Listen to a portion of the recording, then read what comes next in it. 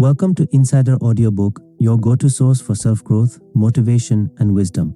Elevate your mind, transform your life. You are a badass. How to stop doubting your greatness and start living an awesome life by Jen Sincero, narrated by Jen Sincero. And still, after all this time, the sun has never said to the earth, "You owe me." Look what happens with love like that. It lights up the sky. Roomy introduction.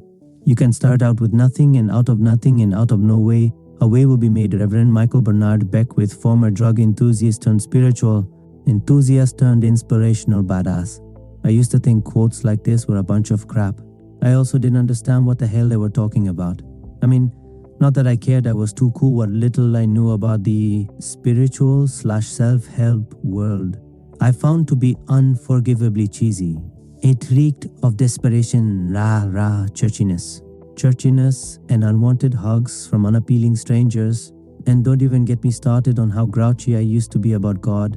At the same time, there was all this stuff about my life that I desperately wanted to change and had. I've been able to bulldoze through my holier-than-thouism. I could have really used some help around here. I mean, overall, I was doing pretty well. I published a couple of books, had a lot of great friends, a close family, apartment, a car that ran food, teeth, clothes clean, drinking water.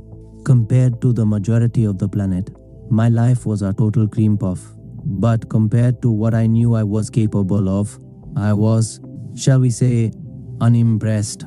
I always felt like, come on, this is the best I can do, really. I'm gonna make just enough to pay my rent this month again, and I'm gonna spend another year dating a bunch of weirdos so I can be in all these wobbly, non-committal relationships and create even more drama, really. And am I seriously going to question what my deeper purpose is and wallow in the misery of that quagmire for? The millionth time it was a snore. I felt like I was going through the motions of living my lukewarm life with the occasional flare-ups of awesomeness here and there. And the most painful part was that deep down I knew I was a total rock star, that I had the power to give and receive and love with the best of them, that I could leap tall buildings in a single bound and could create anything I put my mind to. What's that? I just got a parking ticket. You have got to be kidding me. Let me see that. I can't afford to pay this. It's like my third one this month. I'm going down there to talk to them right now. Then off I go, consumed once again by low-level minutia, only to find myself a few weeks later wondering where those few weeks went and how it could possibly be that I was still stuck in my rickety-ass apartment eating dollar tacos by myself every night. I'm assuming if you're listening to this that there are some areas of your life that aren't looking so good either, and that you know could be looking a whole lot better.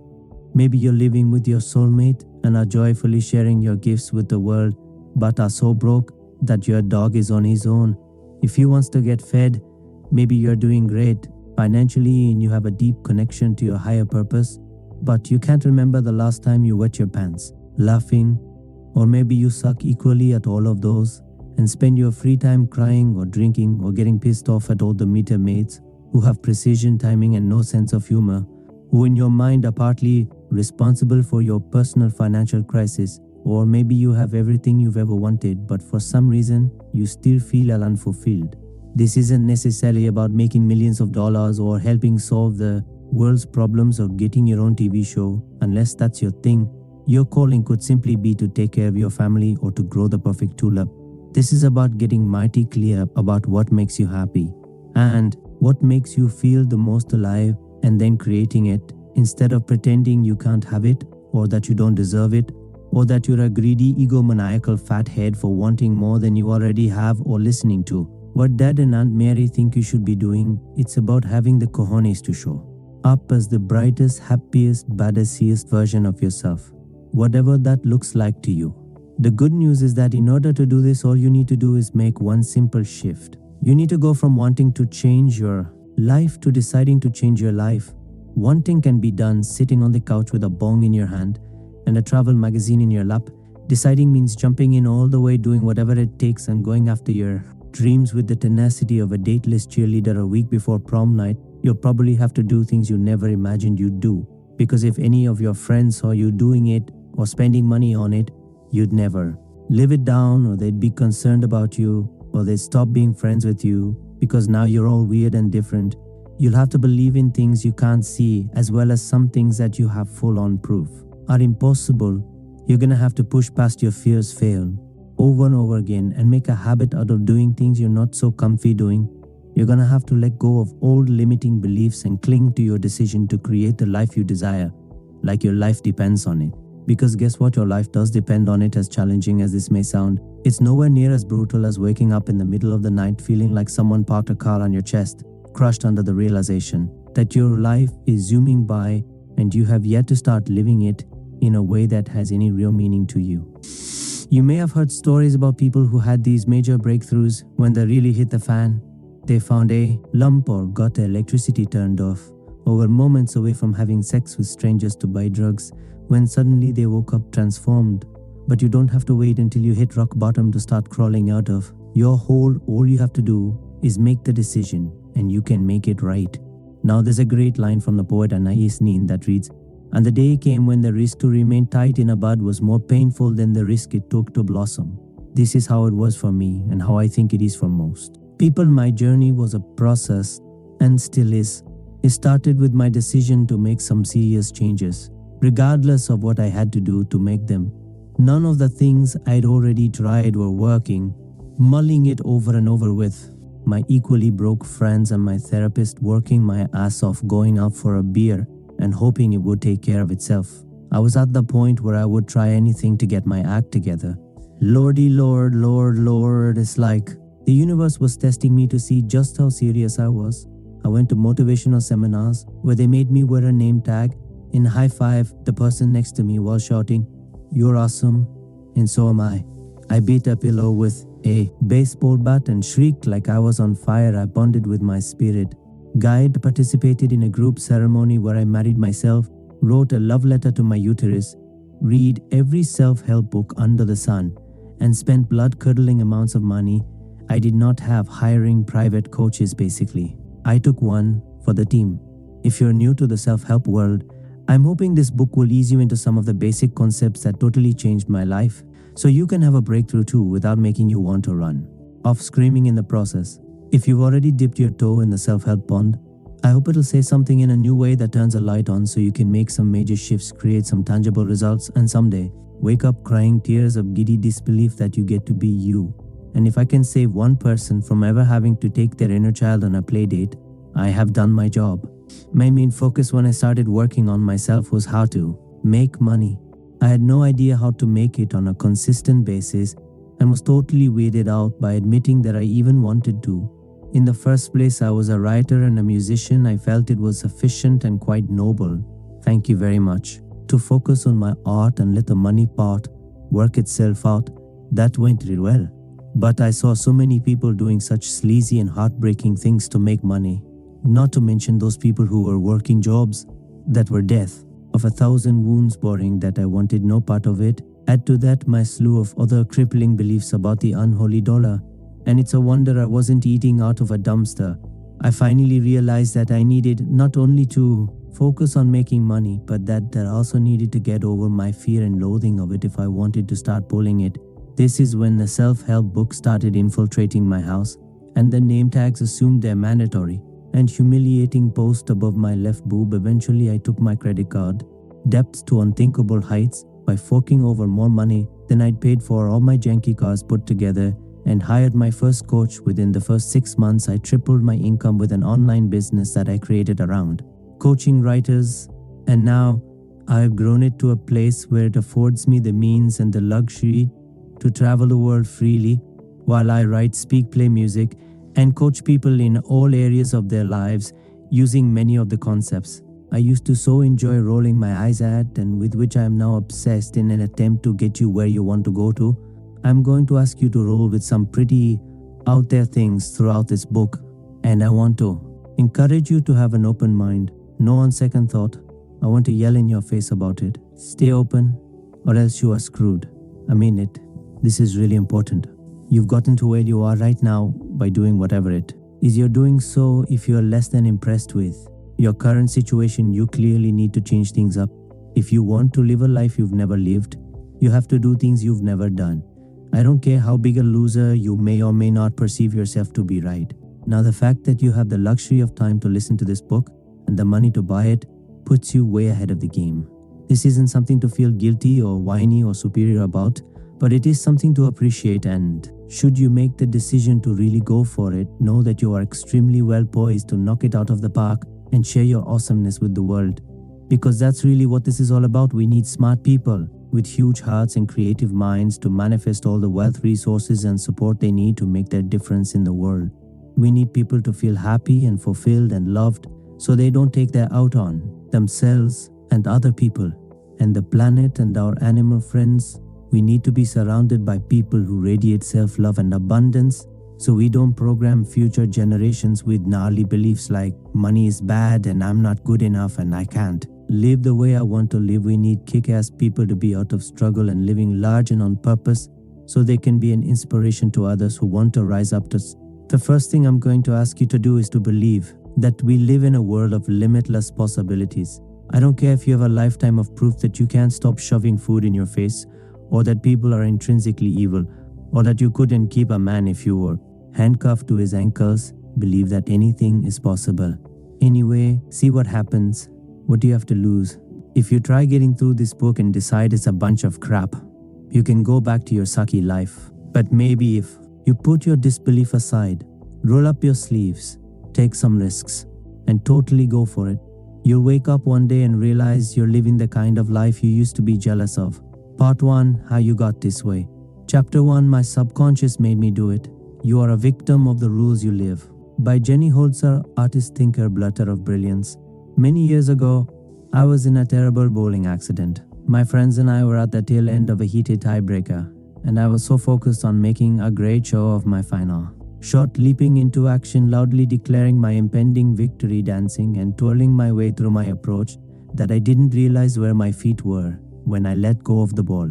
This was the moment I was to learn how serious the bowling community is about penalizing those who roll with one toe over the line. They pour oil or wax or lube or something unimaginably slippery all over the alley, and should someone accidentally slide out of bounds while attempting the perfect hook shot, she will find her feet flying out from under her and her ass crashing down onto a surface that even an airborne bowling ball can't crack. A few weeks later, whilst lolling about in bed with this guy I met at Macy's, I explained that ever since my accident, I'm now woken up in the middle of the night with excruciating pain in my feet. According to my acupuncturist, this is from the nerves in my back getting slammed when I fell, and in order to sleep through the night, I need a new firmer mattress. I have pains in my feet when I sleep too, he said, raising himself up for an unreciprocated high five. It's not just because I'm not into the whole high five thing that I left him hanging, but also because I was annoyed with him. I already find mattress shopping to be totally bizarre and embarrassing, lying on your side with a pillow between your thighs for all to see like it's anyone's business. But the fact that I had to do it with my salesman lying next to me begging for a high fiver was more than I could handle. I couldn't help but notice that all the other salesmen simply stood at the end of the bed rattling off mattress facts while their clients tested out a myriad of positions, but not mine. He'd lower down next to me on his back, arms crossed over his chest, and thoughtfully chat away, staring at the ceiling like we were at summer camp. I mean, he was nice enough and incredibly knowledgeable about coils and latex and memory foam, but I was scared to roll over for fear he'd start spooning me. Was I too friendly? Should I not have asked him where he was from? Did he think I meant something else? When I patted the empty space next to me to test the pillow top, obviously should have asked Freak Show Bob to get off the damn bed, or found someone else to help me instead of sneaking out the door and blowing my only opportunity that week to go mattress shopping. But I didn't want to embarrass him. This is pretty much how my family was trained to deal with any sort of potentially uncomfortable interaction, along with the fail-safe method of running in the opposite direction. Other tools in our confrontation toolbox also included freeze talk about the weather, go blank, and burst into tears the moment you're out of earshot. Our lack of confrontation management skills was no great surprise, considering the fact that my mother comes from a long lineage of WASP. Her parents were the type who believed that children were to be seen and not heard, and who looked upon any sort of emotional display with the same horrified disdain usually reserved for cheap Scotch and non-Ivy League educations. And even though my mother went on to create a household for us that was as warm, loving and laughter-filled as they come, it took years for me to finally learn how to form a sentence when presented with the blood-chilling phrase, "We need to talk." All of this is to say that it's not your fault that you're up, it's your fault if you stay up. But the foundation of your upness is something that's been passed down through generations of your family, like a coat of arms, or a killer cornbread recipe, or in my case, equating confrontation with heart failure. When you came screaming onto this planet, you were truly a bundle of joy, a wide-eyed creature, incapable of doing anything.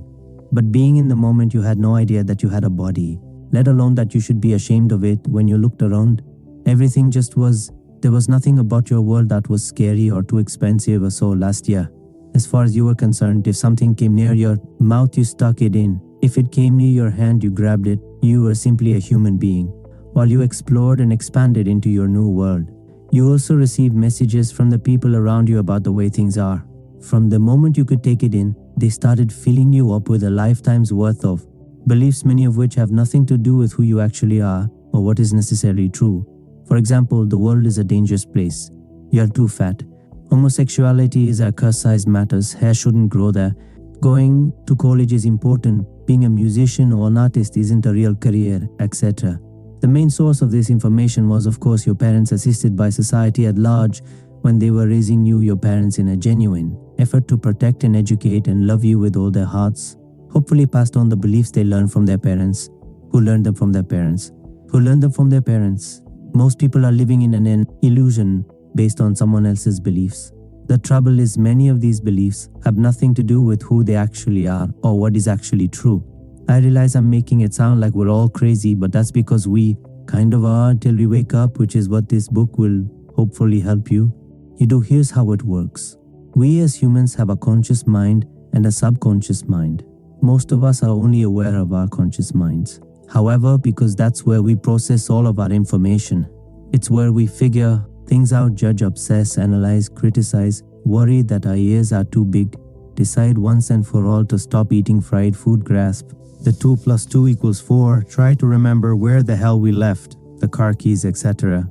The conscious mind is like a relentless overachiever, incessantly spinning around from thought to thought, stopping only when we sleep, and then starting up again the second we open our eyes. Our conscious mind, otherwise known as our frontal lobe, doesn't fully develop until sometime around puberty.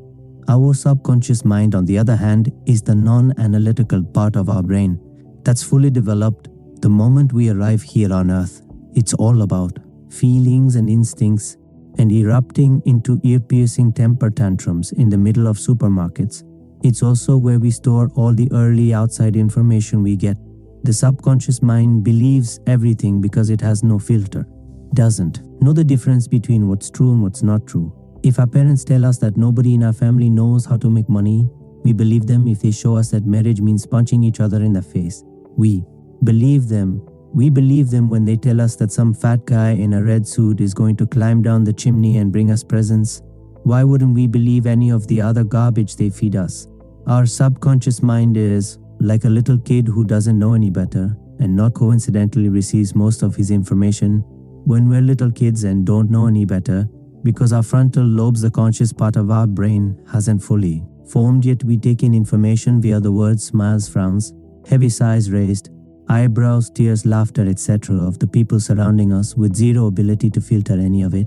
And it all gets lodged in our squishy little subconscious minds as the truth, otherwise known as our beliefs, where it lives, undisturbed and unanalyzed until we're on the therapy couch decades later or checking ourselves into rehab again. I can pretty much guarantee that every time you tearfully ask yourself the question, what the is my problem? The answer lies in some lame, limiting and false subconscious belief that you've been dragging around without even realizing it, which means that understanding this is majorly important. So let's review, shall we? Number 1, subconscious mind contains the blueprint for our lives. It's running the show based on the unfiltered information it gathered when we were kids, otherwise known as our beliefs. Number 2, we are for the most part completely oblivious to these subconscious beliefs that run our lives. Number 3, when our conscious minds finally develop and show up for work, no matter how big and smart and highfalutin they grow to be, they're still being controlled by the beliefs we're carrying around in our subconscious minds. Our conscious mind thinks it's in control, but it isn't. Our subconscious mind doesn't think about anything but is in control. This is why so many of us stumble through life doing everything we know in our conscious minds to do, yet remain mystified by what's keeping us from creating the excellent lives we want. For example, let's say you were raised by a father who was constantly struggling financially, who walked around kicking the furniture and grumbling about how money doesn't grow on trees, and who neglected you because he was always off trying, and for the most part failing to make a living. Your subconscious took this in at face value and might have developed beliefs such as money equals struggle, money is unavailable, it's money's fault, that I was abandoned by my father, money sucks and causes pain. Cut to you, who as an adult in your conscious mind would love nothing more than to be raking in the dough, but who is subconsciously mistrusting of money, believes it's unavailable to you, and who worries that if you make it, you'll be abandoned by someone you love. You may then manifest these subconscious beliefs by staying broke, no matter how hard you consciously try to make money, or by repeatedly making tons of money and then losing it in order to avoid being abandoned, or in a plethora of other frustrating ways. No matter what you say you want, if you've got an underlying subconscious belief that it's going to cause you pain or isn't available to you, you either A, won't let yourself have it, or B, you will let yourself have it, but you'll be real up about it, and then you'll go off and lose it.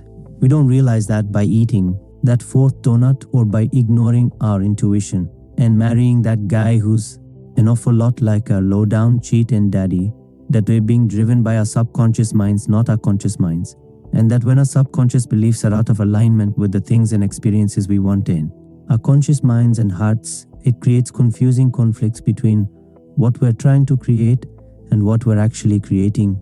It's like we're driving with one foot on the gas and one foot on the. Obviously, we all have awesome subconscious beliefs as well, but we're not talking about those right now. Here are some other scenarios that may or may not ring a bell. Conscious mind: I long to find and marry my soulmate. Subconscious mind: intimacy leads to pain and suffering. Finger ringless. Conscious mind: I want to lose pounds. Subconscious mind: people aren't safe, I must build a shield to protect myself. Body: a fortress of flab. Conscious mind: I'm hot and sexy and want to get it on. Subconscious mind: physical pleasure, a shameful sex life. Yawn. Conscious mind: I want to travel the world. Subconscious mind: fun equals irresponsible equals I won't be loved. Passport blank is sort of like not being able to enjoy sitting on your front porch anymore because it totally reeks of something foul out there. You can come up with all these brilliant ways to deal with the problem. Light incense, set up fans, blame it on the dog. But until you realize that something has crawled under your house and died, your problems will linger on, stinking up your life. The first key to ridding yourself of limiting subconscious beliefs is to become aware of them, because until you're aware of what's really going on, you'll keep working with your conscious mind. Think you need to paint the porch to solve a problem that's buried far beneath it. Dead skunk removal in your subconscious, which is an exercise in futility. Take a minute to look at some of the less than impressive areas of your life and think about the underlying beliefs that could have created them. Let's take the old crowd pleaser, lack of money. For example, are you making far less money than you know you're capable of earning? Have you reached a certain income level that no matter what you do, you can't seem to go above? Does generating an abundance of money consistently seem like something you're not even physically capable of? If so, write down the first 5 things that come to your mind when you think about money. Is your list full of hope and bravado, or fear and loathing? What are your parents' beliefs about money? What are the beliefs of the other people you grew up around? What was their relationship with money? Like, do you see any connection between their money beliefs and yours? Later on in this book, I'm going to give you tools to go much deeper with your subconscious beliefs and fix whatever's blocking you from living the kind of life you'd love to live. But for now, practice stepping aside. Notice what's happening in the dysfunctional areas of your life and strengthen your almighty awareness muscle. Start waking up to the stories you're working within your subconscious, such as, I'll have to do things I hate in order to make money. I'll feel trapped if I get into an intimate relationship. If I go on a diet, I'll never get to eat anything fun again. If I enjoy sex, I'll burn in hell with the rest of the dirty sinners, etc. Because once you see what's really going on, you can start to drag out the stinky carcasses of your limiting subconscious beliefs and give them the heave-ho, thereby opening up the space to invite the fresh, new, awesome beliefs and experiences that you'd love to have into your life chapter. The G, word if you want to find the secrets of the universe, think in terms of energy, frequency, and vibration. Nikola Tesla, inventor, physicist, super genius. When I lived in Albuquerque, New Mexico, my friends and I used to hang out at this western bar called Midnight Rodeo. It was the kind of place that had curling, irons and hairspray in the women's bathroom, Bud Light on permanent special for $2 a can, and a solid oak dance floor the size of a cornfield. We were all from New York and were way too cool for country music, so at first we just go to snootily make fun of it all, taking great pride in being the first to spot a particularly gigantic belt buckle or a cowboy sporting one of them handlebar mustaches big enough to cover 5 upper lips but our favorite part was the line dancing. We'd stare, mesmerized by the giant choreographed mass of Garth Brooks fans stomping around in synchronized woo-hurry with their thumbs purposefully tucked into the front pockets of their jeans. It was so hilarious that we started joining in ourselves, waving from the middle of the sea of cowboy hats to our friends. Watch this. Then we'd stay on the dance floor for the next song just to try and get that part down where you click your heels right before the spin. Then we found ourselves sneaking off every weekend to merrily line dance our little achy breaky hearts out. This is sort of the same way the God thing happened for me. It started out with much snarkiness and eye rolling, but I was so broke and clueless and sick of being such a weenie about really going for it in my life that I was open for suggestions. Which is why when I started reading books on finding your calling and making money and getting over yourself already, and they all had the spiritual side to them, I didn't toss them in the goodwill pile with my usual God spirituality crap is for suckers attitude. Instead, I decided to give good old God a chance because I had nothing to lose, literally. And lo and behold, some of it wasn't totally idiotic. So I started reading more about it. Then I started studying it. Then I started putting it into practice. Then I noticed how much better it made me feel. Then I started believing it. Then I noticed all these awesome shifts starting to happen in my life. Then I became obsessed with it. I started loving it. Then I started radically changing my life with it. Then I started teaching it. Now I'm basically riding the mechanical bull about it, punching my fist in the air and yelling to the guy manning the controls. Hit it, Wayne, wherever you happen to stand on the God issue. Let me just say that this whole improving your life thing is going to be a hell of a lot easier if you have an open mind about it. Call it whatever you want: God, Goddess, the big guy, the universe, source energy, the grand poobah, gut intuition, the force, the zone, the vortex, the mother lode. It doesn't matter. Personally, I find the God word to be a tad too loaded. I prefer source energy, the universe, the vortex, spirit, the mother lode, all of which I will be using interchangeably throughout. This book, by the way, whatever you choose to call it, isn't important. What is important is that you start to develop an awareness of and a relationship with the source energy that's surrounding you and within you, which is all the same energy and which will be your best pal ever if you give it a chance. Because here's the thing, all of us are connected to this limitless power and most of us aren't using but a fraction of it. Our energy is taking a joyride in these bodies of ours, learning, growing, and evolving. Along the way, one would hope anyway. I suppose numbing, shrinking, and moving back in with our parents is also an option until our corporal journey comes to an end.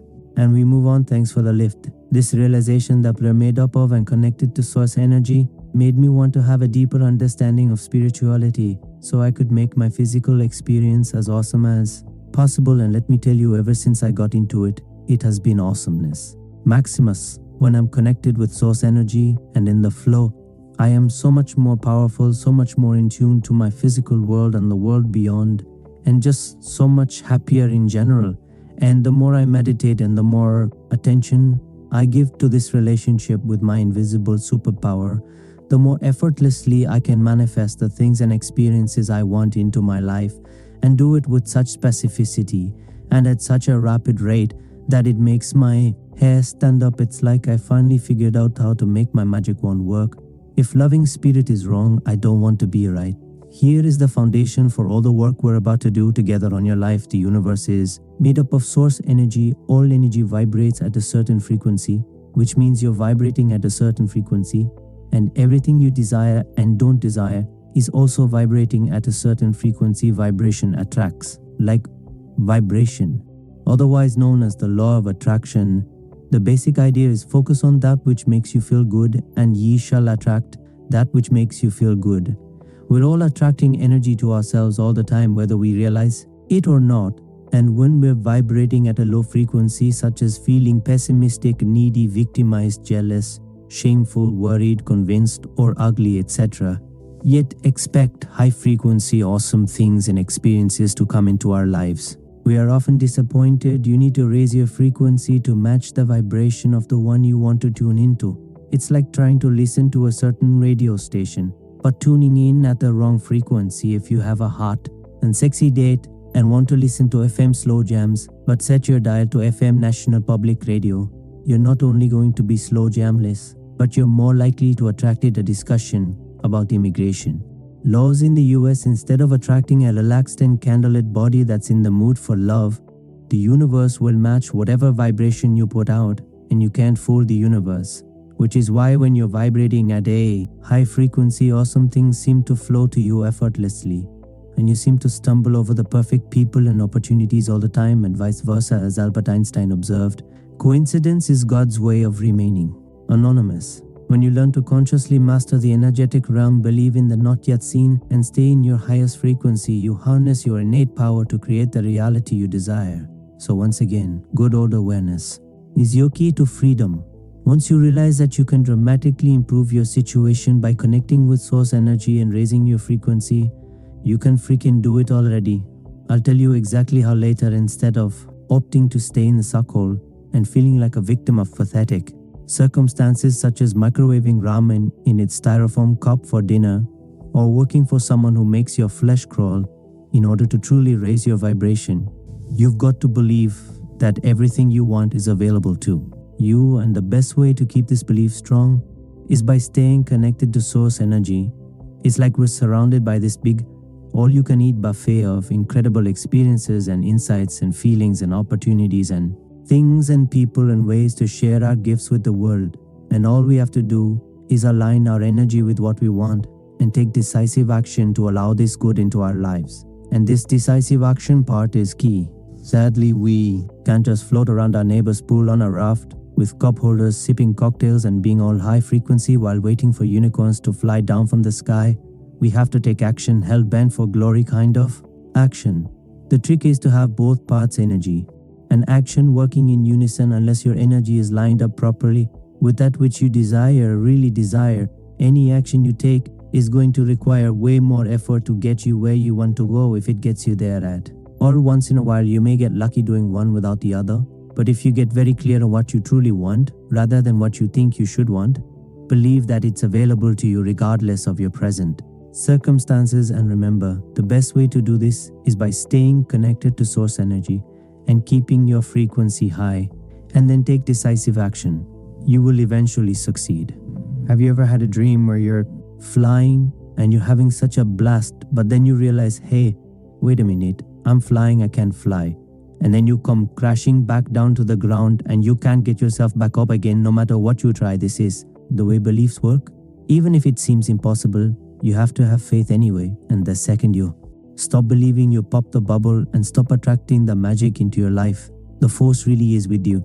This isn't just about believing and being all high vibe when the sun is out and the bunnies are hopping around. Either this is about believing even when things are at their most uncertain or absolute crappiest, that there is a bright shiny flip side within your reach.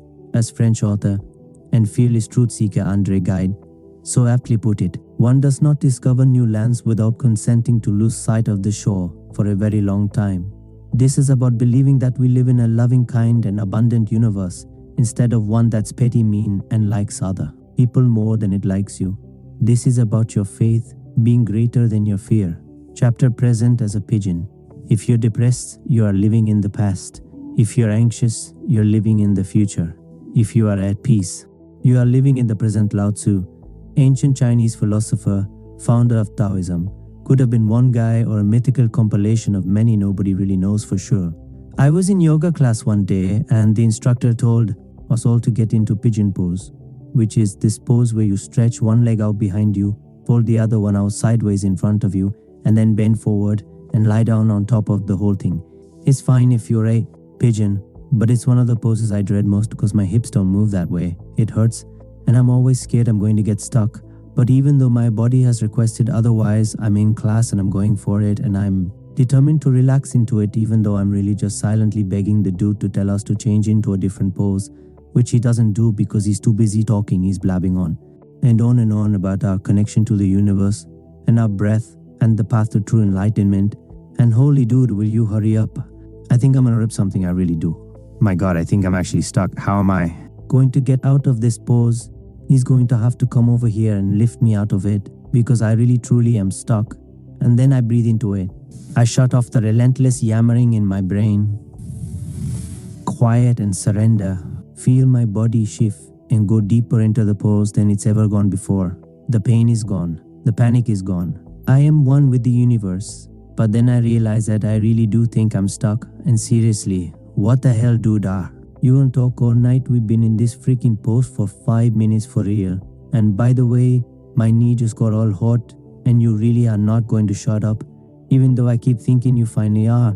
But then you keep going, and then whoosh, I reconnect. I'm back in the zone. I melt deeply into this pose and feel such bliss and true connection to something much larger than myself. This flip-flopping between freaking out in our heads and breathing into the now is basically how most of us go through life.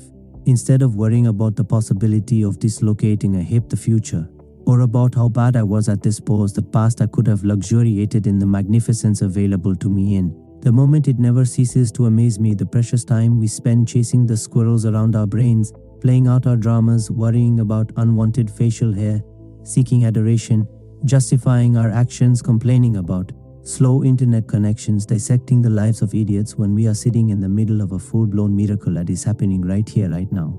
We're on a planet that somehow knows how to rotate on its axis and follow a defined path. While it hurtles through space, our hearts beat. We can see we have love, laughter, language, living rooms, computers, compassion, cars, fire, fingernails, flowers, music, medicine, mountains, muffins. We live in a limitless universe overflowing with miracles. The fact that we aren't stumbling around in an inconsolable state of sobbing or is appalling. The universe must be like, what more do I have to do? Wake these up. Make water the most precious resource rain down from the sky. The universe loves us so much and wants us to partake in the miraculous so badly that sometimes she delivers little wake-up calls, like in the movies, when someone narrowly escapes death and is so overjoyed and grateful that they take to the streets, skipping and laughing and madly hugging everyone inside. Suddenly, all their quote-unquote problems fall away, and the miracle of being alive today, in this moment, takes over the screen. I know someone who got sucked through a dam and almost died, who now speaks about it as one of his most profound and life-changing experiences. Not that I'd wish that on anyone, but take heart in the fact that should you require some sort of catastrophe for your transformation, it can be cosmically arranged. The universe has also surrounded us with the perfect teachers, animals. For example, animals are in the present all the time, and their secret power is to pull us in with them. My friend's dog is so happy to see her every single time she walks in the door. It's like she's about to free him from years of imprisonment, even if she's only been gone for an hour. You're here, I'm here, I love you, I'm gonna pee all over the floor about it. Little kids are also excellent guides. Kids get so wrapped up in the joy of drawing or pretending or discovering that they'd rarely eat or bathe or sleep if we didn't make them. They are constantly creating in a state of free-flowing, concentrated bliss they haven't yet learned to worry about what other people think of them, or that perhaps they're not as talented at. Finger painting as Lucy next door is they are in the moment. There is fun in the moment. End of story. We would be wise to take more of our cues from the beasts and babies. All the stuff we're so worried about creating and fixated on becoming is already right here, right now. The money you want already exists. The person you want to meet is already alive. The experience you want to have is available now. The idea for that brilliant song you want to write is here now, waiting for you to download the information. The knowledge and insight and joy, connection and love are all wagging their hands in your face trying to get your attention. The life you want is right here, right now. What the hell am I talking about? If it's all here, where is it? Think of it like electricity before the invention of the light bulb. Most people weren't aware of electricity's existence. It was still here exactly the same way it is right now, but we hadn't yet woken up to it. It took the invention of the light bulb to bring it to our attention We had to understand how to manifest it into our reality. It's not that the things and opportunities that we want in life don't yet exist. It's that we're not yet aware of their existence or the fact that we can really have them. The more practiced you become at being present and connected to source energy, the more available you are to download ideas and seize opportunities that you might miss out on. If you're all wrapped up in the endless chatter in your head, there's a great Hindu story about a lady who wanted to meet the god Krishna. So she went into the forest, closed her eyes and prayed and meditated on making the god appear, and lo and behold, Krishna came wandering down the forest path towards her. But when Krishna tapped the lady on the shoulder, she, without opening her eyes, told him to get lost because she was busy meditating on a very important goal. When we get so wrapped up in our heads, we miss out on what's available to us right now in the moment. Stop and notice how you feel right now. Feel your breath moving in and out of your body. Feel the air on your skin. Feel your heart beat in your eyes, seeing your ears, hearing. Notice the energy inside and outside of you buzzing. Shut off your thoughts and feel your connection to source. Breathe. Even if you've got bone-chilling credit card debts, or you haven't spoken to your mother in 6 years right now, in this moment you can find peace and joy in that which simply is. As adults with responsibilities like bodies to care for and mortgages to pay, there's some value in taking a side trip away from the present moment every once in a while. Sometimes we need to think about and plan for the future, as well as study the past in order to learn from it, or laugh about it, or bury it out back and let it go forever. And if we just stopped by for the occasional visits to the future and the past, that would be one thing. But the amount of time we spend chewing on junk food thoughts about what ifs and how comes, Lord help us, the more time you spend in the moment, the richer your life will be. Being present gets you out of your head and connects you to source energy, which raises your frequency, which attracts things of like frequency to you. And all of those high frequency things and experiences are already here, just waiting for you to join the party. All you have to do is shut up, show up and usher them. In chapter 4, the big snooze, wanting to be someone else is a waste of the person you are. Kurt Cobain. You know who this one is, right? When I first started getting into self-help, there was lots of talk about something called the ego that confused the hell out of me. I always thought the ego was about being conceited and braggy, and all I'm going to talk on and on and on about how great I am, and then I'm going to show you my muscles. Meanwhile, even though arrogance and conceit, which are different from self-love and confidence, by the way, are part of the ego, they're not. As I later learned, the whole dealio in the self-help spiritual community, ego is used to refer to the shadow self, or the false self, or the self that's acting like a weenie. It's the part of us that's driving the bus when we do things like sabotage our happiness by cheating on our husbands or wives because deep down we don't feel worthy of being loved, or that refuses to follow our hearts and pursue an acting career because we're terrified to be seen for who we really are. Or that goes on and on and on and on about how great we are, and shows off our muscles because we're insecure and need lots of outside validation that we're good enough. In other words, there's more than one way to go on an ego trip from here on out. I'm going to refer to the ego as the big snooze, or BS for short. I think it'll be less confusing, plus I think it's more appropriate since the leading cause of sucking, i.e. staying broke, dating morons, uncontrollably crying in public because we hate our lives, is that we haven't yet woken up to how truly powerful we are, or to how massively abundant our universe is already. So moving forward, the big snooze operates according to your limiting false beliefs. This is the garbage that was stuffed into your subconscious as a kid that doesn't ring true for you, as well as the decisions you've made about yourself that are less than flattering or empowering. The big snooze gets its validation from outside sources, causing your inner dialogue to sound something like, I'm doing this to win your love. Your opinion of me is more important than my opinion of me. The big snooze is reactive. My circumstances control my life. I am a victim.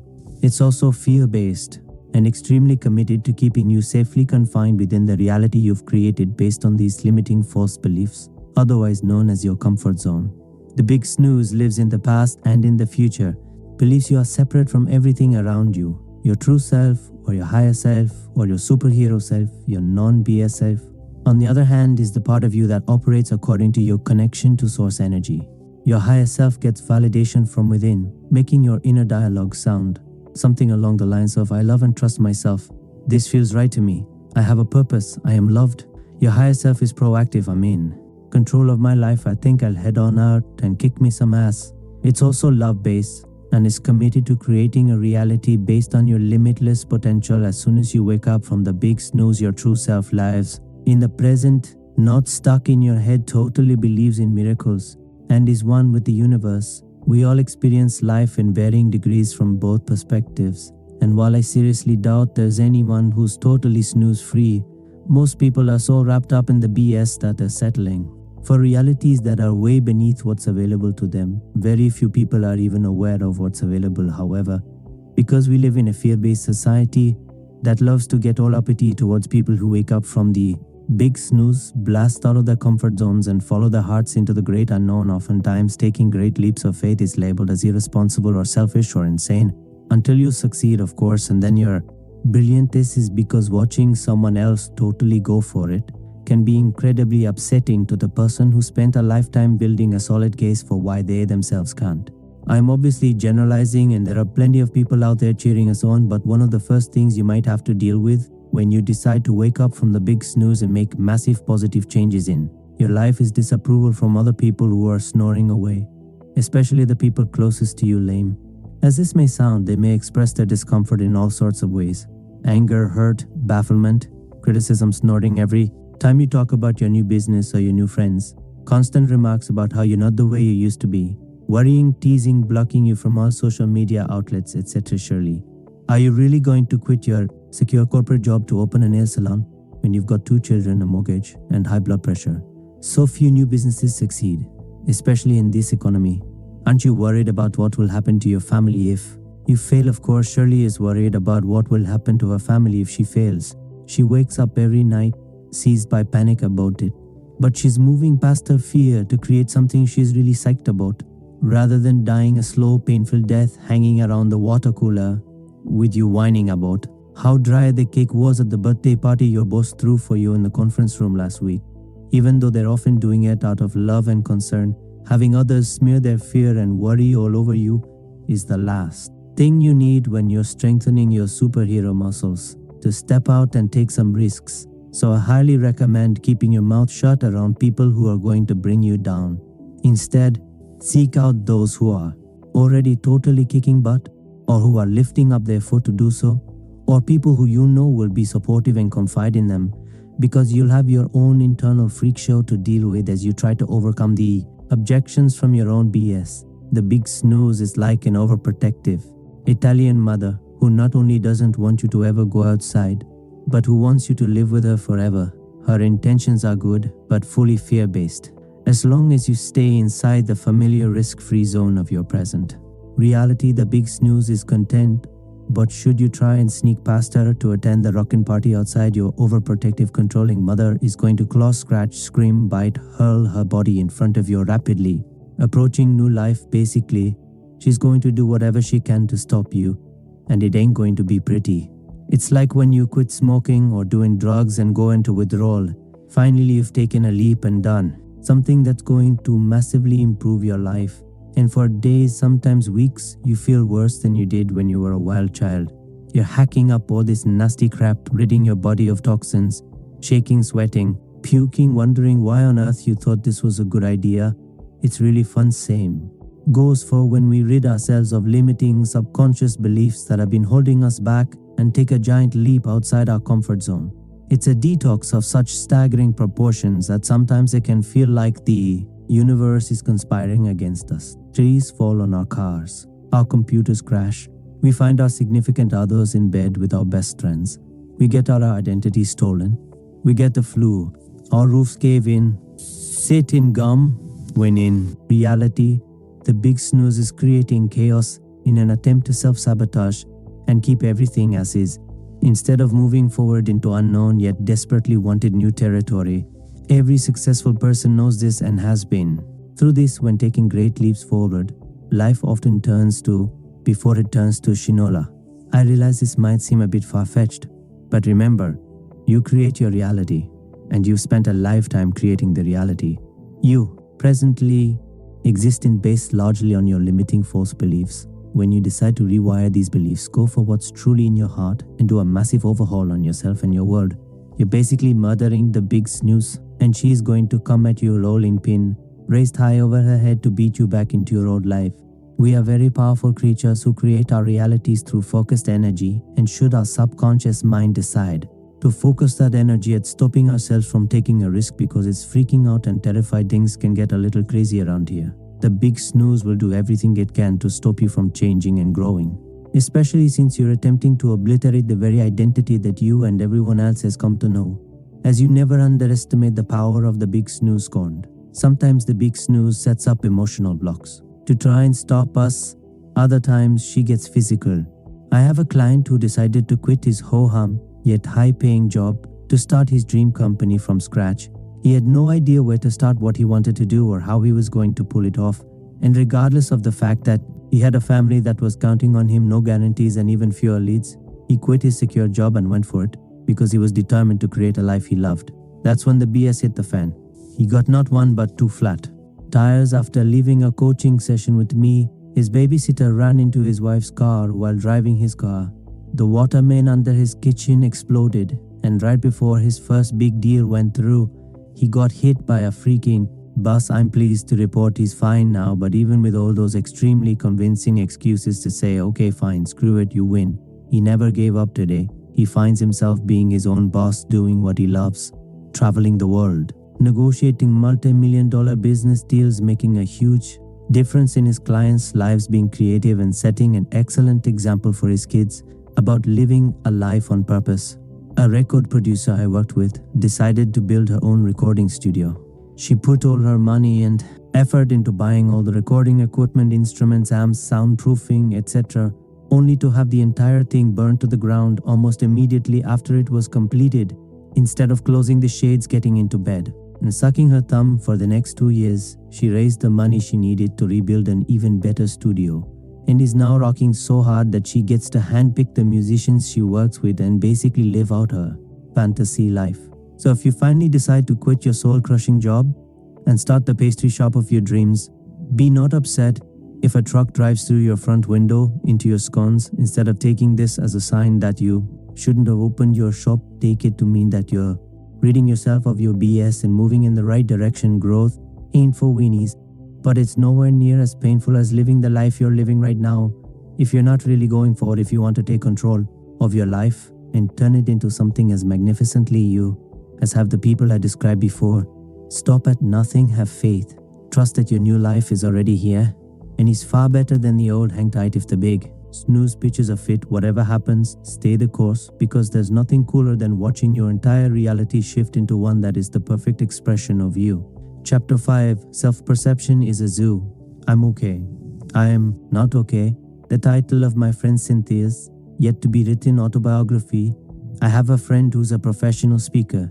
She's the kind of person who is so articulate, so powerful and bright, and naturally captivating that she could be standing at the counter ordering a burrito and I'd get all teary-eyed. That's right, and refried beans, you heard the woman. So imagine my surprise when, after one of her talks, she plunked herself down next to me and demanded to know how boring it was. I also have gorgeous friends who think they're hideous looking, brilliant clients who one moment think they're God's gift to mankind and the next need to be talked off the ledge of self-proclaimed ineptitude, and an entrepreneurial neighbor who can't decide if she's a financial powerhouse or if she's about to cause her family to start living underneath a bridge. Self-perception is a zoo. We spend our lives drifting between glimpses of our own infinite glory and the fear that not only are we totally incapable, unworthy, lazy and horrible, but that it's only a matter of time before someone blows the whistle on us. We torture ourselves incessantly. And for what purpose? If we can glimpse the glory, and I know you can, why do we waste our precious time giving any energy to the other options? Wouldn't life be so much more fun, productive and sexy if we fully embraced our magnificently delightful selves? It's just as easy to believe we're awesome as it is to believe we're giant sucking things. It takes the same amount of energy, the same amount of focus. So why do we choose all the drama? Have you ever noticed how when someone you admire goes out and does something phenomenal, you're happy for her or him, but you're not surprised? Of course they did something phenomenal. They're a phenomenal person. But to get yourself to see how amazing you are is like pushing a giant marshmallow up a hill. Yes, there we go. We are up. We are awesome. Oop, we're sagging. We are sagging on the left. Push it up there. We go, we're all good. Wait, now we're sagging on the right. We run around taking one step forward and steps back when it's so unnecessary. Instead, try seeing yourself through the eyes of someone who admires you. They get it. They believe in you leaps and bounds. They aren't connected to your insecurities and negative beliefs about yourself. All they see is your true glory and potential. Become one of your own diehard fans. Look at yourself from the outside where all your self-doubts can't crawl all over you, and behold what shines through you. Get to choose how you perceive your reality. So why, when it comes to perceiving yourself, would you choose to see anything other than a super huge rock? Star of a creature. You are a badass. You were one when you came screaming onto this planet, and you are one. Now the universe wouldn't have bothered with you. Otherwise, you can't screw up so majorly that your badassery disappears. It is who you are. It's who you always will be.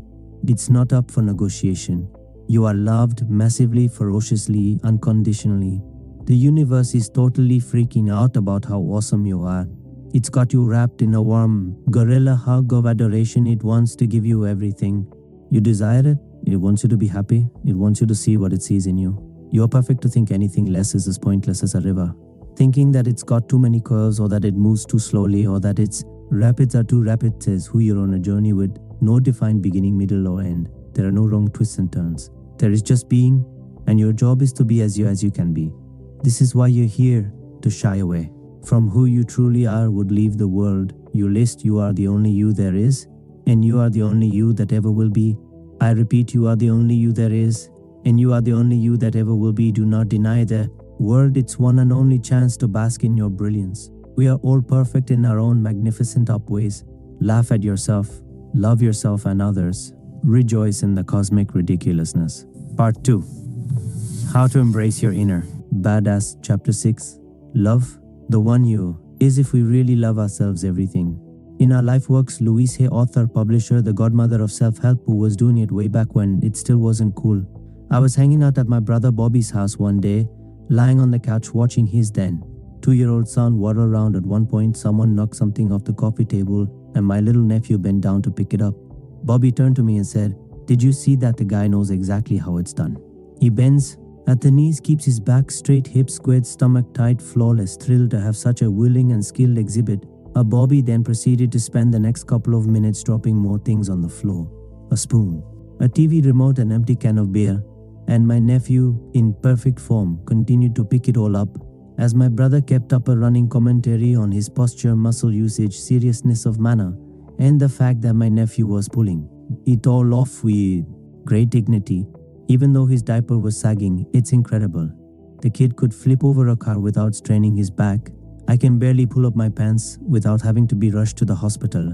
When we're born, we have an instinctual understanding of some of the most important basics of life that includes and goes way beyond bending at our knees instead of our lower backs to pick a beer can up off the floor.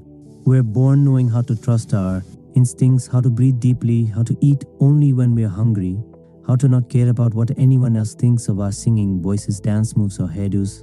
We know how to play, create, and love without holding back. Then, as we grow and learn from the people around us, we replace many of these primal understandings with negative false beliefs, fear, shame, and self-doubt. Then we wind up in emotional and physical pain. Then we either numb our pain with drugs, sex, booze, TV, Cheetos, etc., or we settle for mediocrity, or we rise to the occasion, remember how truly mighty we are, and we set out to relearn everything we knew at the beginning all over again. It's like we're born with a big bag of money, more than enough to fund any dream of ours.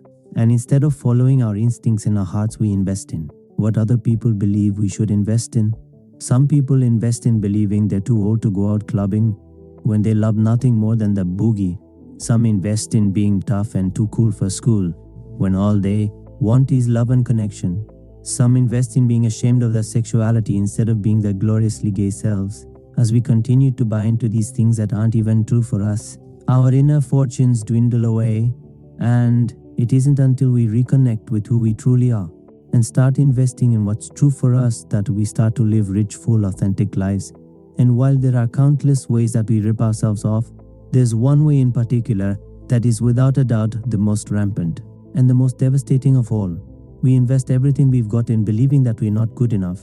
We arrive here as perfect little bundles of joy and then set about the task of learning to unlove ourselves. How unbelievably ridiculous is that self-love the simplest yet most powerful thing ever flies right out the window when we start taking in outside information. I'm not talking about conceit or narcissism, because those things also come from fear and lack of self-love. I'm talking about a deep connection with our highest selves and an unshakable ability to forgive our lowest. I'm talking about loving ourselves enough to let go of guilt, resentment, and criticism and embrace compassion, joy, and gratitude. When we're happy and all in love with ourselves, we can't be bothered with our own or other people's. Imagine what our world would be like if everyone loved themselves so much that they weren't threatened by other people's opinions or skin colors or sexual preferences or talents or education or possessions or lack of possessions or religious beliefs or customs or their general tendency to just be whoever the hell they are. Imagine how different your reality would be, and the reality of everyone surrounding you if you woke up every morning certain of your own lovability and your critically important role on this planet. And if you poo-pooed shame, guilt, self-doubt, and self-loathing and allowed yourself to be, do, and have everything your little heart desired. That's the kind of world I want to live in the interest of perpetuating such radical reality, altering self-love. Here are some of the best ways to win yourself over again. 1. Appreciate how special you are. There will never be anyone exactly like you. You are given special gifts and talents to share with the world. And even though everyone has special gifts and talents, nobody will use theirs quite the same way. You do. You have a way of being in the world and a perspective that's unique to you. You are the only one who thinks your thoughts the way you think them. You have created your own unique reality and are living your life according to your own unique path. You are the only you that will ever be. You are kind of a big deal. 2. Drown yourself in affirmations. Trust me, I wouldn't do this to you unless I had to. Affirmations work. Shh. Don't have to say them in the mirror. Don't have to hug yourself or buy a special rainbow journal with a lock on it to write them down in. But if you want to turn the ship around, you need to rewire your brain and train it to think differently. And this is what affirmations can do for you. Figure out which affirmations you need to hear the most and repeat them all day long in your head in the car while you're walking down the street pretending to be on the phone under your breath in line at the supermarket. Write them on post-it notes and stick them around your house, on your mirrors, in your refrigerator, in your car. Write down your favorite affirmation times every morning and times every night before you go to bed and say them out loud. Here are some affirmations specific to self-love. Pick 1 or 2 that work for you and pummel yourself with them.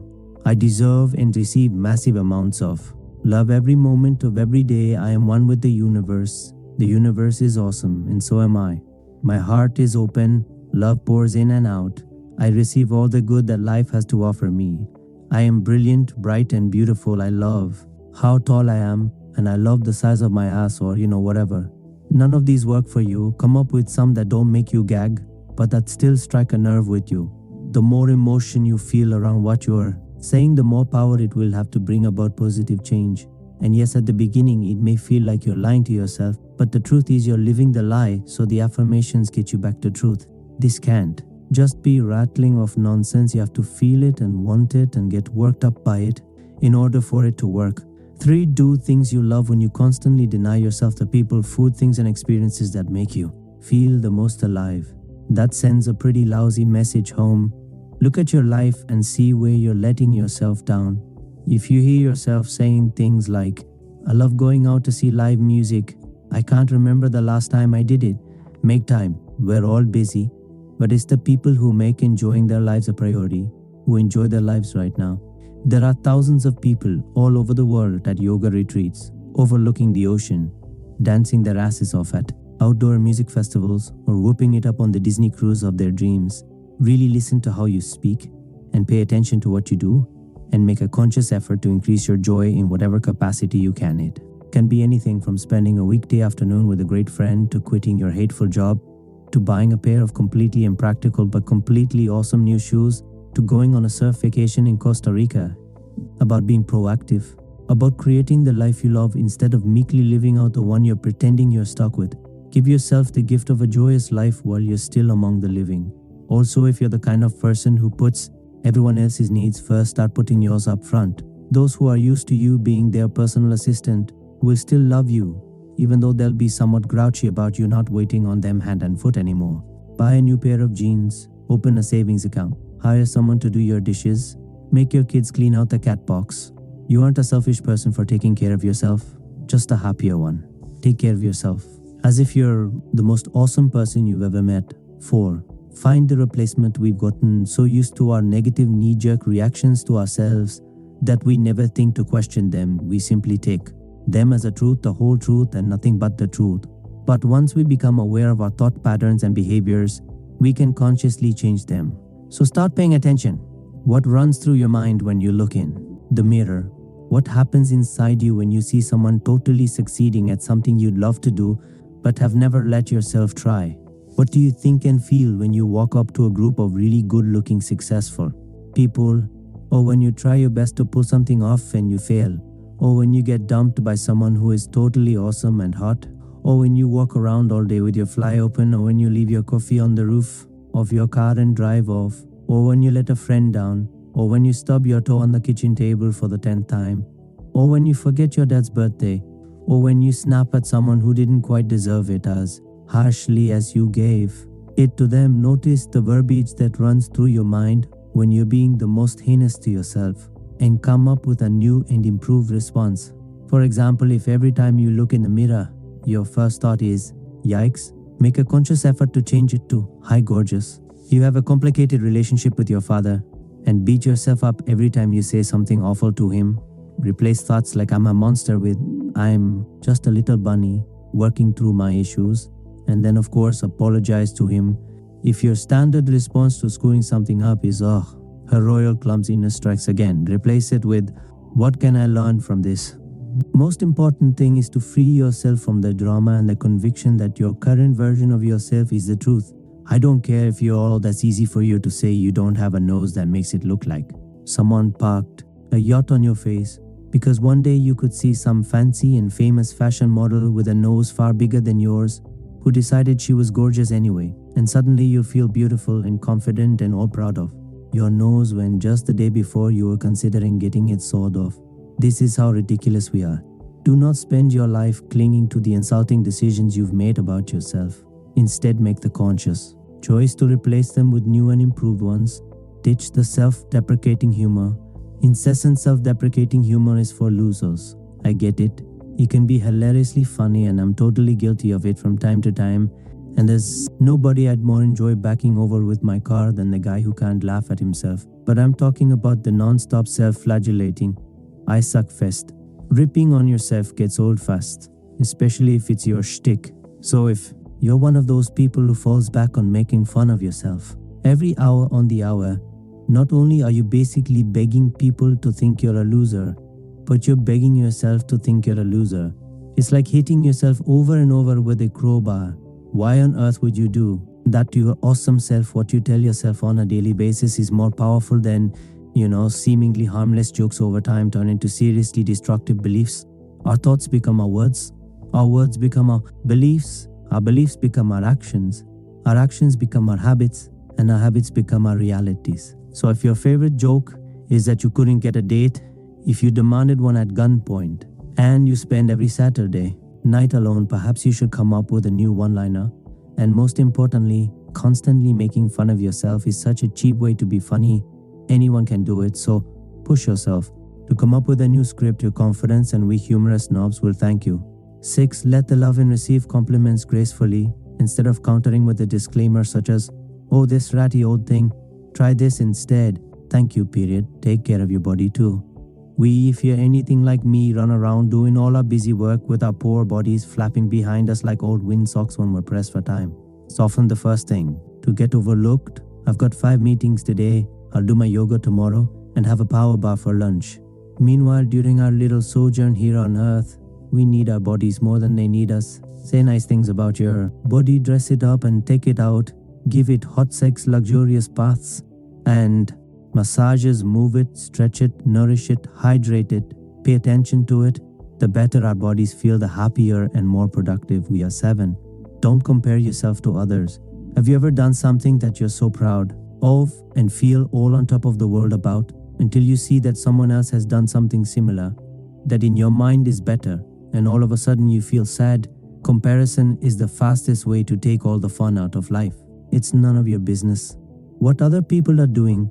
All that matters is that you're enjoying yourself and pleased with what you're creating. It's precisely your uniqueness that makes you awesome. Deciding that someone else's uniqueness is better than your own isn't exactly being your own best buddy about things. Can you imagine what our world would be like if our biggest heroes succumbed to the perils of comparison?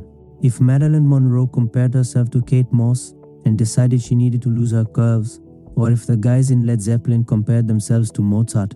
Dude, that guy's huge, way huger than we'll ever be.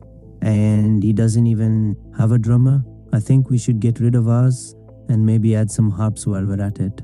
You are more than enough. Avoid comparison like the plague aid. Forgive yourself. Listen up. This one's extremely important. You have screwed up in the past. You will screw up again.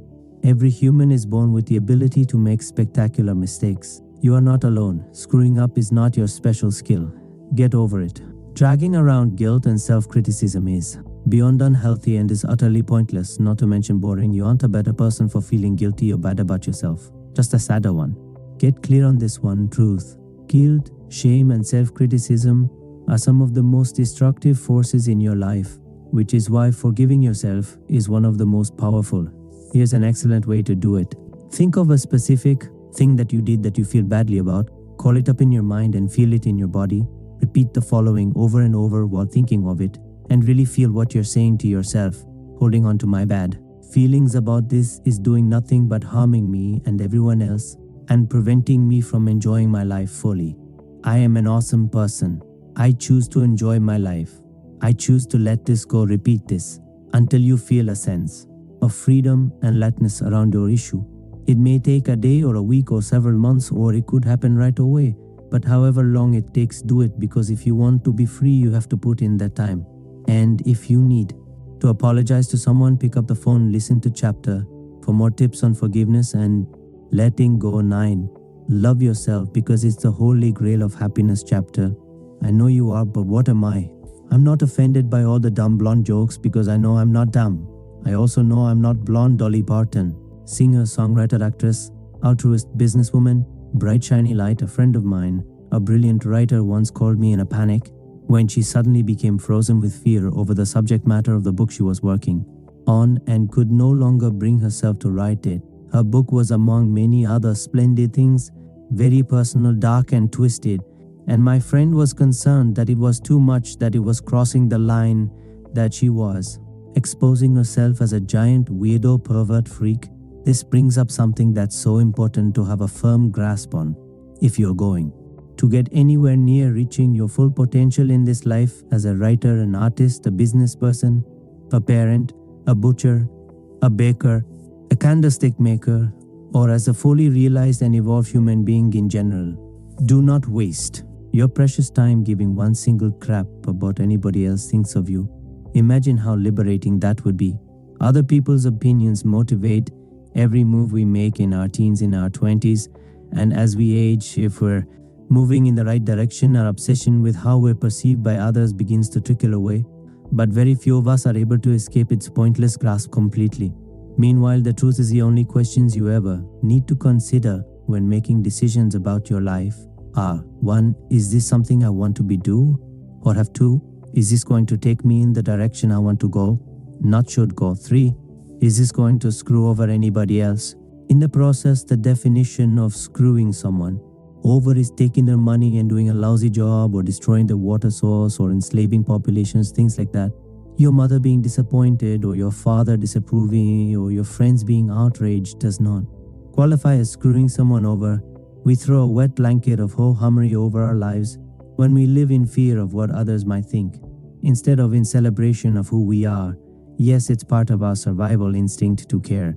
Get booted from the tribe and you'll freeze to death or starve or be eaten by wolves, but because we have big brains and the ability to manifest anything we set our minds to, there is another version that's equally plausible. Get booted from the tribe and start or find another tribe that's more your style. You could not only wind up doing what you love, surrounded by people you adore who you actually relate to, but you might one day realize you can no longer remember the names of the people whose approval you so desperately thought you would die without. Nobody who ever accomplished anything big or new or worth raising a celebratory fist in the air did it from there comfort zone, they risked ridicule and failure, and sometimes even death. Think of the Wright brothers.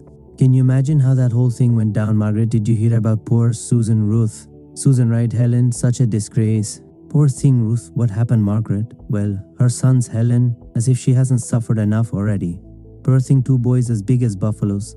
And now this, Margaret, seems her 2 sons, Helen. You gonna eat the rest of your tapioca?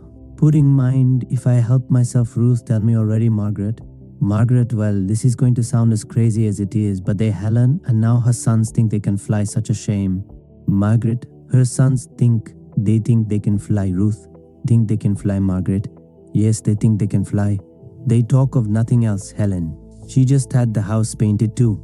They'll probably have to move out of town now. Once you step away from the herd and let your true self shine, you'll probably find yourself in front of the opinion firing squad, especially if you want to do is extraordinary and outside of everyone's comfort zones, which is why so many people run screaming from the lives they'd so love to live. Merely allowing yourself to be seen is a risk.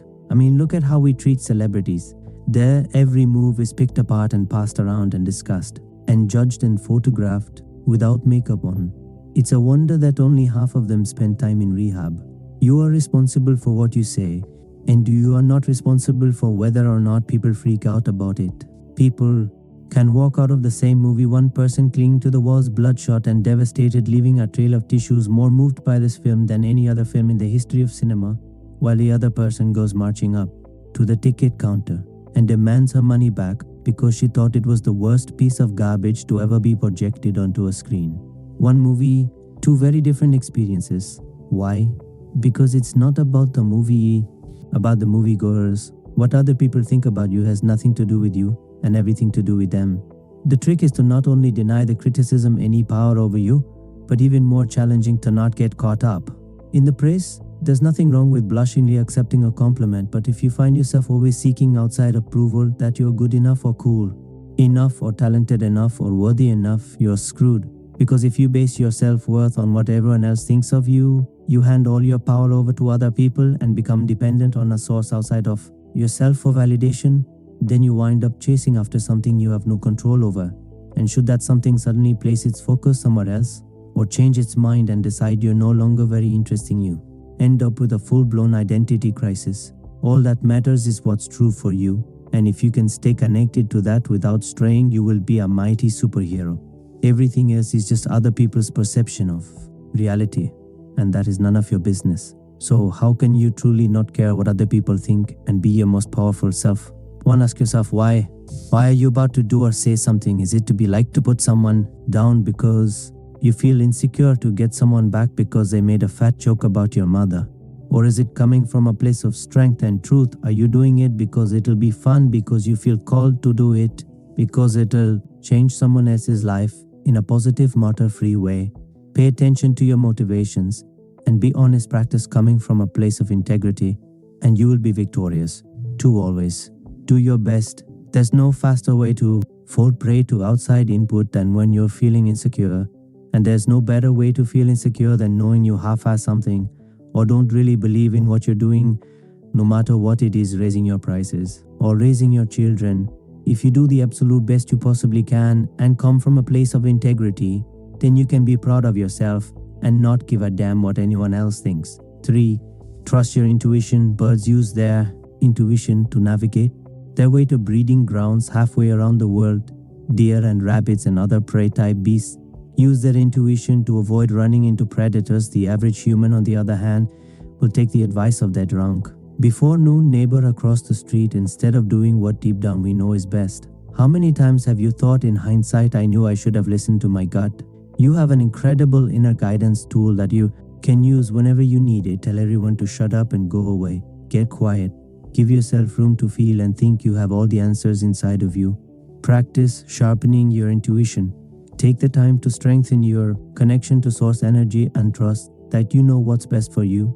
The more centered and tuned in you are, the mightier you will be. Listen for more tips on how to do this later in the book 4. Find a temporary role model. Find a mentor or a hero or a role model.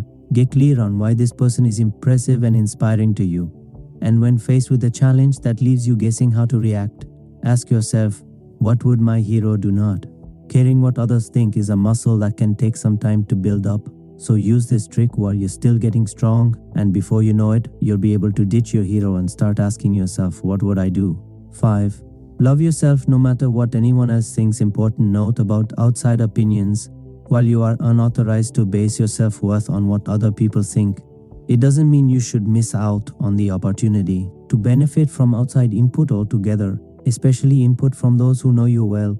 There is such a thing as constructive criticism and constructive complimenting, but whether or not they are constructive depends on you. For example, if people have been telling you for years that you're a hothead, that they feel they can't be open with you, because the second you disagree with them, you blow up in their faces, ask yourself, is this true? Be honest. Can I use this information to better myself and the lives of others? If the answer is yes, commit to making the necessary changes. If the answer is no, let it go. Same goes for compliments. If people constantly tell you that you're a good listener, ask yourself, is this compliment true for me? Can I use this information to better myself and the lives of others? Again, if the answer is yes, figure out how you can capitalize on it. If the answer is no, let it go. Sometimes it's easier for other people to see what we can't see ourselves. So if they can help us connect with our truths and live happier, more authentic lives, then it's worth taking the time to listen. It still ultimately comes down to what's true for you, however. So the more connected to your inner truth you are, the easier it'll be to use outside opinions to your advantage rather than let them rule your life. Chapter 8. What are you doing here? The big question is whether you're going to be able to say a hearty yes to your adventure. Joseph Campbell, American mythologist and author whose books and ideas influence the making of Star Wars. Getting clear about what your unique purpose is can be the difference between living a happy, fulfilled life of abundance, choice, and expansiveness, or living in the restrictive wheel pen of your own. Indecision and tired old excuses. A gift, of course, is meant to be given, which is why it's so brutal when we can't figure out what ours is, or when we know what it is, but we're too lame to act on it. Here we have the perfect gift to share with the world, just bursting to be opened, and we keep it sitting there, wrapped tightly in a box, growing old and gathering dust. Oh, the waste, the agony. Meanwhile, the joy of giving someone the perfect gift is unparalleled. We all know how it feels, hopping back and forth from foot to foot, wringing our hands, practically peeing in our pants, begging them to open it. Open it already. Jesus H. Christ, here, let me freaking do it. The power of giving is so strong that the excitement and the good feelings are often greater for the giver than for the receiver, which is why when you find your calling and you design your life in such a way that you can share your gifts with the world on a consistent basis, you feel like a rock star.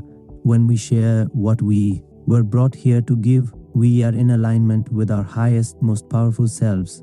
Most people, however, wander through their lives giving the tasteful candle version of their gifts. They don't show up to the party empty-handed or anything. They present their somewhat flaccid gift to the world, receive a warm hug and an "oh, you shouldn't have" in return. But they don't knock it out of the park, for example. They get a job doing something that they either hate or that's a bit of a yawn, but is, okay, it affords them a life that covers the basics. Long as they don't go too crazy, they do fun stuff, but not as much as they'd like, because they don't have the money or the time or the belief that they deserve to. They have little victories here and there. They meet their sales quota and win the 6-day cruise to the Bahamas, rack up enough miles to go stay with their aunt and see the Olympics, or finally sit down and write an entire song that they may or may not ever record or perform, but they never truly go for it, and create a life that really lights them up. Basically, big snooze their lives away. Every single person is born with unique and valuable gifts to share with the world. Once we figure out what ours are and decide to live our lives putting them to use, that's when and only when the real party begins. Living a life on purpose is available to everyone. So if you're struggling or settling or completely confused about what you're supposed to do with your life, know that the answer is already here. It exists, and so does a life you can't wait to create. You just need to get some clarity first. There are entire books written on finding your calling, some of the best of which I share in the resources section on my website, www.jensincero.com. But the following are a few of my favorite tips. Keep in mind, there's no right way to go about this. Everyone's journey is unique, but we're all trying to get to the same place. The place where we feel happiest, the most alive, and the most like ourselves. Even if you've nailed the perfect career for yourself, listen on. because these tips can help you in all areas of your life. How to get clear on who you are and what your calling is. Be the alien. Imagine that you're an alien floating around in outer space, and you suddenly swoop down to Earth and inhabit your own body as the alien. Everything about this life is new to you. You look around, what do you see? What is this person who you've inhabited so obviously awesome at? What do they have the most fun doing? What connections do they have? What resources and opportunities are available to them as their alien to whom everything is new and exciting and there's nothing at risk and no past to lug around? What are you going to do with this incredible new life you've stepped into? How are you going to use this new body and this existence to create something fabulous and awesome? Starting right now, this exercise is hugely helpful for getting a new perspective and stepping outside our boring ass ruts of tired old excuses and lame habits. It can also be very useful in making you aware of all the staggering possibilities and resources that you have at your fingertips and take for granted or do not see. Sometimes it's as simple as looking at things with new eyes to see how astoundingly fortunate we are.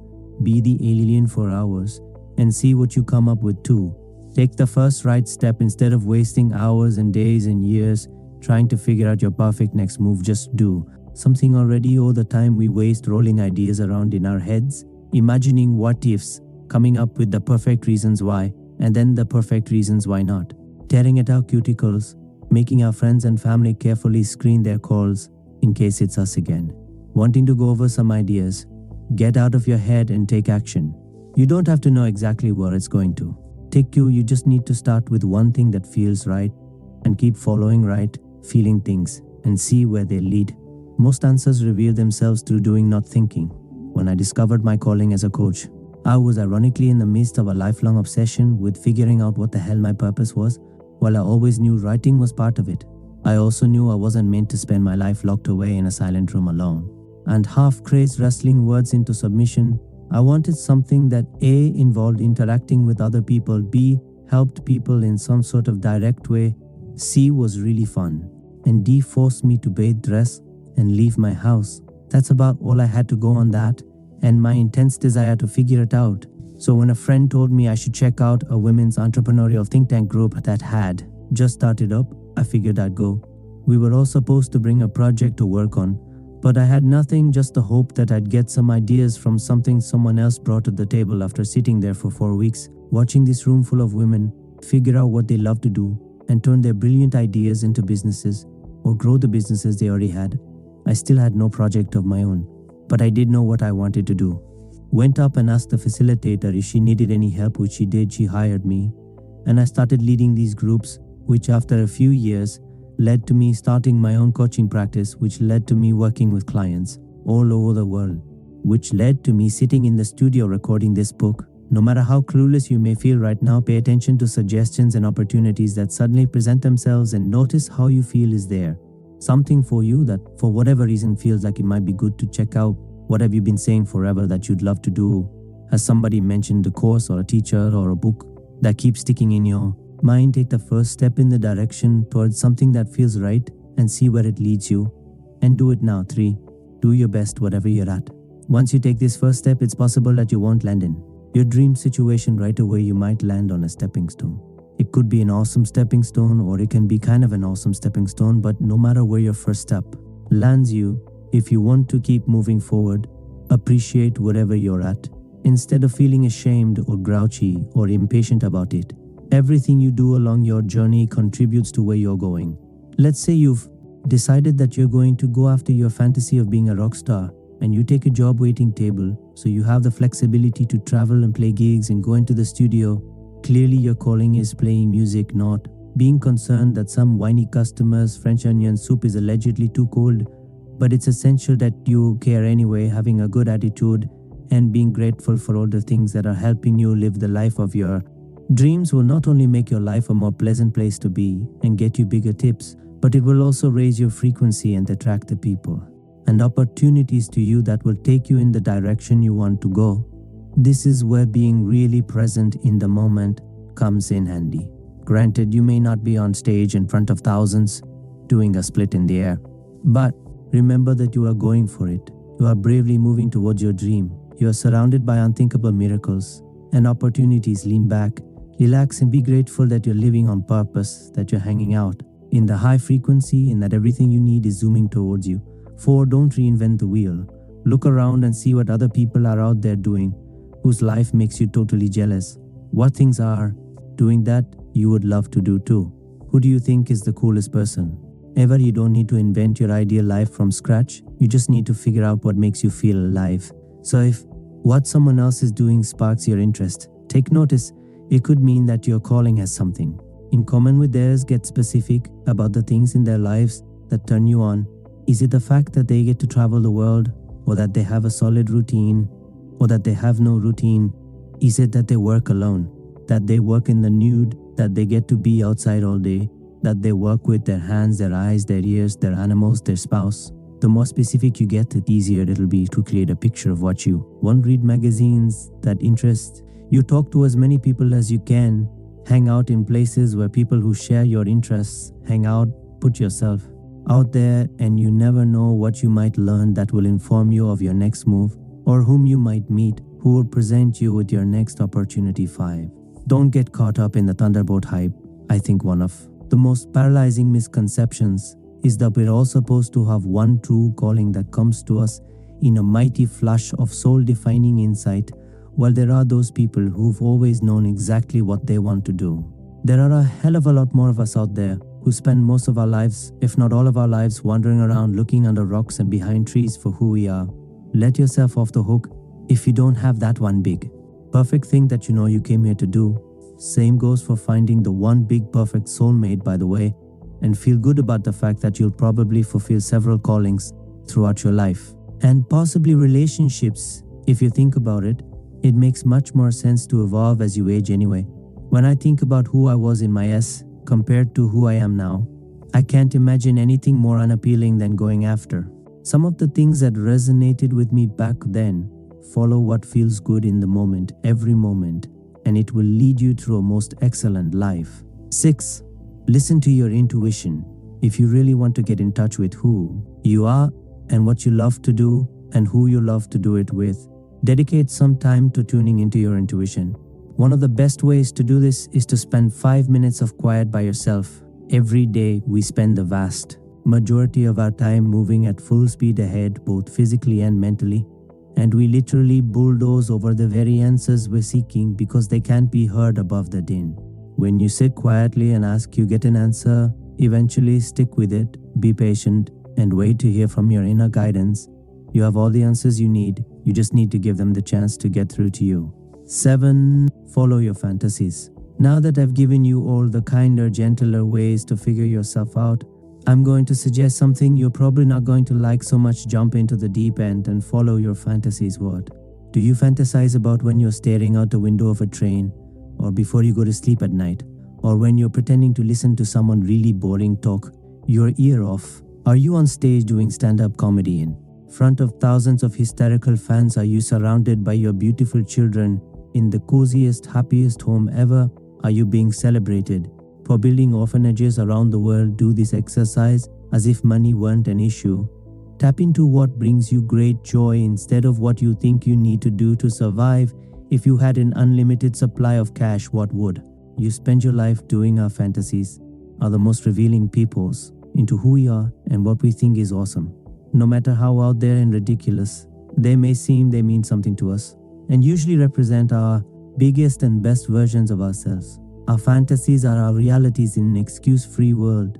Meanwhile, we'd all be mortified if anyone could read our minds and catch us in the act. I know it's totally stupid. I want to sing on Broadway. Well, is it really stupid? Someone's out there doing it, so why couldn't you? Much of the time we pretend we are unclear on what our calling is when what's really going on is that we're horrified to face it because it seems too big or too impossible to make a living at, or completely out of the question for us. But what if you had the audacity to leave your excuses and your shame about wanting to be huge and fabulous behind and really went for it full on anyway? What if you decided to do the most outrageous, most exciting thing you ever dared fantasize about, regardless of what anyone, including your terrified self, thought? That would be living it. Love yourself like you're the only you. There is chapter Loincloth Man. It's better to be hated for what you are than to be loved for what you are not. André Gide, French author, Nobel Prize winner, fearless self-explorer, Every May I go backpacking through the desert wilderness areas of southeast Utah with two longtime friends of mine. It's one of the most magnificent and bizarre places I've ever been. Giant, jagged, obscenely pink ridges of rock jut out of the ground, like huge slabs of raw meat. White, yellow, and purple towers of sandstone stretch and twist into sculptures made of taffy. Deep cracks in the earth's surface form cathedral-like slot canyons, whose walls smoothed over from flash floods, and sandstorms change colors from moment to moment as the sun's rays shift through the narrow opening high above. It's like the moon, only cooler. We merely trip through this alternate universe, picking up colorful rocks, climbing around on boulders, and arguing over which eagle or snake or mountain goat should be awarded creature of the day, because my friends are such excellent navigators. We go deep into the wilderness areas where there are no trails and even fewer people. In the years we've been hiking out there, we could practically count the people we've bumped into while backpacking on one hand, which was why I was so surprised and dubious when my friend Tom, who'd gone ahead to find us a place to set up camp for the night, reported that he'd seen someone I just met. This really wild guy. He said when I caught up with him, he was wearing nothing but a loincloth and a headband. He was holding a spear too. Said he'd been living in the canyon for years. Was he riding a magic dragon? I'm serious. So, where is he? He went off to check his squirrel trap, but he could come back. Music. Tom is a lousy liar, and wherever he was taking this joke, he wasn't getting to the punchline fast enough. So I put down my pack and started assembling my tent, only half listening to him. A few minutes into it, as I was bending over to hammer in one of my stakes, I looked through my legs and saw a pair of tan feet in homemade sandals. Strong naked legs and a dead squirrel dangling by its tail from a fist. I stood up, spun around, and there he was. Loincloth man. What Tom didn't mention was that Loincloth man was totally hot. He was somewhere in his late, had a ripped, lean, savagely tanned bod and shaggy brown hair with a matching beard. He fit the part perfectly. Modern day Tarzan, slayer of buffalo and ladies alike, which, stunning as he was, instantly made him a little bit suspect in my mind. That and the fact that his loincloth was impeccably tailored and appeared to be made out of soft Italian leather, not some ratty canyon rabbit. Would you mind handing that to me so I can have a closer look at it, please? His whole deal was just a little too cliche. He had just worn shorts, and was he really going to eat that squirrel still?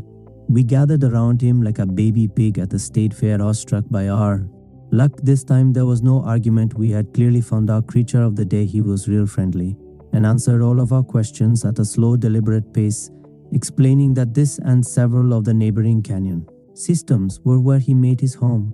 He told us very matter-of-factly that he found modern society unnecessarily complicated and misguided, so much so that he preferred to live on only what nature provided him, storing his grain in the winter and sleeping in a cave. The thing that struck me more than the fact that he cut his hair with a sharp rock and probably wasn't wearing any undies was that he was totally unapologetic. There we all were shifting around, feeling suddenly ridiculous in our expensive hiking boots and UV protective clothing, while he described how it took him weeks to whittle the bow and arrow he used to kill the deer whose hides now serve as his bedspread. Good for him, I thought, as I watched him walk away, swinging his squirrel like a purse. He wasn't worrying about what he should be doing or what he was missing out on or what some chick from LA thought of his fancy crotch belt. He was just happy being true to himself in the moment, in the middle of nowhere. I want to be like Loincloth man. Love yourself no matter who you really are. Part 3. How to tap into the mother lode. Chapter meditation. You are never alone or helpless. The force that guides the stars guides you. Sri Anandam Murti, Indian philosopher, social revolutionary, author, composer. Meditation, otherwise known as sitting still and thinking about nothing, is one of those things that can be just as stupidly simple as it is surprisingly hard.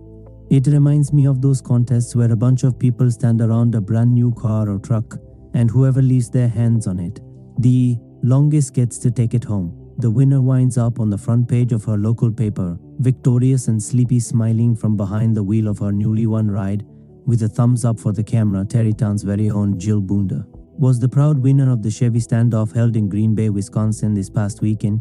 Jill beat out other contestants from around the country by standing for hours and 9 minutes in a Home Depot parking lot with their hands placed with unyielding determination on the hood of what would soon be her new Chevy Silverado.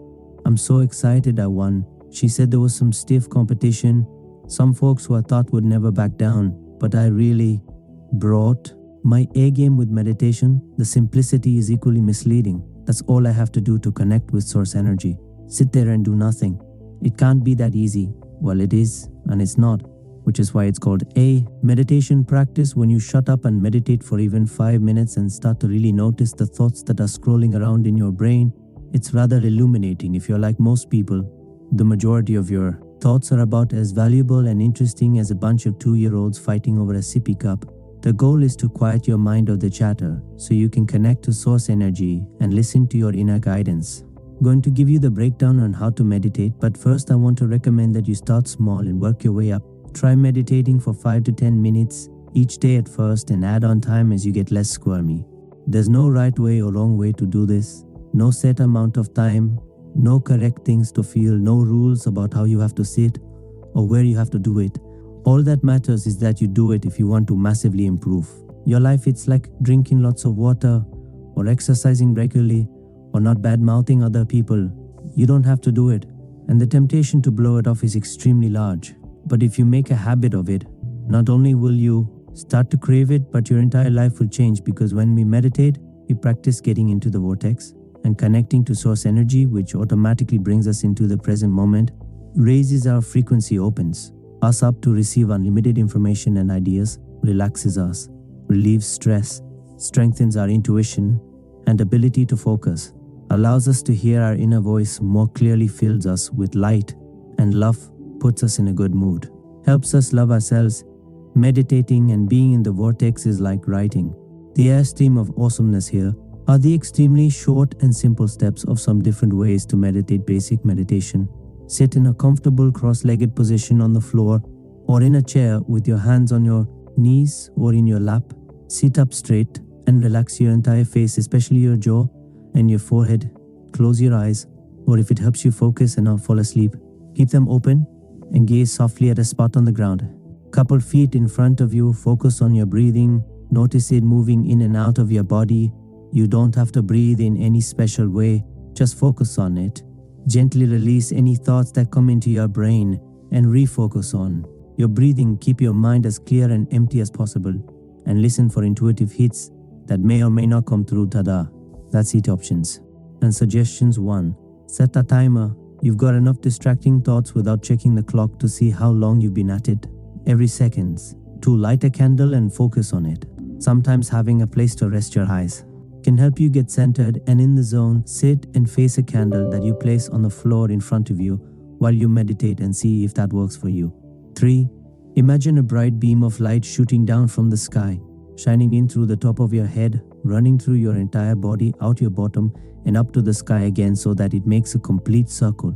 I sometimes find this easier to focus on than the ever-popular breath method. Plus it fills me up with energy and light and makes me feel more deeply connected to source energy. 4. Use a mantra. Sometimes when the squirrels in my head are particularly active, bring in a mantra to chase them out. Repeat a word or a phrase in my mind like love or thank you, or yes please, or om, something that makes me feel good and is fairly neutral. But you could use a mantra like meatloaf, I guess, if that's your thing. 5. Try and meditate first thing in the morning so you're not distracted by whatever the day brings. Your conscious mind will also be more quiet, having just woken up from sleeping. 6.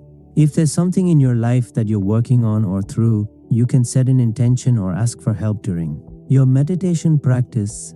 Meditating is about receiving information from the universe, setting intentions and praying about sending information out to the universe. There are 2 ways you can do this. Start with a question. Something like, how do I deal with my pain in the ass teenage son? And see what if any answers download while you meditate or meditate. First, open up the channel, clear out the chatter, and then ask your question in a space of clarity and connection and see what if anything comes to you. Guided meditation. There are countless CDs and DVDs the various hippies and guru types have made over the years to walk you through meditations. I suggest taking the guided route when you're first starting out. If you're having trouble wrangling your mind into submission, they make great training wheels and I still use them occasionally, especially if I want to focus on something specific. There are also guided meditation centers all over the place, and it's really nice every once in a while to meditate in a group. You can really feed off that energy and get the discipline to sit there For an extended period of time, do a search for meditation centers and ashrams in your area. Sometimes yoga studios hold guided meditations too. Chanting is also a great way to get into a meditative state. You can repeat a mantra over and over out loud on your own.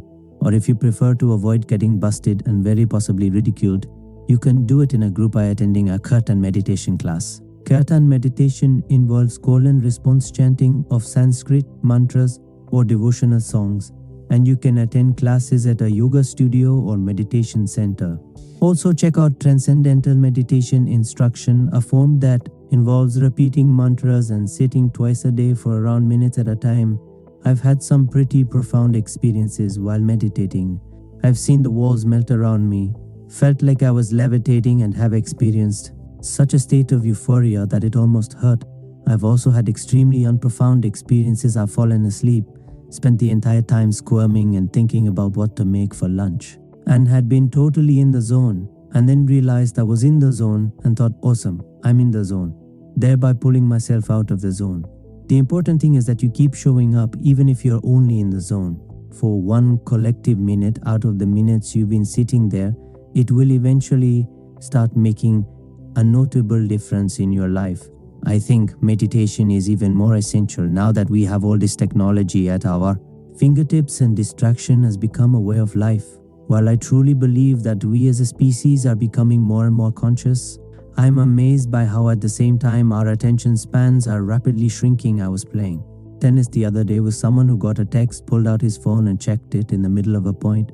It's astonishing that we can still speak in full sentences aside from being one of the most powerful tools. In our consciousness-raising toolbox, meditation is a much-needed respite from the madness and will help us from becoming a bunch of scatterbrained ding-dongs as we zoom around our brave and extremely exciting new world. Chapter: Your brain is your mind is the master power that molds and makes, and man is mind. And evermore he takes the tool of thought, and shaping what he wills brings forth 1,000 joys, 1,000 ills he thinks in secret. And he comes to pass environment is but his looking glass. James Allen, old-timey author, self-help pontificator. How often do you stop and notice how genius our universe is with all its moving parts and mathematical perfection, and chemical reactions and food chains and gravity and all the magnificent efficiency and complexity that makes it up? This display of astonishing brilliance didn't just splat down into beingness by random dumb luck. It was thought up. Nature is a smoothly running machine created by a universal intelligence where nothing goes to waste. It all has a place and a purpose, and it all works together in its intricately interwoven and compatible way to create the flabbergasting isness of it all. In other words, source energy is a smarty pants. As British philosophical writer and self-help pioneer James Allen states in the quote that opens this chapter, "Mind is the master power that molds and makes, and man is mind." We are the very thinking substance that was used to create us. Hello, how major is that? This is why positive thinking is all the rage and negative subconscious beliefs are so gnarly, and why meditation and learning to guide your thoughts and love yourself can change your life. Our thoughts are the most powerful tools we've got. I think therefore I can create awesomeness or horrendousness. But the bottom line is that it's through our thoughts that we create our realities. It's also why buying into whatever illusion you're living in the present moment is selling yourself so short. If it's anything less than what you truly desire, you created the reality you now exist in with your thoughts, which means you can use the very same power of thought to change it, as Wallace Wattles, author of The Science of Getting Rich, so brilliantly states. To think what you want to think is to think the truth, regardless of appearances. To think what you want to think is to think the truth. Is that not the best news ever? It doesn't matter what your reality looks like at the moment, because where you desire to be is the truth, the whole truth, and nothing but the truth. And if you fixate your mind on this truth, believe that it is real and already here, and take decisive action, it will manifest itself. This is where most people dig in their heels and say something like, "I am sitting in my ghetto-ass kitchen eating tuna out of a can with a plastic spoon." And you're telling me this isn't the truth. You're saying that the truth is that I'm hanging poolside with the President of the United States of America. If you truly desire to hang poolside with the President of the United States of America and are hell-bent in your mind and your actions to create it, it's the truth. Have you ever noticed how a bunch of people can go through the same course, let's say a class on how to start your own coaching business, and they all get the same exact information and tools, but some will come out of there and totally rock it, and others will fall flat on their faces Even if they all have the same desire to succeed, create beautiful marketing materials and do similar things, it's the ones with the proper mindsets who will succeed. The ones who kick ass are the ones who can see themselves kicking ass, who truly believe in themselves and what they're selling, who remind themselves how much they want to better people's lives with their coaching, who are excited to get compensated for selling it and have no limiting subconscious beliefs holding them back. The ones who feel weird or who worry that they're being pushy and annoying, or who subconsciously believe that they don't deserve to or can't succeed, they're not going to do so good. Your thoughts and beliefs dictate your reality. So if you want to change your reality, you have to change your beliefs. The problem is that most people are real protective of their beliefs and are usually fairly crotchety. Should you suggest that perhaps there's another version of the truth? I'm bad at sales, I have terrible luck, I'm scared of flying, marriages don't last, I have ugly feet, I'm broke. Are you calling me a liar? You see a hot boyfriend on my arm? No, you don't. See a cat on my lap next to my needlepoint project because I stink at relationships. That is the truth, and that has always been the truth, and that will be your truth. As long as you choose to think it, as long as you feed the beast, it shall live. The moment you have the audacity to start believing in the not yet seen, your reality will begin. To shift the following is hugely important, so please pay very close attention. You have to change your thinking first, and then the evidence appears. Mistake is that we do it the other way around. We demand to see the evidence before we believe it to be true. Remember, everything you desire is right here, right now. You just have to shift your perception in order to see it made manifest. Okay, fine. I believe that I'm hanging poolside with the President of the United States of America. Now what do I just call or show up at the White House in my flip-flops with a towel around my neck when you take the leap and believe in the not yet seen? You aren't supposed to know how to make it happen, because if you knew how, you probably would have done it already. This is about radically changing your reality. So the way to go about it is also most likely outside of your present awareness. Your job isn't to know the how, it's to know the what, and to be open to discovering and receiving the how. Keep your thoughts directed at your goal. Do everything that you do know how to do to make it happen. Decide with unwavering determination that it will happen, and be on the lookout for the opportunity.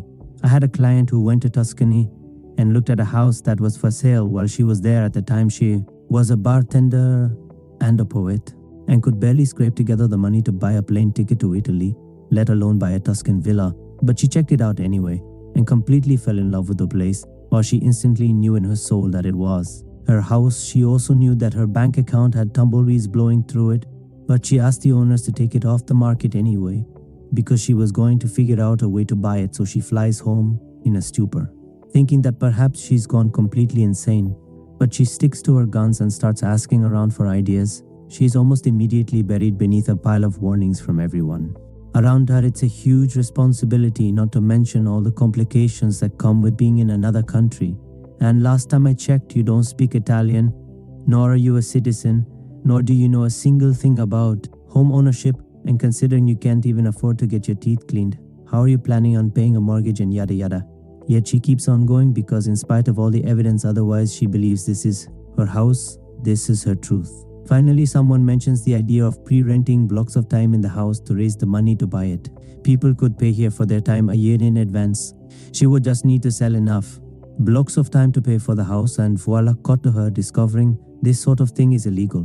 Going back to the drawing board, trying a million other things, discovering that it's actually not illegal, then pre-selling enough rental slots and borrowing some money. And to make a very long and upsy-downsy story short, she's owned the villa for several years and is thinking about buying another.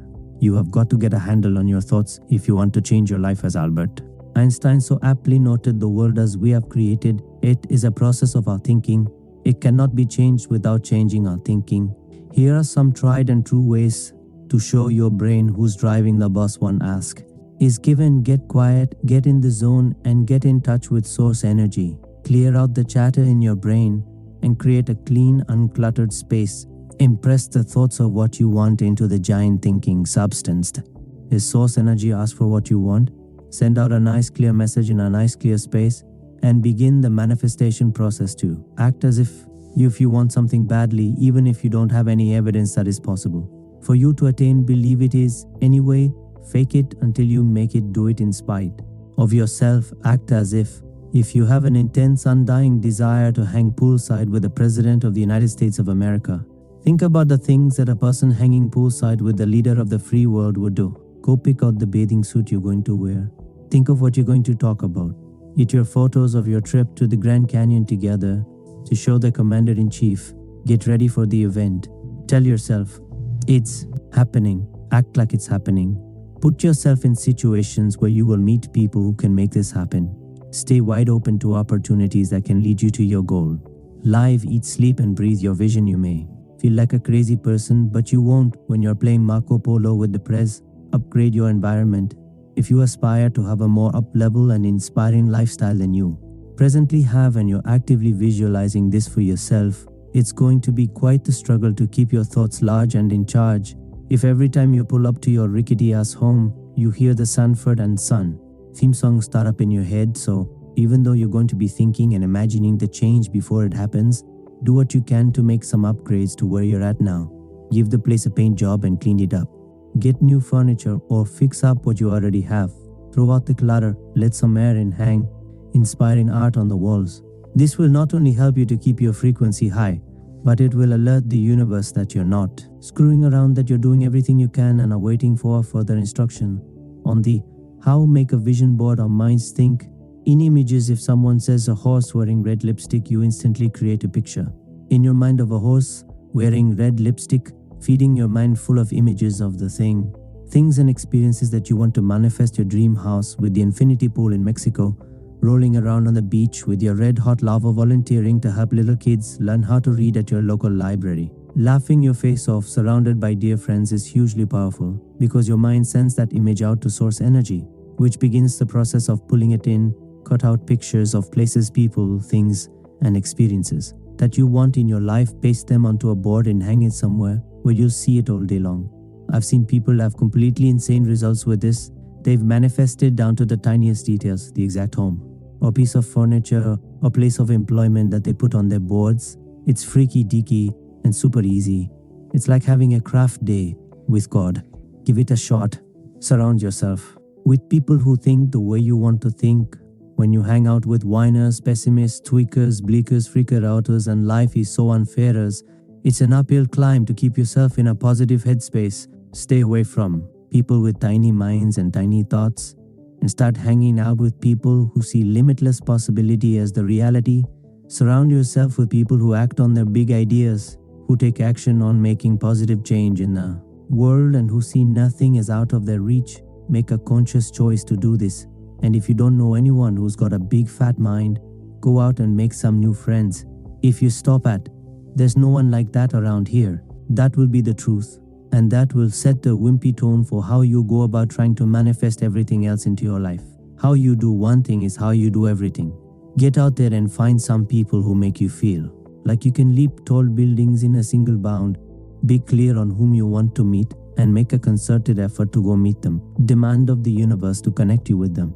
Think of places where they might hang out or things they would do and insert yourself there. Being around inspired, visionary, enthusiastic people who are living their truths is one of the fastest ways to massively transform your life. Love yourself. Unless you have a better idea, chapter, lead with your crotch. In the beginner's mind, there are many possibilities, but in the experts, there are few. Shunryu Suzuki, Japanese Zen monk, author, teacher, also lovingly known as the crooked cucumber. I know the big saying is, youth is wasted on the young, but I think in certain respects anyway, we've really got it going on in our late teens and early 20s. Aside from all the angst and drama and escorts home from the police, we've still got our little kid-like ability to create, just because still firmly intact. But we've also got this newly hatched adult ability to make big things happen in our lives. Add to this the fact that we're not yet jaded by a long list of failures and are still under the vague impression that death is something that happens to other people. If you're anything like me, leap into our lives when we're young with an idiotic yet awesome disregard for what-ifs. Admittedly, I remember doing things in the danger department that still have me sleeping with my light on when I think about them now, hanging out in sketchy parts of town, with even sketchier people stowing away on trains, taking enough LSD in one sitting to keep an entire village staring at their hands for hours, hiking off into the desert with no water, no map, and a canteen full of gin and tonics. My first priority being fun with thoughts of the consequences trailing somewhere if at all far off in the distance, but I also remember diving into my creative pursuits with the same reckless obliviousness, and as a result getting utterly spectacular and thrilling results, which is why I find it so hard to hear. People say if I knew then what I know now, I'm not sure I would have done it.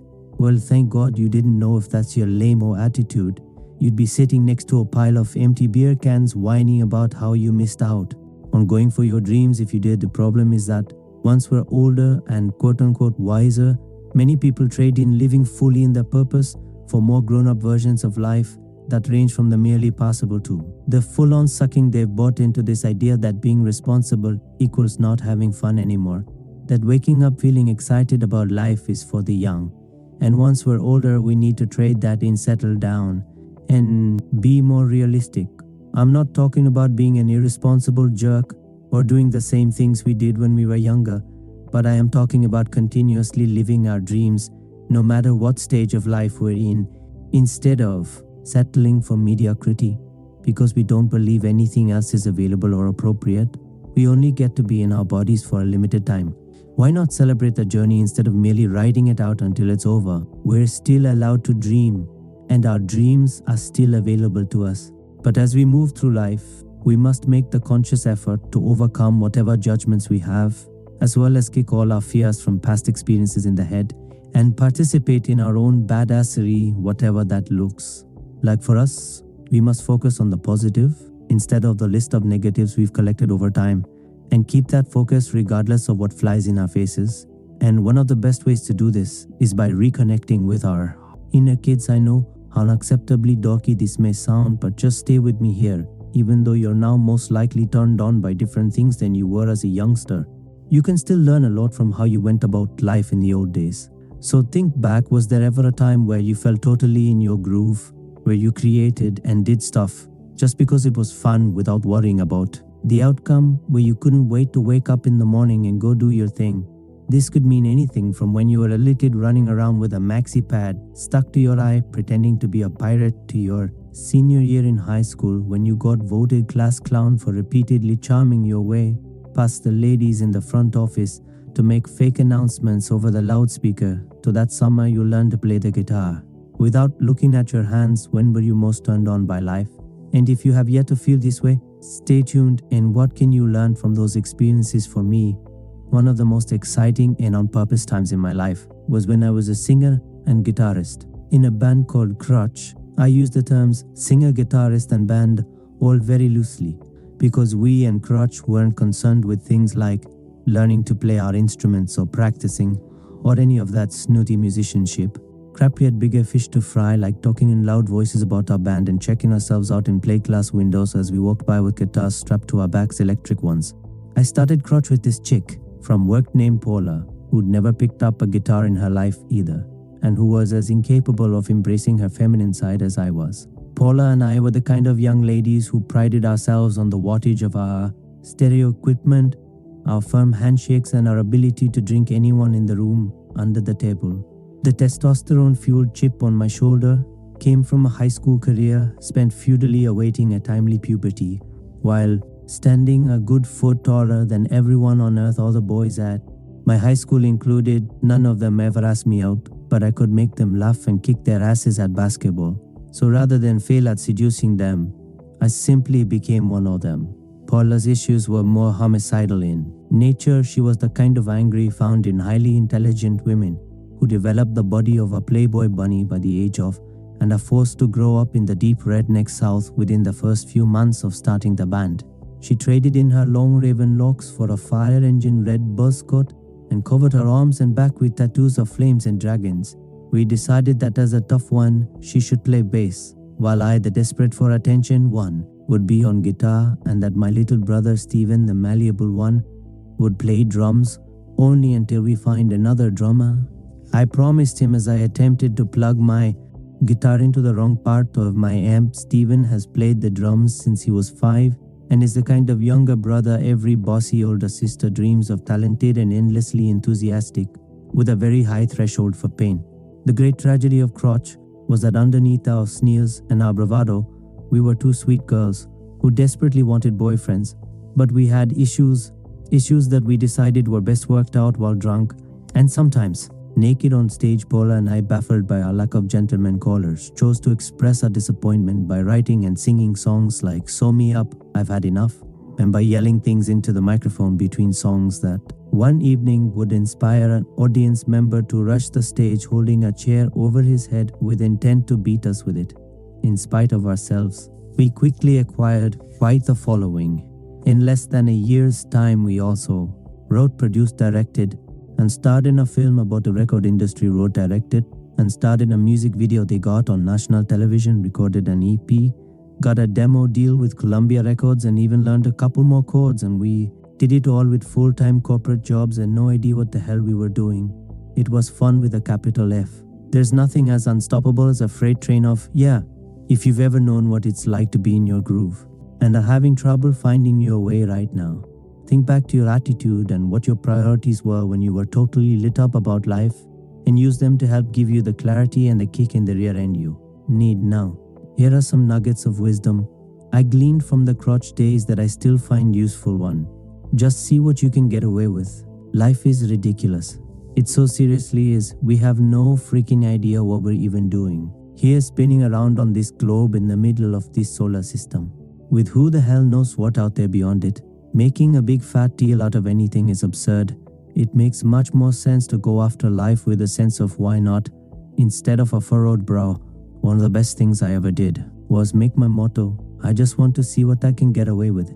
Takes all the pressure off, puts the punk rock attitude in, and reminds me that life is but a game. Yes, we have bigger responsibilities and more pressure as adults. But come on folks, I guarantee you there are countless people with way more to whine about out there than you who are totally kicking ass because they decided to go for it, instead of sitting around in the wet pant load of their own excuses. Take a new approach to what you're doing and try this on. I just want to see if I can start my own successful business. I just want to see if I can get myself out of debt and make $100,000 more this year. I just want to see if I can lose pounds. I just want to see if I can sell one of my paintings for $1,000.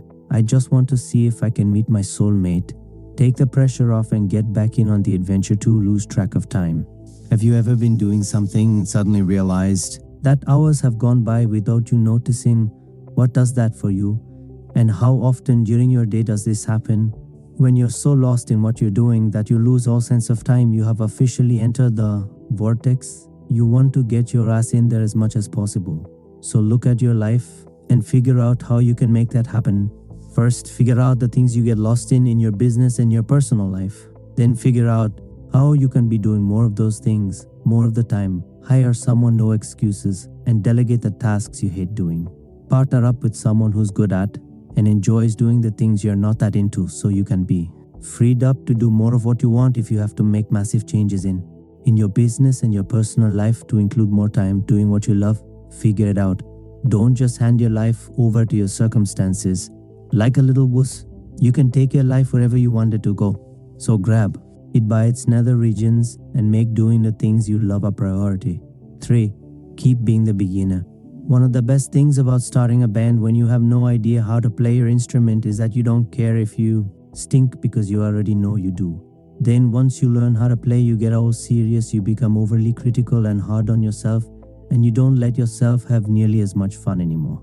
The trick is to let the beginner live alongside the expert instead of pretending you don't know who she is when she tries to sit with you and your new, cooler, more experienced friends in the cafeteria. The beginner may be an idiot, but she knows how to party, and if you don't let her play with you anymore, things risk getting rather drool around here.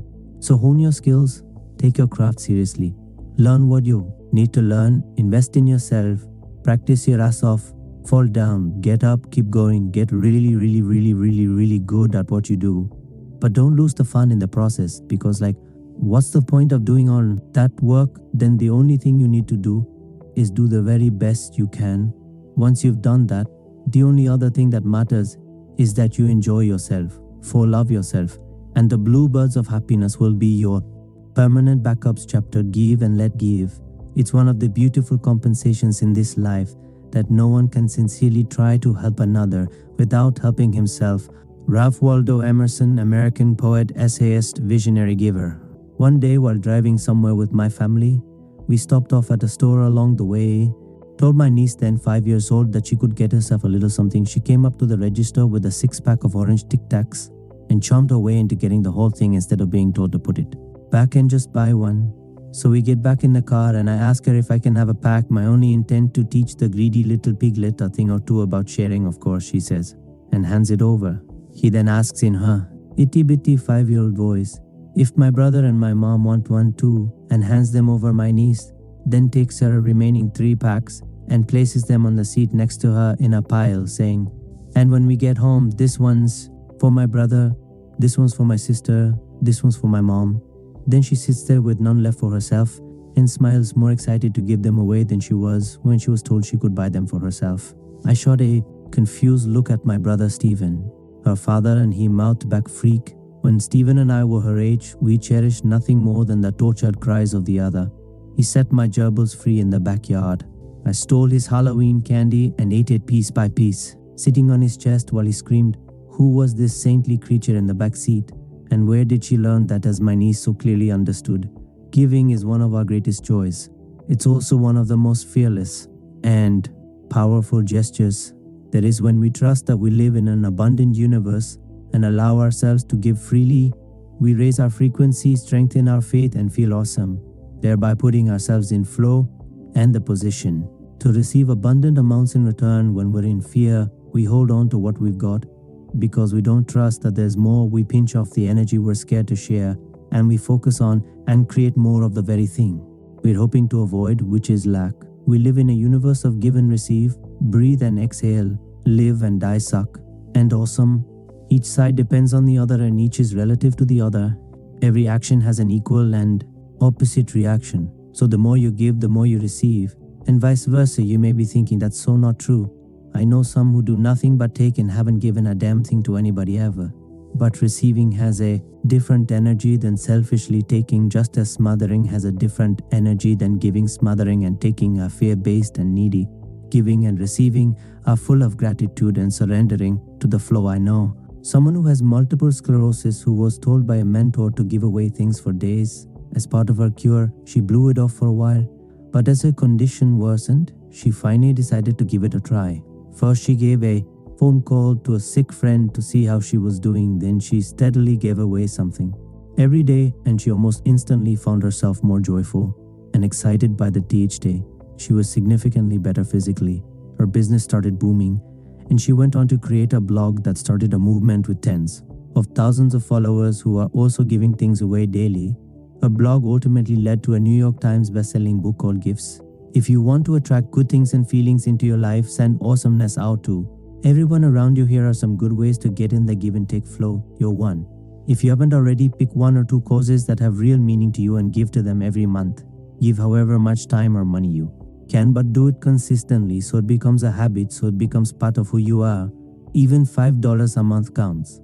2, give one of your favorite things in the world away to someone who would totally love it, and if you can do it without them knowing where it came from. 3, leave $1 more than you normally would every time you tip. Or 4, if someone is being snarky and mean, instead of sinking to their level and being snarky and mean back, raise them up by giving them the love. 5, smile, compliment, and crack people up as often as possible. 6, say yes to invitations that you wouldn't normally say yes to because you hate to inconvenience the person offering. Take them up on it. Give them the opportunity to give to you. 7, stop and feel in your body how great it feels when you give and receive. Raise your frequency and expect more good things to come your way. Love yourself and everybody benefit chapter. Gratitude, the gateway drug to awesomeness. When you're grateful, fear disappears and abundance appears. Anthony Robbins, author, speaker, motivator, life changer. When I was a little kid, my parents made my brothers and sister and I answer the phone in this very formal way. Jen Sincero speaking, as if between fighting over who got to play with the big wheel and stuffing balloons down our pants, we were all running our own private concierge businesses. Their friends would gush on the other end of the phone about what a polite bunch the Sincero kids were, and I thought nothing of it until the day I made my very first phone call to a friend, and upon hearing her answer, gripped the phone in wide-eyed disbelief. You get to say hello, do your parents know? It was as unthinkable to me at the time as saying the F word. or sitting down to join my parents for a glass of scotch, my amazement quickly turned to horror when I realized it wasn't just that one renegade friend who could answer the phone in such a carefree manner, but everyone, and that my parents were clearly playing some big practical joke on us. Our objections were met with the standard: when you pay your own phone bill, you can answer it any way you like. So the years passed, our indignation slowly getting watered down by habit. I don't remember exactly when the mutiny happened, but eventually we all started answering the phone like normal human beings. I'm going to assume it was around the time of their divorce, when mom had all four of us mostly to herself, either in or hovering around high school, and phone rules got bulldozed in a switch to combat mode. The demand for manners in general, however, was left firmly standing. And no matter how wild and wasted we got, we always remained those polite Sincero kids. "Can I help you, officer?" "Thank you, officer." "Yes, sir, that is my marijuana."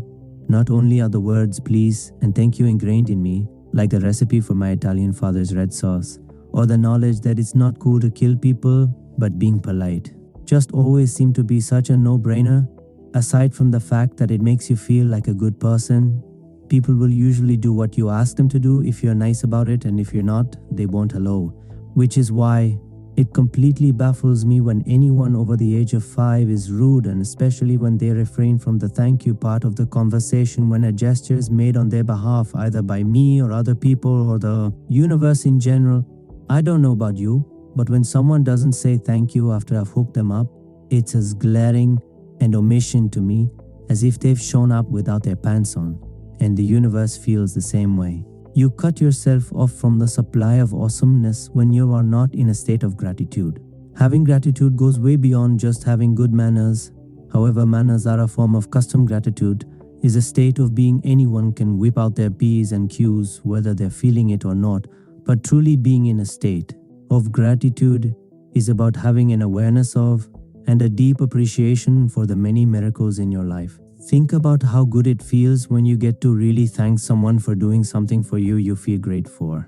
Receiving whatever it is you received, and for sending thanks out to them, and they feel great for giving you whatever they gave, and for being appreciated, which makes you feel great again, which makes them feel great again. You could basically spend the rest of your lives passing thank you notes back and forth. And because it makes you feel good to be in such a state of gratitude, it puts you at a very high frequency and connects you to source energy, which puts you in a more powerful state to manifest more good feeling things and experiences into your life. Conversely, when you show up disappointed or angry or guilty or oblivious, instead of being grateful, you're at a lower frequency and thereby less connected to source energy, and in a less powerful state to manifest good feeling things and experiences into your life. That's all fabulous and great, but here's where the whole gratitude thing gets really cool.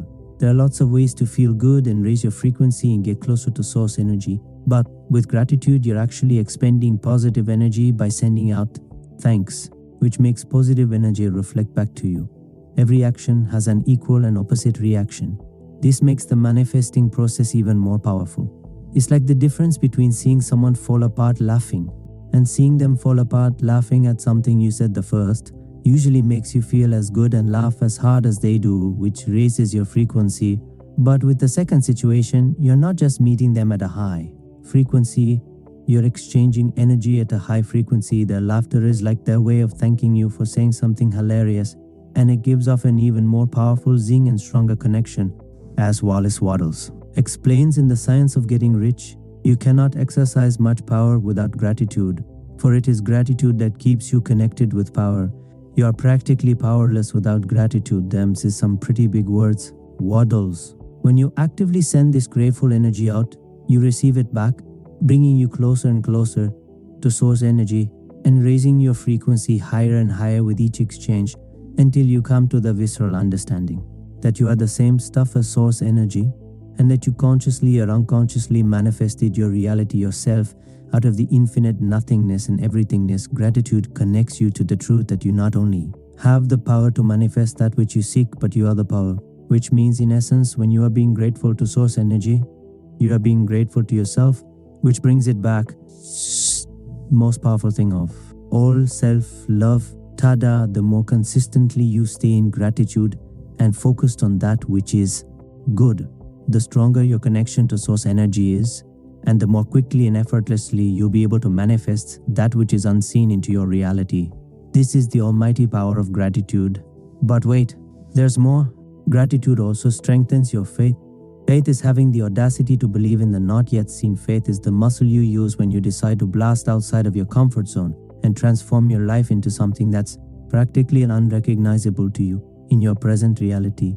Faith smothers your fear of the unknown. Faith allows you to take risks. Faith is the stuff of leap, and the net will appear. Faith is your best buddy when you're scared.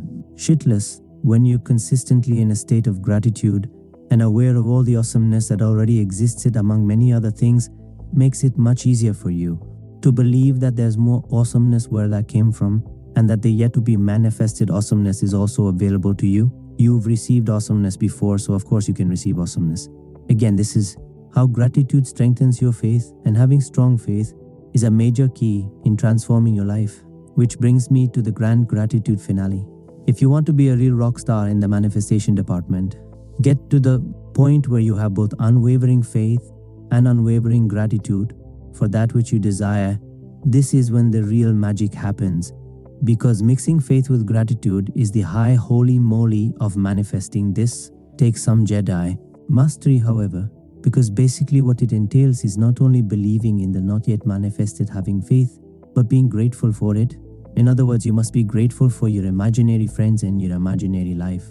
As ridiculous as this sounds, I'm sure you're already doing it consciously or unconsciously in some capacity in your life. One simple example from my life would be with finding parking spaces. For as long as I can remember, I've always gotten stellar parking spots right out front of wherever I'm going. I don't care if I'm trying to park in front of the Pope's house on Easter Sunday. If you don't want to walk, you'll be wanting to ride with me. I always approach the hunt for a parking space with the same attitude and knowing and relaxed certainty that it's a done deal. The perfect spot is mine. It already exists, and I'm genuinely so happy and grateful for it. I really truly believe this then. As always, someone pulls out and in I go. Yet as consistently as this happens, I'm still always so excited when it does. I never take it for granted, and I am a gratitude machine before, during, and after my guaranteed excellent parking adventure. Being in gratitude for the not yet manifested informs the universe that you know that what you desire already exists and puts you at the right frequency to receive it. If you want to radically change your life, strengthen your faith that we live in an abundant, benevolent universe by being grateful for everything you've already manifested and all the good that's hurtling towards you. Be grateful that you have the power to manifest any reality you desire, and then leap into the void and go get a trade in your drama about how you can't have what you want, for the grateful expectation that miracles will walk into your life, and the more commonplace those miracles will become. Here are some good ways you can practice one. Good, because whenever anything excellent or mediocre or lame or annoying happens to you, meet it with the statement, "This is good because," and fill in the blank. Once you make this a regular practice, you'll see how much easier it is to be in gratitude for much more than you realize. This is good that I got a flat tire on my way home from picking up my kids. I've shown them how to deal with an unexpected situation. Plus, I got to spend some quality time hanging out in the car with them, playing questions while waiting for the A to show up, which is how I found out that my daughter was getting picked on in school. It's important to look for ways to be grateful for all that you've manifested, even things that you might label under "no thanks." If you focus on the negative aspects of the more challenging things in your life, it'll just lower your frequency, keep you in pain and resentment, attract more negativity to you, very possibly make you sick, and very definitely make you crabby. If you instead look for ways to be grateful for everything in your life, it not only raises your frequency, but it allows you to grow by opening you up to the lesson. Yes, sometimes this is a tall order, and there are absolutely situations in life that just full on blow and leave us standing there, wondering what the hell was that all about. Sometimes it takes years, if ever, before we can look back and say something like, "You know what, I really needed to get my heart broken into 1,000 pieces by that jackass. I'm so much happier with the man I ended up marrying." Finding the good and the lessons in things allows us to move through them and on to new experiences. If you want to stay stuck in the same place and keep getting spanked with the same lessons over and over, be negative, resentful, and victimized. If you want to get over your issues and rock your life, be grateful. Look for the good and learn to write your thank you notes every night before you go to bed. Review your day and either write down or mentally note things you can be grateful for in your life. These can be everything from the beautiful flowers in your garden to the fact that your heart is beating to the hour-long visit from your persnickety neighbor. Made you realize how happy you are that you don't have her life. Stopping and noticing throughout the day all the things that you can be grateful for is a great way to keep your frequency high at all times. So try and remember to do it all day long, and at the very least make it part of your evening routine. 3. Love yourself. Be grateful for all you are and all that you're becoming. Chapter Forgive or Fester. Forgiveness means giving up all hope for a better past. Lily Tomlin, actress, writer, comedian, absurdist. When's the last time you physically hurt yourself? What did you do to get the pain to stop? And how long did you wait to do something about it? When we're in physical pain, we're usually extremely proactive about figuring out how to make it go away immediately, because you know it hurts even if we have to go through more pain from pouring disinfectant that stings on an open wound or suffering through getting stitches. We do it right away because we're very focused on our ultimate goal, relief, when it comes to our emotional pain. However, we're apparently way more game for seeing just how much torture we can endure, wallowing in our guilt, shame, resentment, and self-loathing, sometimes for entire lifetimes. We prolong our misery by holding on to our ill feelings, by bad-mouthing our mother-in-laws, fantasizing about panting our loudmouth incompetent bosses in front of the whole office, unloading fault on other people, and rolling around in our minds the many reasons why our enemies are wrong and the many reasons why we are right. We relive our worst moments over and over and over. Instead of letting them go, we pick at the emotion as scabs and refuse to let the healing happen and the pain subside. We won't rest until we've made sure someone else feels as badly as they've just made us feel. If I have to suffer my entire life, I will make sure you see how you've wronged me. We cling to the resentments that take up our brain space, waste our time, spin us out, keep us angry and depressed, and very often make us physically sick and sometimes even kill us. Because while lugging around guilt, shame, resentment, and self-loathing is the big snooze running the show, pitching a fit, demanding to be right and to be seen. Your higher self, on the other hand, could give a crap about what anybody else thinks or does, because your higher self is madly in love with you, and that's all that matters. Whatever happened, happened. Holding on will not change this fact. It will just keep the negative feelings from the past alive, keep you a prisoner to your pain, and lower your frequency. The moment you decide to forgive and let your negative feelings melt away, you are on the road to freedom. Forgiveness is all about taking care of you, not the person you need to forgive. It's about putting your desire to feel good before your desire to be right. It's about taking responsibility for your own happiness instead of pretending it's in somebody else's hands. It's about owning your power by giving all your anger, resentment, and hurt the heave-ho. Holding on to resentment is like taking poison and waiting for your enemies to die. If you're having issues with someone you care about, explain how you feel without putting the blame on them. And regardless of the outcome, forgive them. Your talk may bring you closer together, or you may discover that you don't want to hang out with them as much or at all. But either way, if you want to be free, you have to let it go. If you're feeling hurt or resentful towards a whole you don't care about, free yourself and let it go instead of stewing on it or getting revenge by sending them a box of rats in the mail.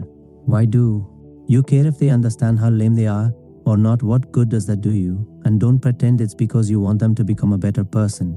You could care less. You want retribution or an apology or to be acknowledged as right. Get over it, let it go.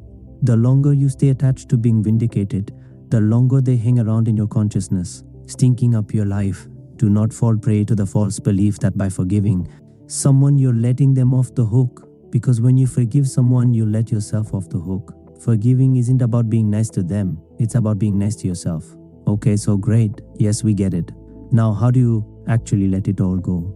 How do you forgive this stupid bastard? 1. Find compassion. Finding compassion for yourself or someone else who did something so awful is like pulling a bullet out of your arm. You may kick and scream and hate it at first, but in the long run, it's the only way to start the real healing. One of the best tricks for doing this is to imagine the person you're resentful of as a little kid.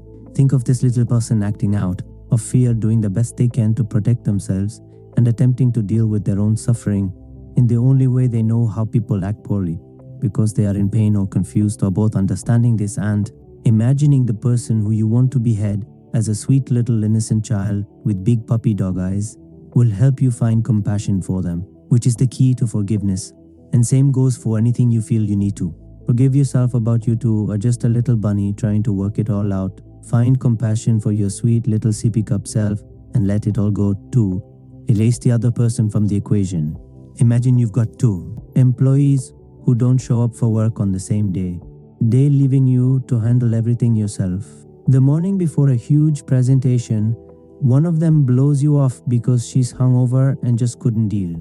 But the other found out that her beloved mother suddenly died and had to run off to the airport, forgetting to call you in her emotional haze. Same exact result, you're ditched and left to do all the work yourself. Two totally different ways to react, which means you have a choice. One choice puts you at risk of busting an artery out of rage. The other opens your heart. Another option is to picture yourself hanging out in your brand new boat and an empty boat floats up and bangs into you, leaving a scratch. If there's nobody in the boat, there's nobody to get mad at, and you deal with the situation in a much calmer, inquisitive way.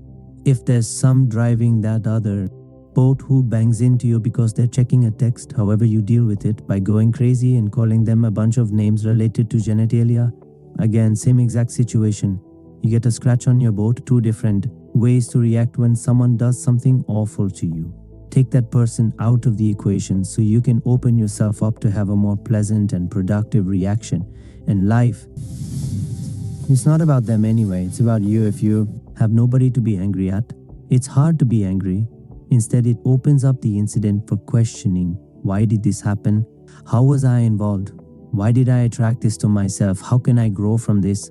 How can I find compassion for everyone involved? When you're consumed by resentment, the lesson can get through all your inner and outer screaming and yelling. Do yourself a favor and use irritating situations in people as opportunities for growth, not pain.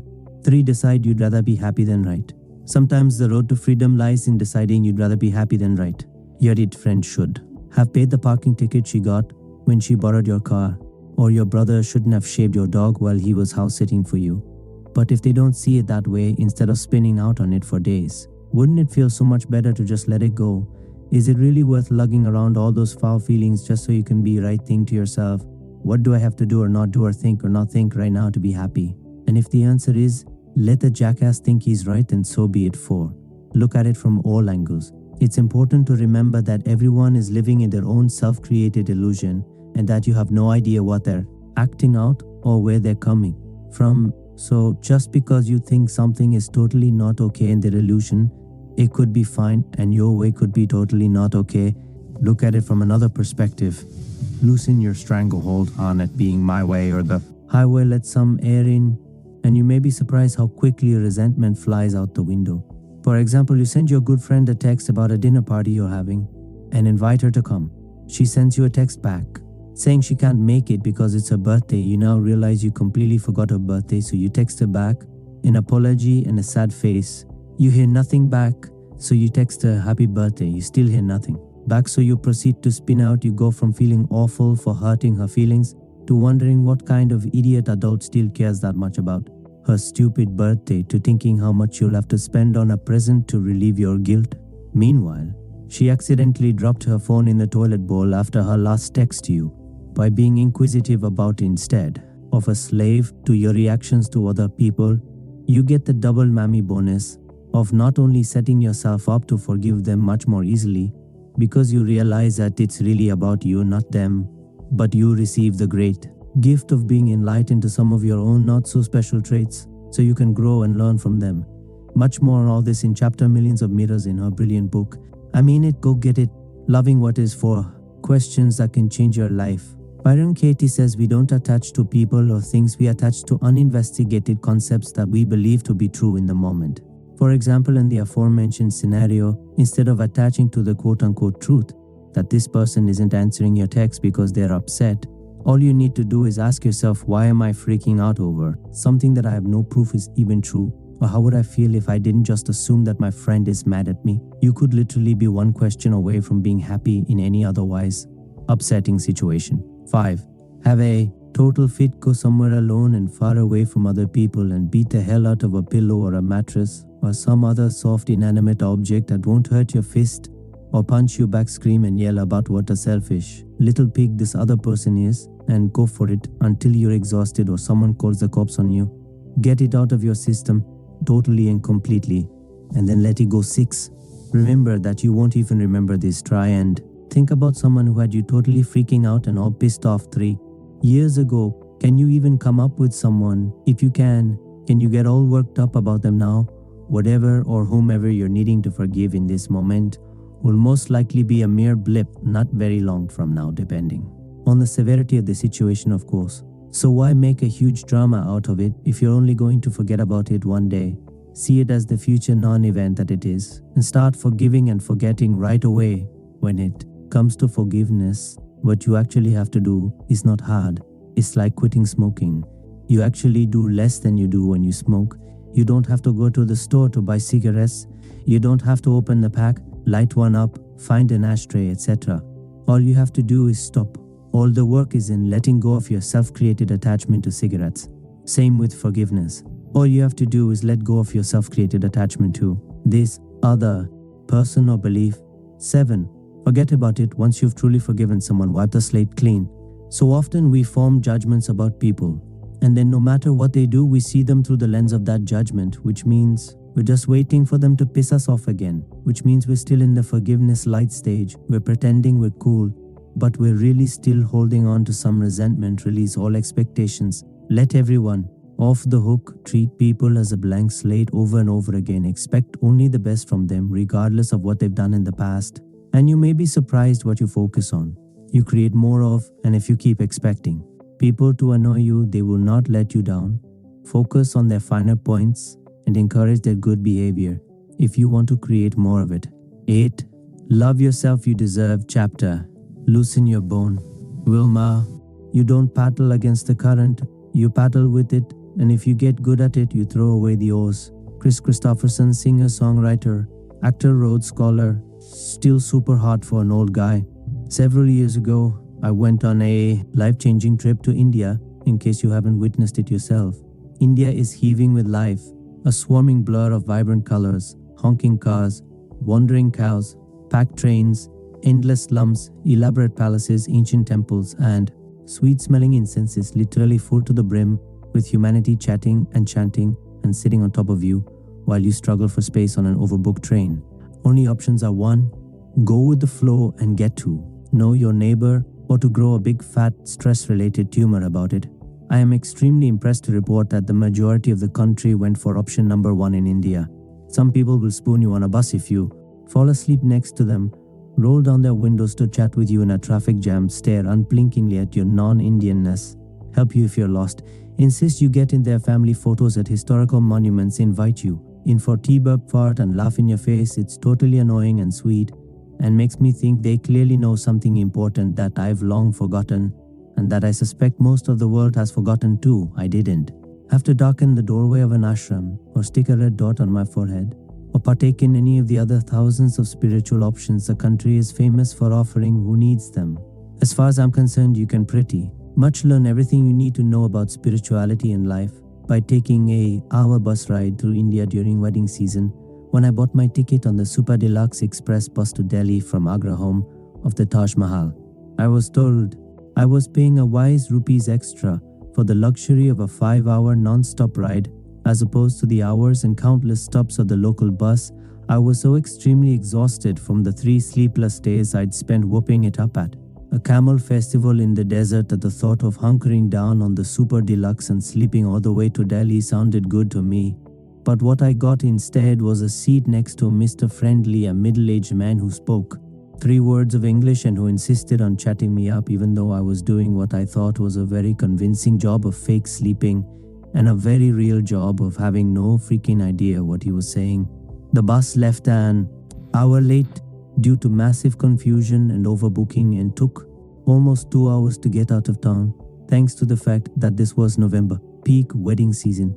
Weddings in India traditionally involve a ceremony that lasts for days, stretches for miles, welcomes anyone caught in the crossfire, and includes a parade through the streets complete with horses, marching band, explosives, a car with a loudspeaker blaring Indian music and important wedding announcements, and a bunch of guys carrying what looked like table lamps on their heads. My bus ended up getting trapped in wedding festivities pretty much every minute, which meant that everyone on the bus, every time we stopped, skipped off to join the party.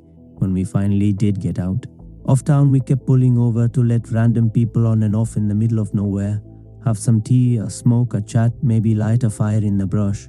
In a ditch was strapped giant burlap sacks full of something large and bulbous to the roof. At some point, this guy got on, who was standing by the side of the road in the darkness.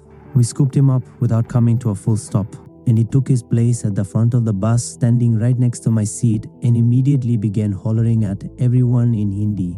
My busmates responded by alternately chanting, cheering, and sitting in silence, while I responded by seeing if I couldn't find another seat farther away from his mouth. I got up and joined the group of people sitting on rickety benches around the bus driver, who was in this small room behind a wall of glass. The people huddling around him made room for me, and suddenly I felt like I was watching an action movie on a screen the size of a giant bus windshield. We were careening through the narrow dirt streets of tiny villages, Bollywood music crackling over the radio, while people, goats and monkeys, leapt out of the way, slowing down only for the almighty holy car.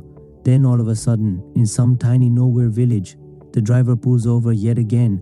More chai. Perhaps maybe he's going to visit a friend, has to pee, wants to take a walk. For an hour while we all sit here, the driver waves for me to follow and gets off, as does everyone on the bus.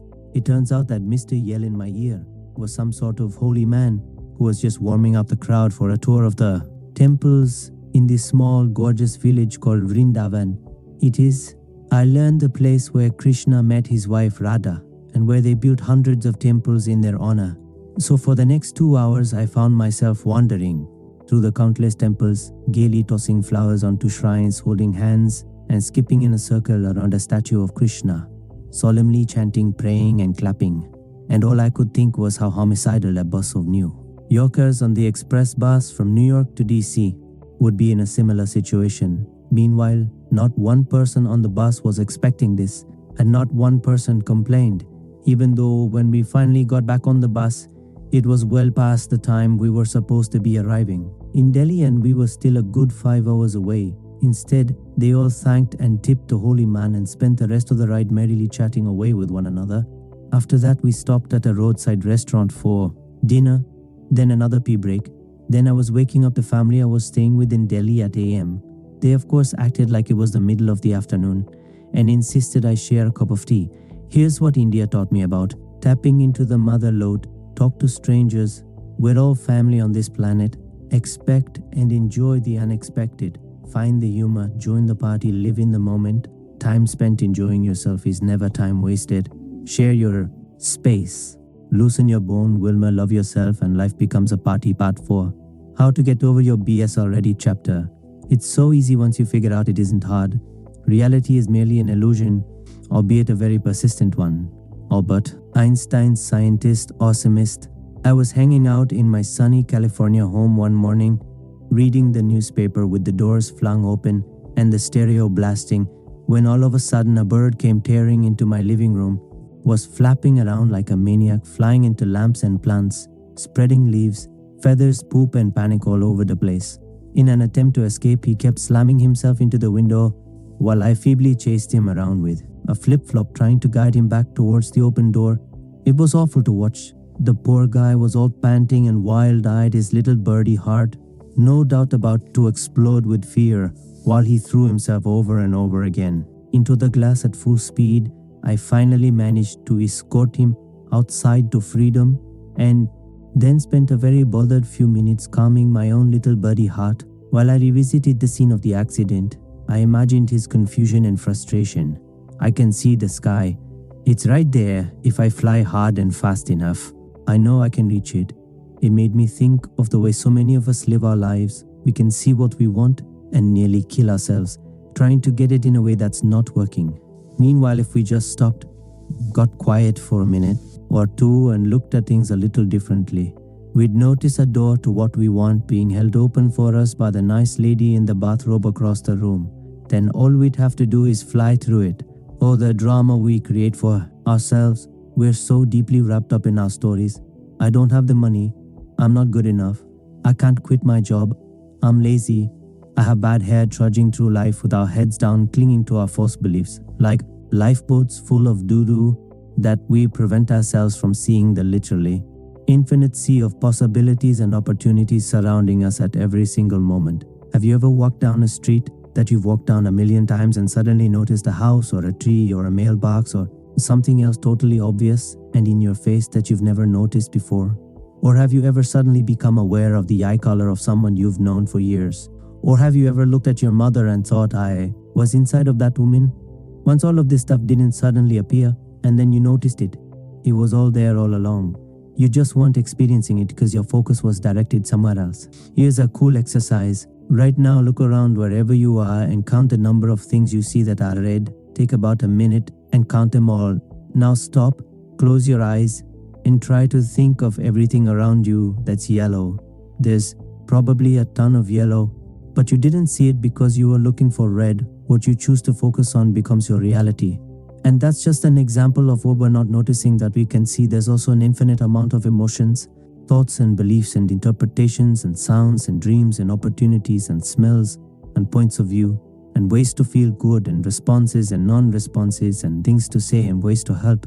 Yet because we're so set in our ways and so committed to our stories about who we are and what our reality looks like, we only scratch the very surface of all that's available to us in every single moment. Meanwhile, we're totally surrounded by countless awesome versions of reality, and they're all just hanging around like a bunch of shy teenage girls at the prom, leaning against the walls waiting for us to ask them to dance, as the poet William Blake so eloquently stated. If the doors of perception were cleansed, everything would appear to man as it is infinite. So why would you create anything that's not totally awesome? I mean, we're only talking about your life here. If you chose to get over all your reasons why the money you so desire is evil, or your conviction that you're the kind of person who's scared of intimacy, or your attachment to a plethora of other excuses that you perceive to be very serious and real, when in reality they're probably kind of cute and ridiculous. You could literally create any reality you want. Whenever I become impressed by a particularly creative array of new excuses I've come up with, or start to organize an elaborate pity party for myself, I turn to Ray Charles. I don't often listen to his music, but I always think about Ray.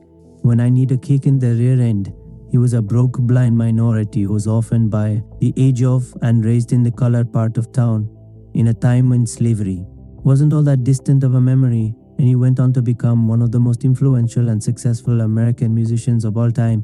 Basically, he wasted no time on excuses. Any little woe is meism that I try and hold up against Ray instantly wilts into the sniveling little nice try that it is, and I'm forced to look upon my life and my excuses with a new perspective. Really, you're really gonna let that stop you? All you have to do is make the choice to let go of everything you're so attached to that's not serving you and manifest the reality that you want. Life is an illusion created by your perception, and it can be changed the moment you choose to change it. Our entire experience on this planet is determined by how we choose to perceive our reality. I know as if it can't be that easy. If it was that simple, how could I possibly have spent all this time banging my head against the glass wall of my own self-created ho-hummery? But before you get into a bad mood about it, remember, all this stumbling around in the realities we pretend to be stuck in is very valuable because it allows us to grow and learn and evolve. Rough seas make better sailors, but you get to choose how long you want to stay in school and work on the same issues over and over and over. Your graduation cap and gown are cleaned and pressed and waiting for you whenever you want to put them on. All you have to do is let go of your present story and rewrite a new one that fits who you truly are. If you want to join the party and shift your perspective, do what I say in this book and really do it. Don't just half-ass it, and while you're at it, believe it. Study the resources I suggest on my website. Commit to releasing your attachment to low-frequency thoughts and experiences. Trust that the universe loves the crap out of you. Kick fear in the face and head bravely into the unknown. Also do the following one. Become aware of what your stories are. We call these stories because that's what they are. They are not the truth, and they can be rewritten. You're the author of your own life, not your parents, not society, not your partner, not your friends, not the bullies who called you Fatzilla in junior high. And the sooner you decide to rewrite yourself a better script, the sooner you get to live a more awesome life. before you can let go of your stories. Get clear on what they are. Listen to what you say and what you think about, and start busting yourself in. Your own lies we get so used to and so identify with our broken records that we don't even notice they exist or that they're not even real, and yet we'll fight to the death to uphold their non-truths. Listen specifically for sentences that begin with I always, I never, I can't, I should, I suck at, I wish, I want, as opposed to I will and I am. I don't have one day, I'm trying to sack. Jane the lawyer says she should keep her miserable job at the prestigious firm because she'll never find one that she likes that pays as well. Really? Is that why nobody on earth anywhere is doing a job that they love and making even more money than you make? Jane, lonely-hearted Sally, always says she can't find a good single man because there aren't any left out there. Really, Sally? All the good single men were hunted down and killed, so no matter how many dates you go on or how many times you put on sexy high heels and hang around Home Depot, you'll never bump into one. Was the awesome guy your friend Deb just met the lone survival of the good guy? Genocide broke-ass Joe. The personal trainer always talks about how he can make any money and how there are no good high-paying clients out there. Really, Joe? Not anywhere. Then how is it that other personal trainers have more high-paying clients than they can handle, and that some even created energy drinks and workout products with their pictures on them and are raking it in on QVC? Another good place to catch yourself in a story is by looking at the areas in your life that are sagging. If you're constantly angry, maybe your story is nobody understands me. If you're always overweight, maybe your story is I have no self-discipline. If you're uninvited from Thanksgiving dinner because you wouldn't let anyone else talk at the last 3 family gatherings, maybe your story is nobody pays any attention to me. Remember, as Wallace Waddle said, to think what you want to think is to think the truth regardless of appearances. Instead of pretending to be stuck in these lame-o realities, use your power of thought to change your attitude and change your life. Start paying attention. What are your favorite self-sabotaging stories? What do you hear yourself think and say over and over again that has become who you are, or rather who you think you are? Bust yourself on your own tired or broken records right now, so you can set about rewriting your stories and creating the kind of life you love to become. Aware of what you're gaining from your stories, we pretty much don't ever do anything that we don't benefit from in some way, be it in a healthy way or an unhealthy way. If you're perpetuating something dismal in your life because of some dopey story, there's definitely something about it that you're getting off on. Let's say, for example, that your story is that you're depressed. Chances are pretty good that even though it feels awful when you feel awful, you don't have to work hard or do the laundry or go to the gym. It also feels very familiar and cozy and comfortable. It gets you attention. People come in and check on you and sometimes bring food. It gives you something to talk about. It allows you not to try too hard or move forward and face possible failure. It lets you drink beer for breakfast. Let's say your story is that you can't make money by staying broke. You get to be right. You get to be a victim, which makes you dependent on other people and gets you attention. Other people will offer to pay. You don't have to take responsibility. You get to give up before you start and avoid possible failure. If things in your life fall far below the mediocre scale, you get to blame other people and circumstances instead of taking risks to change it because you can't afford to take risks. Let's say your story is that you stink at relationships. You get your freedom. You don't have to commit and can keep looking for the greener grass on the other side. You don't have to risk getting hurt by being vulnerable. You get to complain about always being single and get sympathy. You get the whole bed to yourself. Never have to compromise and don't have to shave unless it's summer. We don't realize it, but we're making the perks we get from perpetuating our stories more important than getting the things we really want because it's familiar territory. It's what we're comfy with, and we're scared to let it go. If we've been depressed or victimized or whatever since childhood, we trick ourselves into believing that it's really who we are as adults in order to continue reaping the quote-unquote rewards. It's how we survived as kids, but it doesn't serve us anymore, so we need to get rid of it, or we'll just keep creating more of it. For example, let's say you grew up with a violent alcoholic father, and your way to protect yourself from being the target of his rage was to never speak up, to never let yourself or your wants and wishes be visible. Cut to you as an adult who never speaks your truth or who never stands up for yourself. You're still reaping the false rewards. You're playing it safe, not risking getting hurt or yelled at. But this behavior is backfiring on you because by hiding and not taking a stand for yourself, You're living a life that totally makes you want to roll over and go back to sleep every morning instead of getting up and facing your day. Once you identify the false benefits you're reaping from holding onto your stories, you can start the process of letting them go and replace them with new empowered ones that'll serve the adult you three get rid of.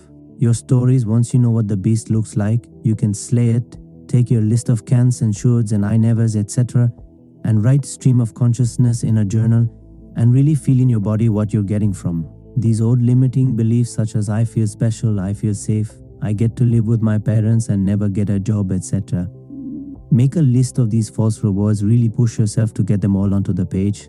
Then feel the attention, the specialness, or the comfort, or the safety, or whatever your trip is, and really become clear on it. Catch yourself fully in the act and feel it all the way through. Now look at your list of false rewards for what they really are. Scared little parts of yourself acting out. Thank them for trying to protect you and for keeping your company, but tell them it's time to run along now. Then replace the feelings you got from these false rewards with the feelings of joy and power and excitement that stepping into who you truly are and who you are now becoming will bring. Imagine that childish version of yourself leaving your body and the powerful adult stepping in. Breathe in the adult, breathe out the kid in the old story. It's like finally taking the keys to the Ferrari back from the 7-year-old version of yourself who's been driving it all this time, nearly getting you killed. See yourself as the adult stepping in to take your place behind the wheel. Keep envisioning or writing down what it looks like and feels like to have the real adult. You replace your old childhood story. Feel it, get excited by it. Then make the decision that you are ready to change and take positive action in the direction you want to go. For example, let's say that lonely-hearted Sally finally got fed up enough to get mighty real with herself and face her issues around relationships. She'd start by getting clear on what her stories are. I can't meet a man because there aren't any good ones left. I suck at flirting. I never know what to say to men. I'm not attractive to men, not the good ones anyway. I scare men away. I don't trust men. I don't believe there really is anyone out there for me. When she's got a list which could easily go on for pages, by the way, but for the sake of example, and because I'd like to leave the house today, we'll stick with these. Sally can stream of consciousness journal about the false reward she's getting, and by stream of consciousness I mean just let it flow. Don't edit it or overthink it too much. Just write it. In Sally's case, her journaling could look like this: by saying there aren't any good men out there, I don't have to take responsibility for why I'm not meeting any. I get to feel victimized and right for staying single. I get to prove how lame men are by never being with a good one. My pain of feeling unworthy and my mistrust of men get proven right. When I stay single, I feel like I know what I'm doing, and I get to stay in control by not letting anyone get close to me. I feel free. I feel safe. I feel special because I get attention for breaking the rules. Again, this could go on for hours, but you get the idea. Once she's gotten all her false rewards on the page, Sally can then focus on them, feel them all the way through. Them for trying to protect her. We don't want this to turn into a self-loathing exercise. Please and release them by replacing them with new powerful stories. She can literally take each one and replace it with a new truth. For example, by saying, there aren't any good men out there, I don't have to take responsibility for why I'm not meeting any. She could then change this to: the world is filled with awesome loving men, and I am fully capable of, and so excited to find me a good one. I get to feel victimized and right for staying single. She could change this to: I am powerful and in control of my life. I choose to love and be loved. I get to prove how lame men are by never being with a good one. She could then change this to: I love and trust men, and I'm so thrilled to be with an awesome guy who makes me giddy with happiness. These new stories become her new truth, and in order to make them stick, she focuses on them, breathes them in, and feels how happy they make her feel. These stories are her new affirmations. Remember those that she will not only write down and repeat and bombard herself with over and over and over, but that she will instantly replace her old stories with if they should fly out of her mouth or into her mind out of habit. Let's review, shall we? 1. List of your old stories that you've gotten into the habit of thinking and saying. 2. Journal about the false rewards you get from them. 3. Feel into these false rewards. Thank them for the help and decide to let them go. Take each false reward and write a new powerful story to replace it with. Repeat this new story or affirmation over and over and over until it becomes your truth. Behold your awesome new life.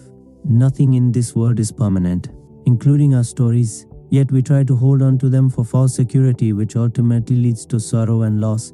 Be willing to let go. Keep reinventing your story as you continue to grow. 4. Get a move on once you've gotten clear on your story and have done the energy work. Take action if you were once depressed but have decided to let it go. Stop listening to melancholy music. Stop talking about how lousy you feel. Stop pretending that putting on your bathrobe counts as getting dressed, etc. Instead, focus on the good and do the things you love to do. Make an effort instead of collapsing into the familiar feeling of being depressed. Realize that you've gotten into habits with these things and switch them around. Behave the way a person who isn't depressed behaves. Dress how they dress. Hang out with the kinds of people they hang out with. Speak the way they speak. Do the things they do. Really sink into the understanding that you can have what you want. This won't work if you just pretend you can. Be like, okay, I'm going out on a date. I'm telling myself I'm going to have a great time, but I know it's going to be hideous because it's always hideous, but I'm having a good attitude about it. Going out into the world and trying, yet still deep down believing that you're ruled by your past circumstances is like forgiving someone but still hoping they sit in something wet. 5. Get out of your routine. Talk to strangers. Wear something different. Go to a new grocery store. Make dinner for someone who you want to get to know better. Change toothpastes. Go to a movie at PM on a Wednesday. Learn 3 new jokes. Walk tall and notice. 5 are some things you've never noticed about your home, your beliefs, your mother, your face too. Things that pull you out of your routine, and you'll be amazed by the new realities that were there all along, that suddenly present themselves. 6. Sidestep the spiral. There's also the ever-popular spiral into darkness, where you begin by being sad that your dog died, then realize that not only are you now dogless, but you're still single, and you will always be single because everyone, including your dog, leaves you, which probably wouldn't be the case if you didn't have such fat thighs or weren't so overshadowed by your gorgeous sister, who is pretty much the main reason you've had no self-confidence your entire life. And way feel sad, but don't blow it up into some huge drama. If something negative happens in your life, feel it, learn from it, let it go, and get back to focusing on the life you're excited to live. 7. Love yourself more than you love your drama chapter, procrastination, perfection, and a Polish beer garden. In order to kick ass, you must first lift up your foot. Jen Sincero, author, coach, self-quoter. One of my first jobs out of college was production coordinator for the Ethnic Folk Arts Festival, which was put on by a little non-profit group in New York City. I heard about the position opening up from a friend and decided I had to have the job, even though I'd never produced a thing in my life and find folk art to be fairly honorable. It looked like fun anyway. They worked out of a funky loft in Tribeca, knew a lot about music, brought their dogs to work, and the festival I'd be working on gathered musicians, dancers, and artists from around the globe and brought them together in a Polish beer garden in Queens for a big, fat party which meant men in skirts and free sausage and beer. So I put together a resume that listed such achievements as produced plays in college, i.e. demanded my friends show up to watch my boyfriend act, started several organizations in high school, started a sledding team that had no competition and only one meeting where we spent most of our time figuring out how to score some beer, worked at my college radio station, hung around while my friend DJ'd. Then I got all dressed up in some business casuals that I borrowed from my mom that didn't fit and marched off to my interview. A couple of hours later, me and my big mouth had a new job that night. I laid awake in wide-eyed horror. My God, what have I done? I'm a monster. These sweet, big-hearted, sandal-wearing people just handed me a coffee can full of money that they spent an entire year collecting for this festival, and I'm the lying fathead who's going to blow it. Thought about turning myself in, but unwilling to turn down a good party, went for it instead and wound up working harder for them than I had ever worked in my life. I decided that I'd rise to the occasion, that I would do whatever it took to make this the best damn festival that Polish beer garden had ever seen, and I pulled it off with flying colors, if I do say so myself. I got all of my unemployed friends to hand out flyers and take tickets in exchange for the aforementioned free sausage and beer. Herded the unruly polka dancers into their places on time, got the latka vendors to set up, and saw to it that the bagpipe parade went off without a hitch. If there's something you really want, I'm not necessarily saying you should lie to get it, but I am saying you're probably lying to yourself if you're not going after it, because so often when we say we're unqualified for something, What we're really saying is that we're too scared to try it, not that we can't do it most of the time. It's not lack of experience that's holding us back, but rather the lack of determination to do what we need to do to be successful. We put so much energy into coming up with excuses why we can't do or have the things we want and designing the perfect distractions to keep us from our dreams. Imagine how far we'd get if we just shut up and used all that energy to go for it. Instead, here's the good news. One, we all know way more than we give ourselves credit for knowing. Two, we're drawn to things we're naturally good at, which counts more than having a graduate degree in the subject, by the way. 3. There's no better teacher than necessity. 4. Passion trumps fear. In hindsight, I realized that I was more qualified for that job than I thought. I'm a big sister, which means I'm naturally bossy. I love throwing parties, and I can talk to anyone, even year-old Russian men who don't speak English and are freaking out because they can't find their tights. I went on to do many more things that I was quote-unquote unqualified for, but I also wasted plenty of time pretending I wasn't ready to do some of the other things I really wanted to do. And shockingly, the times I jumped in and went for it were way more fun than the times I spent sitting around quote-unquote getting ready and doing nothing instead. Whether it's an online dating profile you're not ready to post, or a trip you want to take after you lose pounds, or a business you want to start as soon as you save enough money. Just start now. Do whatever it takes. You could get run over by the ice cream man tomorrow. One time I spent an entire month preparing my office to write a book. I got just the right chair, put the desk in the perfect place by the window, organized all the materials I needed, and then reorganized them 3 times, cleaned the place until you could perform surgery on the floor, and then proceeded to write the entire thing at my kitchen table. Procrastination is one of the most popular forms of self-sabotage because it's really easy.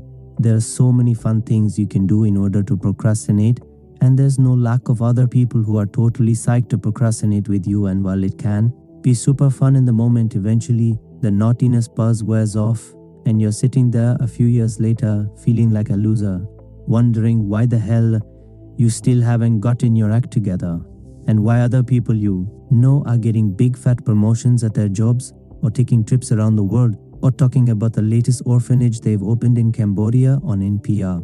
If you're serious about changing your life, you'll find a way. If you're not, you'll find an excuse in the interest of getting you where you want to go in this lifetime.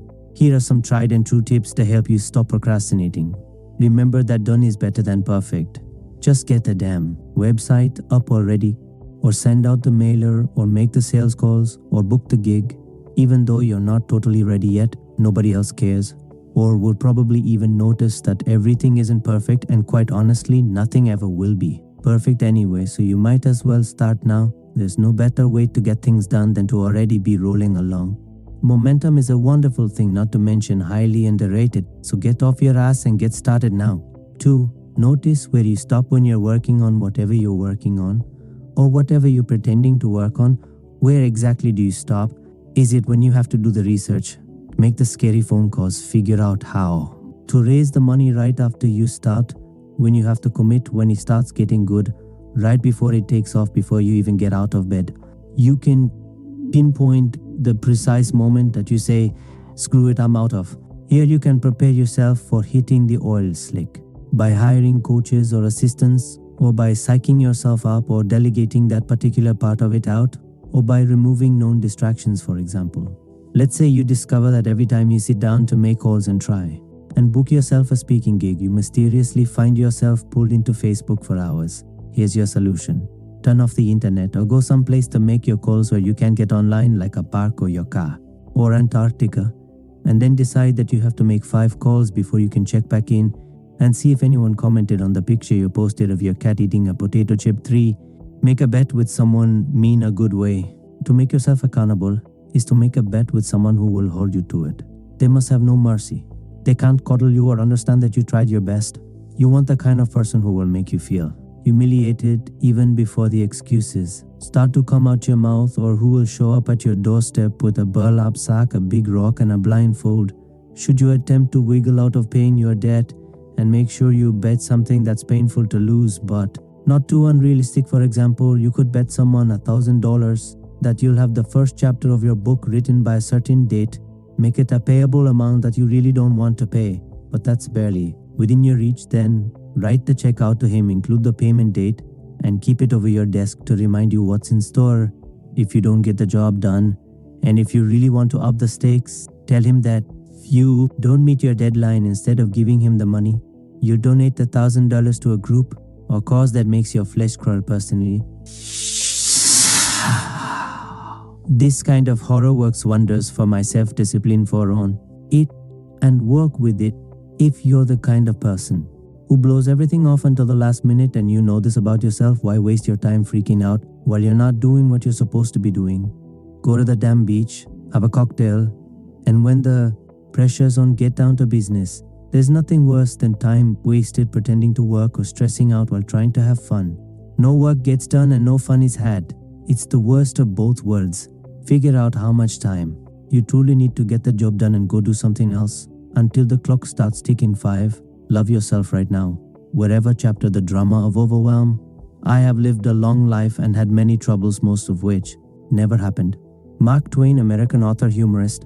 When I set out to write a new book, I find it very helpful to start with a separate index card for each chapter. I put the chapter title at the top of each card, write my notes in the space underneath, and then spread them all out on a table so I can see the whole thing at once. I just did this a few days ago and it was so exciting. Behold my glorious new book about 2 seconds later. However, I was seized by panic. Oh my God, that is a lot of chapters. How the hell am I going to get it all done in time? My deadline is speeding around the corner and I'm not even entirely sure what I'm putting in each section yet. What was I thinking? How come I didn't start this 8 months ago? Is it too early for wine? Someone help me, I am sinking. I closed my eyes and took a deep breath. Just do one chapter at a time. So I pulled a random card off the table, opened my eyes, and it was of course chapter. The drama of overwhelm. I'd like to remind you and me that the majority of the pain and suffering in our lives, but the unnecessary drama that we create.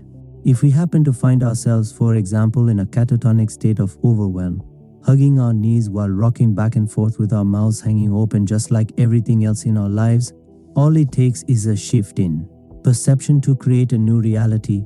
Life is but a dream. Don't turn it into a nightmare.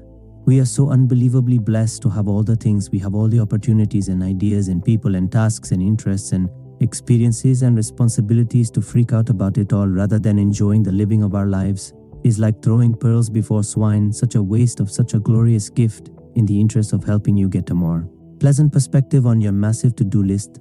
Let's take the 3 most common complaints about overwhelm and pretty them up. 1. There's not enough time, thanks to the hard work of people with big brains. We now know that time is an illusion. While most people have no idea what the hell that means, there is another angle that's a lot easier to grasp. Not having time is an illusion. For example, I don't have time to find a real parking spot, so I'll park in this loading zone. Oh, look at that, I just spent 3 hours I don't have getting my car out of the tow garage, another 2 getting lost on the way home, and minutes complaining about it to my wife. I don't have time to clean my office. Oh, look at that. Just spent half an hour that I don't have looking for my phone that was buried beneath a pile of crap. Oh, and look at that, my phone is dead, which means I'm about to waste even more time I don't have looking for the damn charger, which might be under this pile of books over here, please. I hope when we're forced to do something, suddenly the time is there, which means it's there all the time. But we've just chosen to limit ourselves by believing that it isn't ever. Notice how if you've got 6 months to do something, it'll take you 6 months to do it. But if you have a week, it'll take you a week. Once you understand that time, like the rest of your reality, is in your mind, you can make it work for you instead of being its slave. Here are some things you can do right now to start triangling time into submission. Show some respect if you want more time in your life. Show time some respect if you're constantly late, if you blow things off. Or if you're a flake, you're not sending a message to the universe or others or yourself that you value this precious time that you crave and are trying to create more of for yourself. You can create anything you desire, but you have to truly want it. If you act like time isn't important, that it's fully worth wasting and disrespecting, you're not in alignment with what you say you want, so you're going to have a hard time getting it. I mean, think of time as a person. Would you expect time to keep showing up for you if you constantly treated it like it was just some dumb thing that didn't matter? I should think not. If you're always late, start being early. If you constantly cancel or flake or forget your dates with people, get it together. Write down your appointments and keep them. Set your alarm on your cell phone to remind you to get ready early. Write things on the back of your hands. Keep your word if you say you're going to do something. It's not rocket science. If you want to have a good relationship with time, have a good relationship with time. Not only will this help you create more time in your own life, but you'll stop being one of those rude people who constantly waste everyone else's. Keep your friends close and your enemies closer. What do you find yourself doing? Instead of doing what you're supposed to be doing, screwing around on Facebook, answering emails, eating, even though you're not hungry, once you know what your favorite distractions are, you can build up a good defense against them. Turn off the internet and phone while you're working. Make the kitchen off limits until you're done.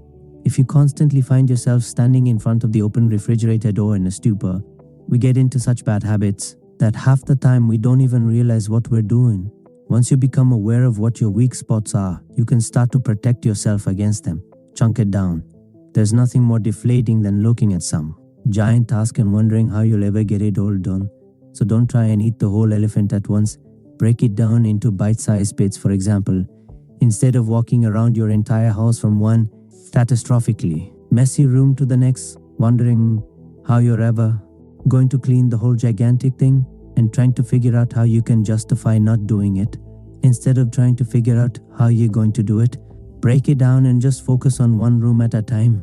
Our brains can only handle so much information at once without exploding, so by looking at each task separately, the larger task suddenly becomes more manageable. Brains love chunks. Chunking it down works great for time too. For example, if you're working on designing a new website, instead of setting aside the entire day to work, decide that you'll work in hour-long chunks. During this time, you are unauthorized to get up to use the bathroom, get something to eat, check your texts, go online, etc. Once your minutes is up, you can take a break and do whatever you want until your next minute chunk. We can do anything for minutes, hour. Brains go into overwhelm when we try to do it all in one big block of time. 2, there's too much to do. Ever notice that whenever you ask someone how they're doing a part of the time, they say something like, good, really busy. But good busy has become the new fine thanks. I mean, where's the fun in that? What kind of message does that send out to the world and ourselves? No wonder we all feel like we're living pain beneath a giant cement slab of a to-do list. So yes, the first task is to watch your mouth. Stop talking about how busy you are. Focus on what you enjoy about what you do and the spaces in between the doing, instead of feeling weighed down by it. Or decide that you live an awesome, relaxed life full of interesting projects that you love doing, and communicate that to the world and yourself, and then go out and merrily do it. Get some help. If you're feeling totally confused and disorganized and don't know where to start or what to do next, get some outside perspective. A lot of times we're so tangled up in our own lives that we can't see something that's totally obvious to someone else. Ever spend some quality time searching for your glasses when they're sitting on your head?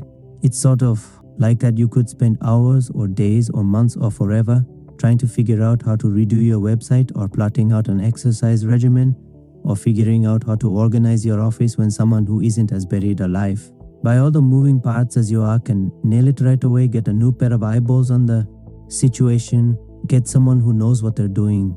Please don't get money advice from someone who's as broke as you are, or dating advice from the terminally single, or decide that someone's main qualifications for helping you is that they'll do it for free, or trade working with a pro will save you time and money in the long run, because you won't have to spend time undoing or doing over whatever your wimpy first attempt was. Hire a business coach, ask a friend who is totally together and successful to sit with you, hire a clutter consultant, and if none of this makes sense for your particular situation, listen on Get Into Reality. Sometimes we take on more than we can chew because we think we have to do it all, or that the world will fall apart if we don't do everything, or that we are bad, unlovable people if we don't do the million things we're trying to do. So get very real with yourself here.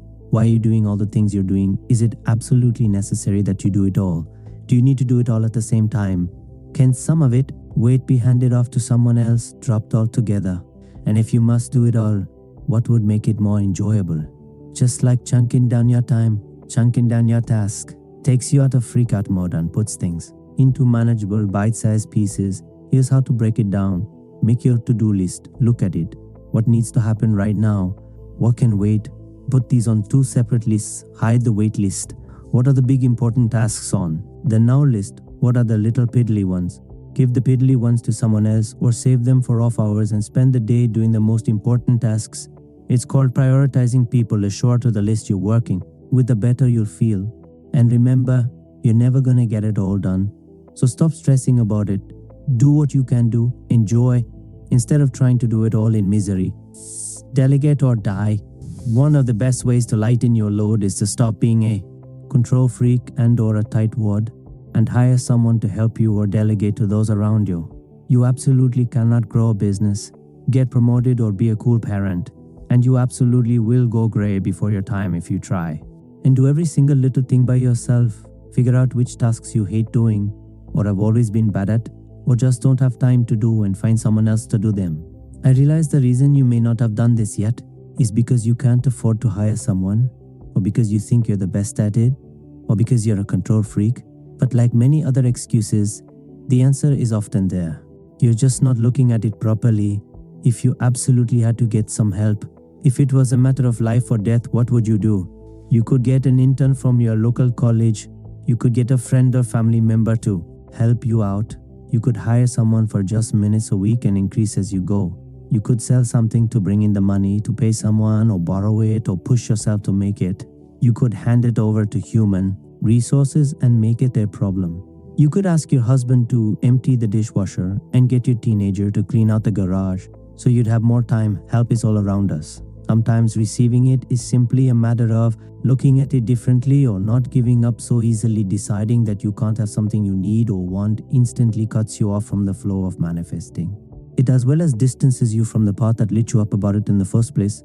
Once you think I can't, the universe is like, alrighty, then no assistance needed here, see you later. Even if you have no idea where it's going to come from, stay open to the possibility of support presenting itself. And you may be surprised by what you can create and how much help you can get. Decide you must have it. Trust that it's available to you. You'll do everything you can to figure out a way to make it happen, and trust that how it's going to happen will be revealed. Remember that you are number one. Put your priorities first. Don't check emails or voice messages or Facebook until you've gotten into your day and accomplished some of the tasks you want to do. Don't answer the phone or text while you're busy. Other people's needs can occupy several lifetimes worth of our attention. And if you let them, they will. And I'm exhausted the belief that taking time off will cause your entire life to collapse is not only unhealthy, but it's arrogant. The world will go on if you stop working. You see, if you don't take time off, your body will eventually put its foot down and make you sick bodies. Do it all. The time stress is a leading cause of cancer, heart attacks, liver failure, stupid accidents, grouchiness, and suddenly not being able to breathe. Aside from the sickness factor, making time to do the things that inspire you should also be a priority, because what's the point of living life without them? Where's the fun in waking up at and realizing you, quote unquote, couldn't find the time to enjoy yourself? What were you doing that was more important? Instead, this is not a luxury reserved for people who are richer, smarter, or less bogged down than you are. It's a luxury reserved for people who take the time to figure it out and choose to design a more fun-filled life. Use the tools in this chapter to make the time to get the rest you need and have the fun you want so you can enjoy your precious life while you're still in possession of it. 4. Love yourself. You're doing an awesome job. Chapter. Fear is for suckers. We tiptoe through life hoping to safely make it to death unknown. When I lived in New Mexico, a friend of mine took me to this cave she'd heard about up in the Chemes Mountains. It's more like a big hole in the ground actually, she said, but I hear it's pretty cool. She didn't do a great job of selling it, especially when she got to the part about how we'd have to crawl around on all fours the whole time. But I wasn't really listening to her anyway. Caves don't interest me, no matter what size they are. I was only going for the road trip and the hike through the mountains and this great burger place that I discovered the last time I was up there. The cave was just a necessary part of the trip, like stopping for gas after a glorious drive beneath the endless New Mexico sky and a beautiful hike on a red dirt path through a pinyon pine forest. We got to the cave. It was just as she described, a little hole at the base of a small hill just big enough to crawl through. My friend tossed me a pair of knee pads and a flashlight and headed in. I followed her on my hands and knees, holding my flashlight with my teeth. And by the time we were about minutes in, I felt like the entrance and my chances of ever seeing another burger again had vanished. If anything came at us from inside that cave, like say a monster, or if there was a flash flood or an earthquake or a rattlesnake or a mosquito.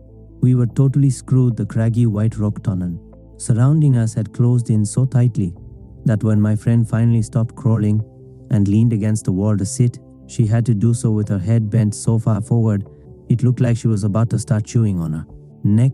What the hell was I doing there again? Okay, now for the cool part. You ready? She asked. Turn off your light. She clicked off her flashlight after motioning for me to do the same. The instant my light went out, I experienced the absolute darkest darkness of beyond pitch black, holy deepest darkest blackness ever. I felt the tickling of hysteria begin to worm its way up the back of my neck, and for the first time in my life I completely understood fear, because fear was the only thing I could see in that hole. It sat there, omnipresent, gigantic, all-consuming, staring me straight in the face, asking, so you gonna let me swallow you up? Or what? I realized that with absolutely zero effort I could unravel into a claustrophobic freakout of such scratching, biting, high-pitched, crazy lady screaming colossalness that it would leave both me and my friends staring at a wall, playing with our lips for weeks after they dragged our limp and bloodied bodies out of that cave. Or not, the choice was mine to fear or not to fear. That is the question. I'm pleased to report that I decided to forego the fear frenzy in favor of calmly crawling back out of the cave to the land of sunshine, open spaces, and walking on two legs. I emerged not only with an alarming amount of sand in my ears and severe lockjaw from cracking the flashlight with my teeth, but with a new and profound understanding of the choice aspect of fear.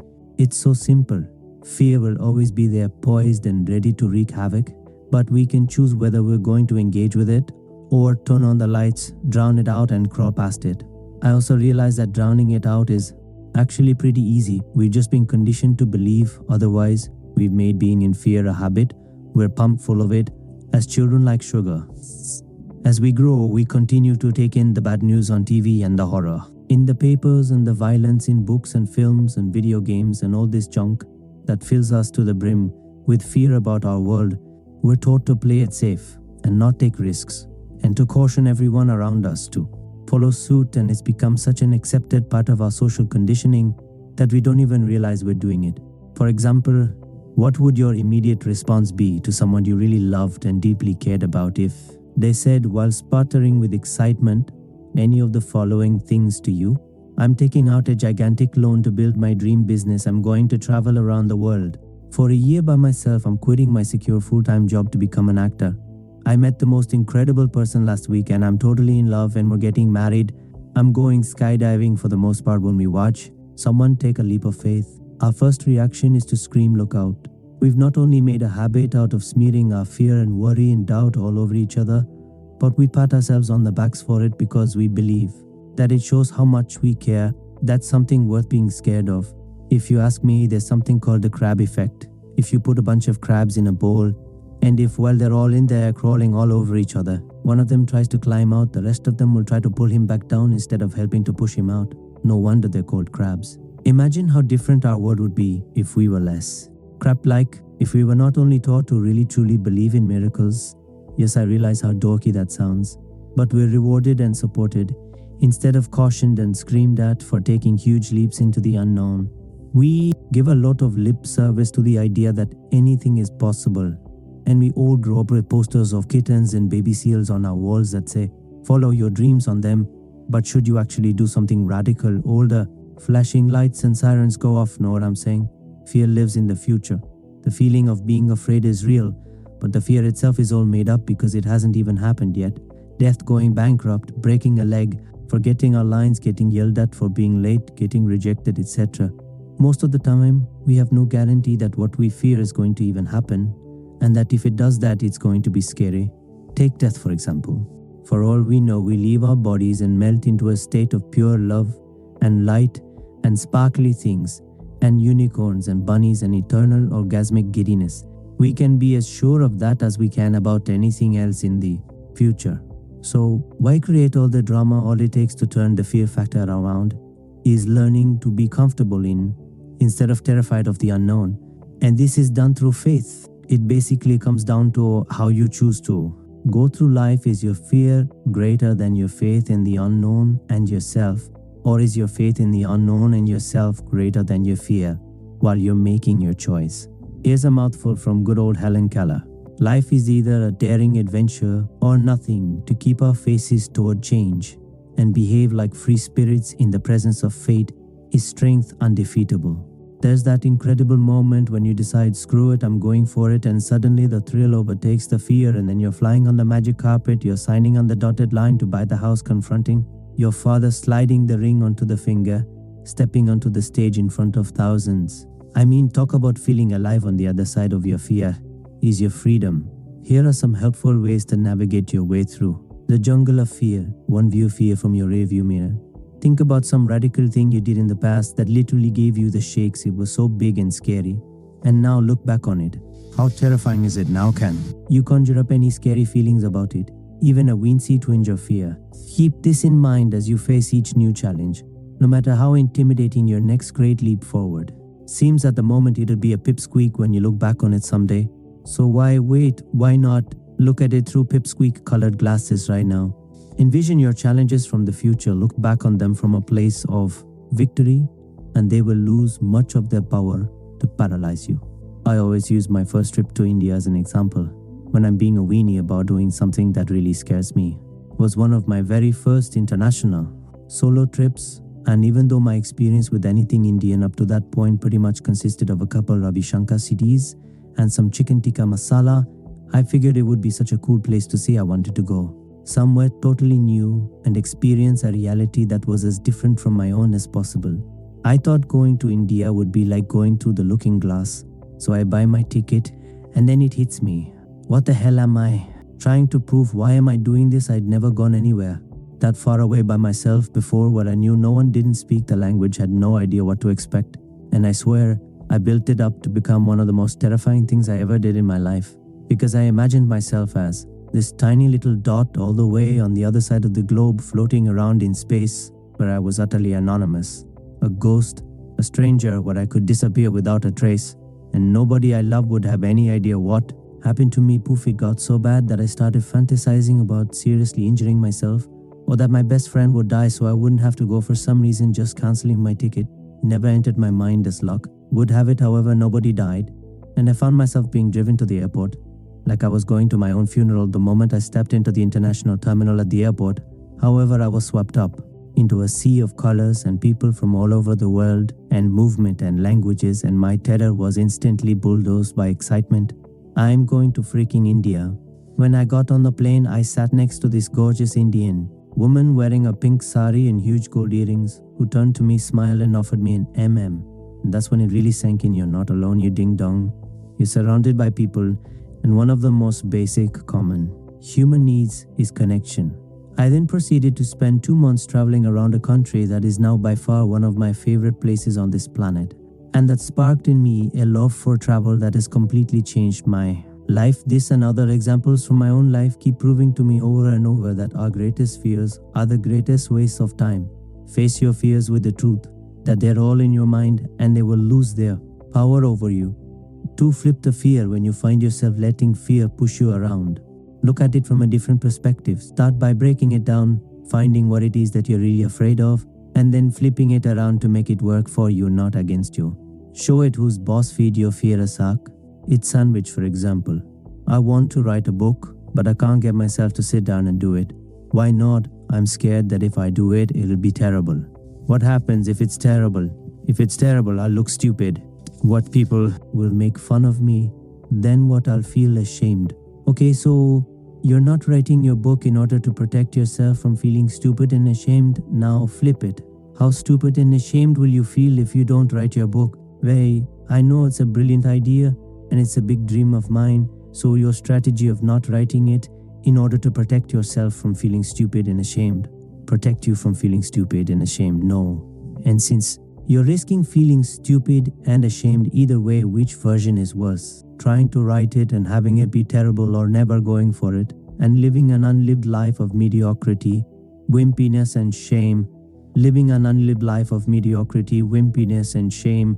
Break it down so you can really look at and diffuse what it is about the situation that's scaring you. Fear is all about how you choose to look at things. So by changing your perspective on it, you can let the fear of not doing the thing you're scared of fuel your quest to greatness. 3, be in the moment. Is anything scary happening to you right now at this very moment? Right now where you're sitting, is anything bad actually happening, or is it just the thoughts in your head that are freaking you out? You deplete the much needed energy. You need to kick ass by freaking out before something even happens. Instead, stay in the moment and connect to your higher self. If you're about to walk into a courtroom or jump out of a plane or ask for a raise, breathe into the moment and stay connected. To source energy, keep your frequency high and your belief in miracles strong instead of falling prey to the fears in your mind. And you'll find that not only are you much better equipped to deal with whatever situation it is that you're headed for, but that 9 times out of 10, it's much scarier in your mind than it is in reality for. Cut off the stream of crap.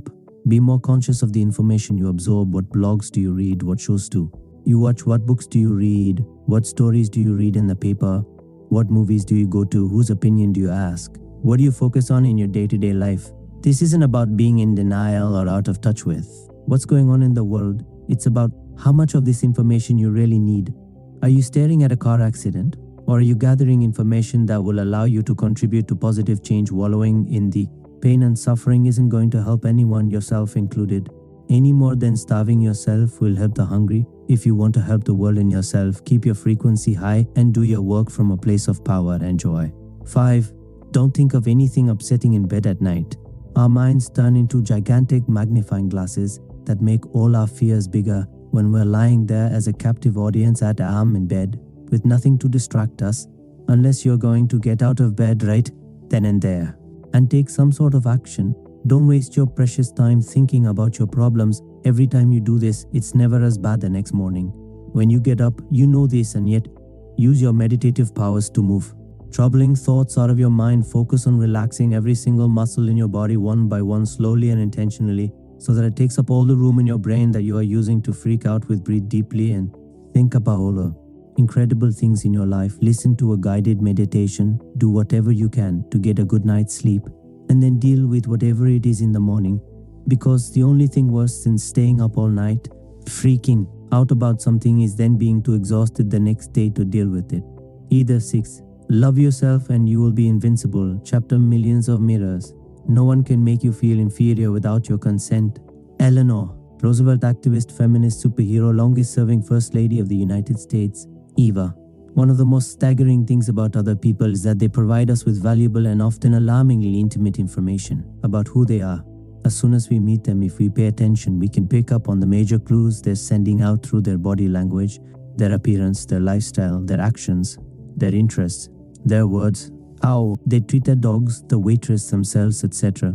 Some people let it all hang out for everyone to see right away. Others let it seep out in little spurts. I love water skiing, music. I admire how confident you are about your weight problem. I just got out of prison, etc. With the exception of the sociopath or the skilled, pathological liar, the majority of humanity gives us plenty to chew on right out of the gate. All of this information then goes through the filter of who we are, and depending on our perceptions and judgments and hang-ups and number of years spent in therapy, we decide if the person is someone we want to get to know better or not. We're all attracted to, as well as turned off by various things about other people, and the things that stand out the most to us are the things that remind us the most of ourselves. This is because other people are like mirrors for us. If somebody bugs you, you're projecting onto them something you don't like about yourself. And if you think they're awesome, they're reflecting back something that you see in yourself that you like, even if it's not developed in you yet. I know this sounds like I'm making a massive generalization, but just stay with me here. Your reality is created by what you focus on and how you choose to interpret it. This goes for everything, including the things you focus on about the people in your world, for example. Depending on who you are, you could react in a myriad of different ways. To your new boyfriend or girlfriend constantly referring to you as the giant dumbass, you could see this as a red flag and think they're a bully bee. See this as a red flag and think they're nervous or insecure and have terrible manners. See this as a green light because they're in so much pain that they need to abuse other people. They really need someone as understanding as I am. D. See this as a green light because you believe that you are, in fact, a giant dumbass. Or E. Think it's hilarious because it doesn't resonate with you. The people you surround yourself with are excellent mirrors for who you are and how much or how little you love yourself. We attract people into our lives for a reason, just as they attract us into theirs. We all help each other grow and figure out our issues if we seize the opportunity to learn from, instead of just react to by getting defensive or justifying our actions or whining about the highly irritating things other people do. It's our annoying friends or family members or clients or neighbors or lady on the train with a voice like a bullhorn who help us grow and see who we truly are, even more than our beloved BFFs do. Unless they're being momentarily annoying, and then we can thank them too. Don't miss the glorious opportunity to learn that's being handed to you by the person whose mouth you'd really love to stick your fist in. The things that bother us about other people bother us because they remind us of something we don't like about ourselves, or their behavior triggers a fear or insecurity that we have but may not realize we have. For the longest time, one of my big stories was that being feminine was weak and annoying. Somewhere along the way, I decided that it wasn't cool or powerful to act like or be a girl, and my feminine self became part of me that I was ashamed of. Hence, I was much less threatened by women who came at me with a power drill than women who came at me with an eyebrow pencil, which is why it's pretty hilarious to me still that one of my best friends is as girly as they get. I met her when we were working together in New York City and was instantly drawn to her because she's hilariously brilliant and sweet, and did a flawless impression of one of our CO workers walking down the hall with his ass sticking out that always left me doubled over clinging to furniture. Unlike me, however, she's a lover of girls' nights out and mani-pedi dates, an eager ogler of engagement rings. When summoned by the fluttering hand of a soon-to-be bride and a pro at the girly girl gang greeting, arms raised high in the air, head back I squeezed shut, high-pitched. Oh my God, for all to hear for this. We call her Pink. A decade later, I'm living in Los Angeles, and Pink is living outside New York City, married with a bunch of kids snatch, when she decides to take her first solo vacation since becoming a mom and heads to San Diego to see her best friend from college. She calls and begs me to drive down to see her. I agree somewhat begrudgingly. It wasn't a 2-hour drive that bothered me, but the best friend from college, who I'd never met but was sure was pinker than Pink. I imagined a full-on sorority scene complete with painting our toenails while having a Meg Ryan movie fest and talking about how fat we'd gotten. But I love Pink, so off I went. Meanwhile, down in San Diego, Pink's best friend from college is less than thrilled at the prospect of Pink's best gal pal from her New York City days driving down from LA. Her eyes were also rolling at the potential estrogen bomb. So imagine our delight when we discovered that we were both equally as macho. Once we realized that the playing field wasn't as overwhelmingly pink as we feared it would be. However, we got the biggest surprise of all. Our inner neglected girls felt safe to come out of hiding. All three of us lost our voices that weekend, cackling and screaming, oh my God, for all to hear. I wouldn't be surprised if a toenail or two even got painted. Don't remember, was too drunk on wine spritzers. I'm still not the most enthused member of a bridal shower. And I'm not saying that you have to come around and like everything in this world that bothers you.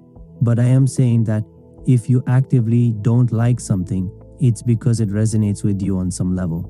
It has meaning to you. When you find yourself dealing with someone who irritates you, and you find yourself getting gossipy, finger-pointy, judgy, or complainy, rising up and confronting the situation can do a hell of a lot more than just make your life more pleasant in the long run.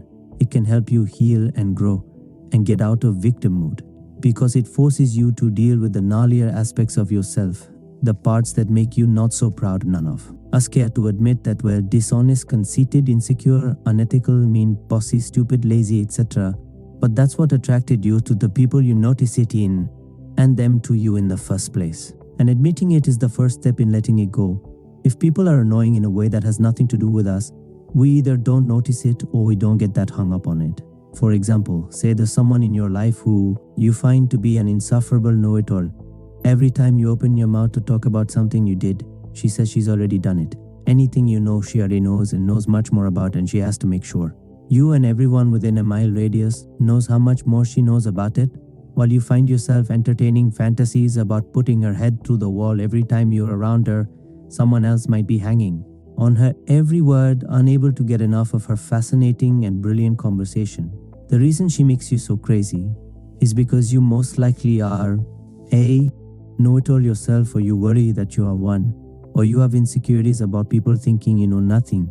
Our reality is a mirror of our thoughts, the people in our reality included. Same thing goes with what people throw at us. Would you be offended if someone kept making fun of how short you were If you were 6 feet tall, it most likely wouldn't even register, or if it did, you'd just think they were kind of strange.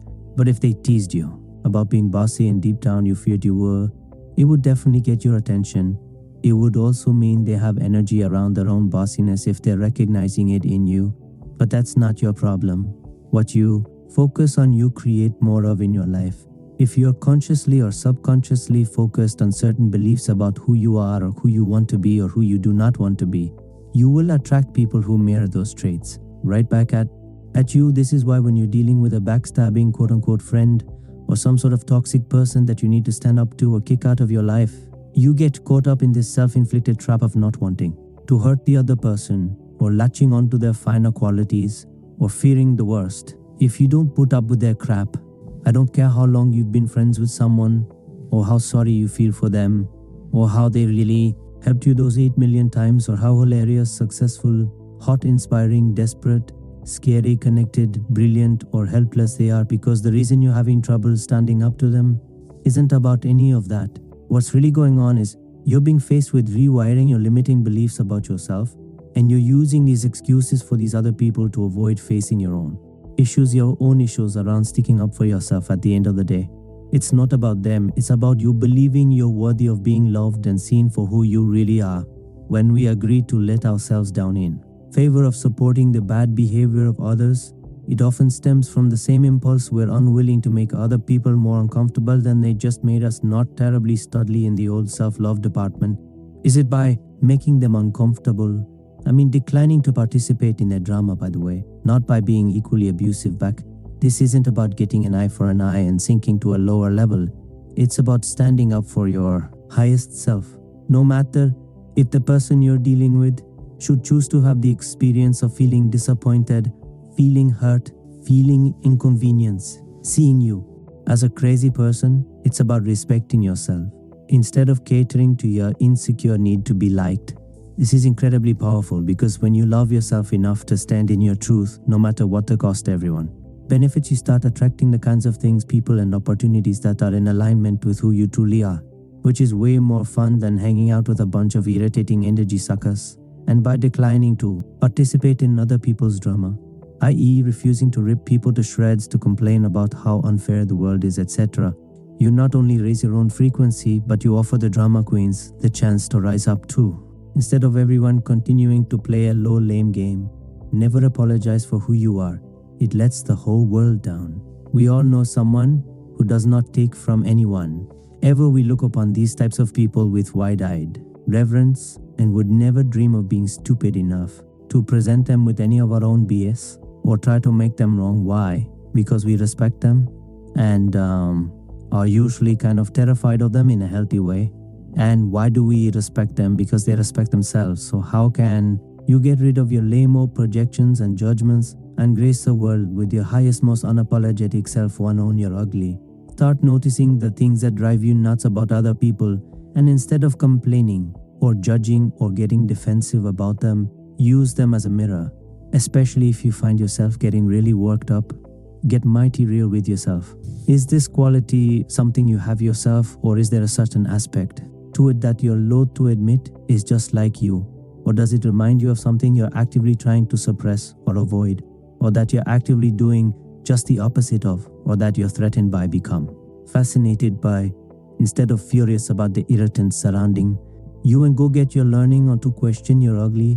Once you discover what part of yourself you're projecting onto the person who is presently bugging the living crap out of you, you can start letting it go. Begin by asking yourself some very simple questions and diffusing the limiting and false stories you've been lugging around for ages. For example, if you're all pissed off that your friend who's always late is late again, it's pushing your buttons because you're holding on to some sort of quote-unquote truth about the way people should be. With time, flip it around and ask yourself things like, in what ways am I always late or inconsiderate or unreliable? Or maybe it's, in what ways am I too rigid or controlling? Once you have your answer, ask yourself, who do I need to be for this situation not to bother me using this scenario?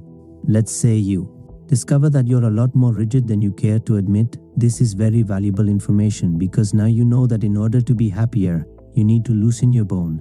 Wilma, stop insisting that people do things exactly The way you do them, especially the people in your life who have proven they most definitely won't notice where you're being ridiculously demanding, simply because it's become your habit and not because it's really necessary. And constantly ask yourself, can I let this one go? By becoming aware of what we do, we can investigate why we do it and then choose to keep it or drop it, instead of blindly reacting through habit. What am I getting out of being this way? As discussed in chapter, it's so easy once you figure out. It isn't hard. We don't do anything unless we're getting something out of it, even if what we're getting are false benefits. Using this scenario, some of the positive benefits of being rigid are that you're always on time, you get done, etc. But there are also some negative advantages to being rigid too. You intimidate people into getting your way. You get to be right whenever someone messes up, which they'll do often. If you've really honed the rigid thing well, you get to be in control, etc. Once you bust yourself on the false reward you're getting from holding on to this behavior, you can see it for what it is, something that's not always in alignment with who you truly are and aspire to be, and release it when it's not working. How would I feel if I wasn't this way? One of the best ways to release the aforementioned lousy behavior is by asking yourself how you'd feel if this wasn't true for you anymore. How would I feel if I took the pull out of my ass about everyone doing everything exactly how I say to do it all the time in every circumstance? Ask the question, and then imagine yourself as this person who has let it go. How does your body feel? What do you use the brain space for that used to be taken up with poisonous thoughts about the inconsiderate pinheads you're surrounded by who are not following your instructions? Feel into the reality of what it would be like to let this go. Breathe into it, visualize it, fall in love with not having it anymore, and then kick it to the curb. Don't be an enabler in the fuzzier cases where you're not sure what to do, but you really do want to help someone. Recognize the difference between helping and enabling. When you reach out a helping hand, do you feel like they're pulling you down or that you're lifting them up towards their potential? Are they grateful or entitled? Do they use your help to actively move themselves in a positive direction, or do they constantly need more, just this one last time for the time? Pay attention and trust how you feel. If you're truly helping them, they're rising to the occasion. It will raise everyone's frequencies and you'll feel good. If you're enabling them, you'll feel heavy, depressed, and eventually resentful. While it's no fun to kick someone to the curb when they're at their lowest low, you constantly bail them out. They'll never wake up and save themselves. Why should they? They've got you to fund their pity party. Doff love is still love. Forgive painful people the heave-ho. Sometimes, no matter how much work you do on yourself and how forgiving you are and how skilled you get at letting it go, there's just no way around it. Some people are just too committed to their own dysfunction. They're painful to be around. You'd rather cover yourself in the fleas of 1,000 camels than go out for a cup of coffee with them. This is all about learning and loving and growing into the highest version of yourself, not seeing just how much torture you can endure so along with understanding how to grow from the not-so-savory behavior of those around you. It's also important to understand how to get the hell away from them if they're chronically self-obsessed or violent or blaming or negative or controlling or jealous or high drama or manipulative or victimized or whiny or pessimistic or mean to animals. Here's how: first, feed your head as discussed. A lot of times the people we need to kick to the curb happen to be those we love, or at least like a lot for their decent qualities, hence ye olde guild, can really get in our way when trying to do the right thing. So stay strong, see it as being nice to yourself instead of being mean to them, remembering that you are rising up to the highest version of yourself instead of shrinking down to their level can give you the strength you need to shake them off your leg. Next, hit eject. Another important thing to remember when yanking the weeds out of your garden is not to get involved in their drama. Cut the cord as quickly and simply as possible, with little to no discussion. If they're so oblivious to your feelings that you need to toss them out of your life, chances are very good they won't see this coming. So the discussion on why you need to, it could go on for the rest of your lives if you let it suddenly get really busy. Fade them out, wean them off you with zero explanation. The louder they scream, the busier you suddenly get. If having a conversation is unavoidable, remember you've already decided that you want out. So don't get sucked into working through your decision or their problems with them. Simply say that the relationship isn't working for you, that you don't to end it, and that it's not open for discussion. Make it all about you. Give them nothing to work with or argue about. 5. Love yourself fiercely, loyally, unapologetically. Chapter The Sweet Life. It's great to be here. It's great to be anywhere. Keith Richards Rock. God connoisseur of life. I've got a cat who's years old. I've also got a dad who's the cat. And my dad share the same superhero power. They both have the ability to make me pay lots of attention to them and be nicer to them than I am to anyone else. Anyone else not staring down the barrel of their impending mortality.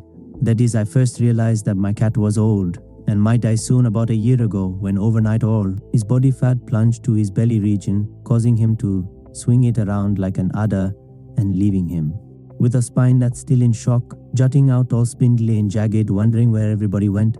This is when the teary farewell started every time I'd leave the house and the fancy wet food began appearing in his bowl. In Dad's case, the phone calls and flights back east have escalated dramatically, and I now laugh hysterically at all his jokes, no doubt making him worry more about my well-being than I do about his. I'm thrilled to report that, even though in the calendar's opinion they're real old, they're both still kicking butt.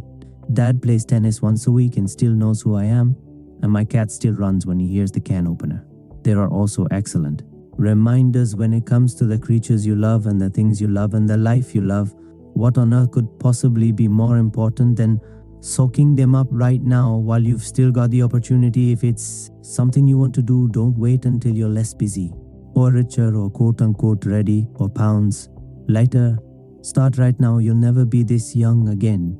If it's the people you love, visit them as often as possible, as if every time you see them will be the last if they bug. You sometimes love them anyway. If you've got differences, get over them. Don't get so tangled up in the stupid little stuff that you miss out on enjoying the people who have part ownership of your heart. If you're not where you want to be in life, keep going. Treat yourself like you're the closest friend you've got. Celebrate the magnificent creature that you are. Don't let anyone mess with you in your dreams. Least of all yourself. Your life is happening right now. Do not snooze and lose. Love yourself while you've still got the chance. Part 5. How to kick some ass. Chapter The almighty decision. Until one is committed, there is hesitancy. The chance to draw back all is in effectiveness the moment one definitely commits oneself.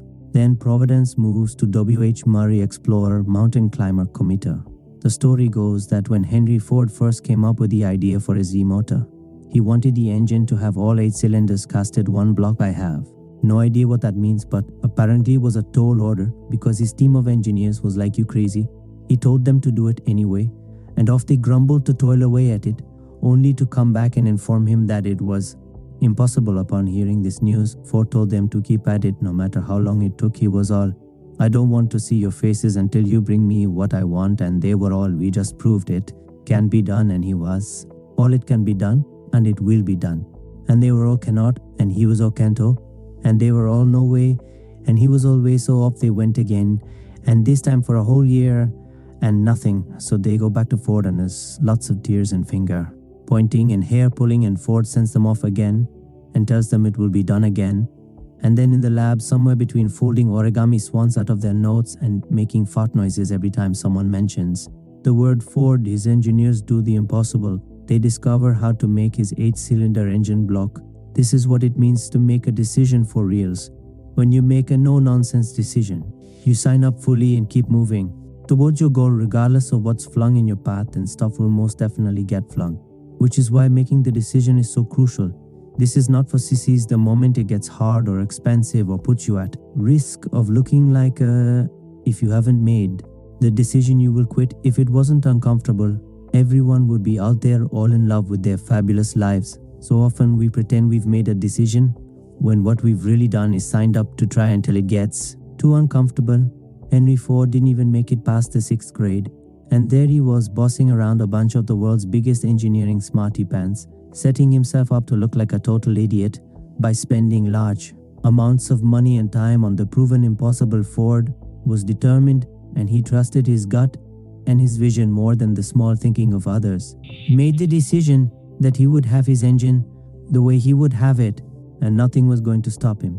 This is why the decision is so important. If you had an idea and had to go up against a room full of people who quote-unquote knew better than you did and demand they do what you say in spite of all the proof they had against you, would you stick to your guns? Or if you needed tens of thousands of dollars to start your new business, and the only person you could think of to ask was your scary rich uncle who never remembered who you were even though you saw him every Christmas, would you ask him for it? Or if you were sick of feeling fat and unsexy and out of shape, and the only time you could make it to the gym was at a.m. on freezing winter mornings when you were all snugly in bed, would you? Go. If you made the decision that you were going to reach your goals, you would do whatever it took. If you merely wanted to, but hadn't made the firm decision to, you'd roll over and begin convincing yourself that your life is fine just the way it is. This is where being connected to your desire and source energy and having an unshakable belief in the not yet seen is so critical. There are plenty of times when we get a brilliant idea and it temporarily fails, or it pushes us into unfamiliar territory. If we don't have a strong connection to the truth, we live in an abundant universe. We are awesome, glorious, tear-jerkingly lovable, etc. A blazing desire and an unflinching belief in our own vision before it's manifested will fall prey to our own fears and everyone else's fears that it's not possible and give up instead of course correcting or pushing on through and bringing it to life. As Winston Churchill so aptly explained, success consists of going from failure to failure without loss of enthusiasm. Nobody gets to the top of the mountain without falling on his face over and over again. By the way, back when Henry Ford insisted to a room full of annoyed engineers that his engine could be built the way he envisioned it, it was after he'd already gone bankrupt in his first attempt at creating an automobile empire. So at that time he already had plenty of proof that he was capable of failing on a massive scale, but his faith in himself and his vision was so strong that he stuck with it in spite of all the evidence around him that pointed to big fat loser and became one of the most successful entrepreneurs of all time. Temporary failure is all the rage. All the cool kids have done it. Michael Jordan was cut from his high school basketball team for lack of skill. Steven Spielberg, a high school dropout, was rejected from film school 3 times. Thomas Edison, who was dubbed too stupid to learn anything by a teacher, tried more than 9,000 experiments before successfully creating the light bulb.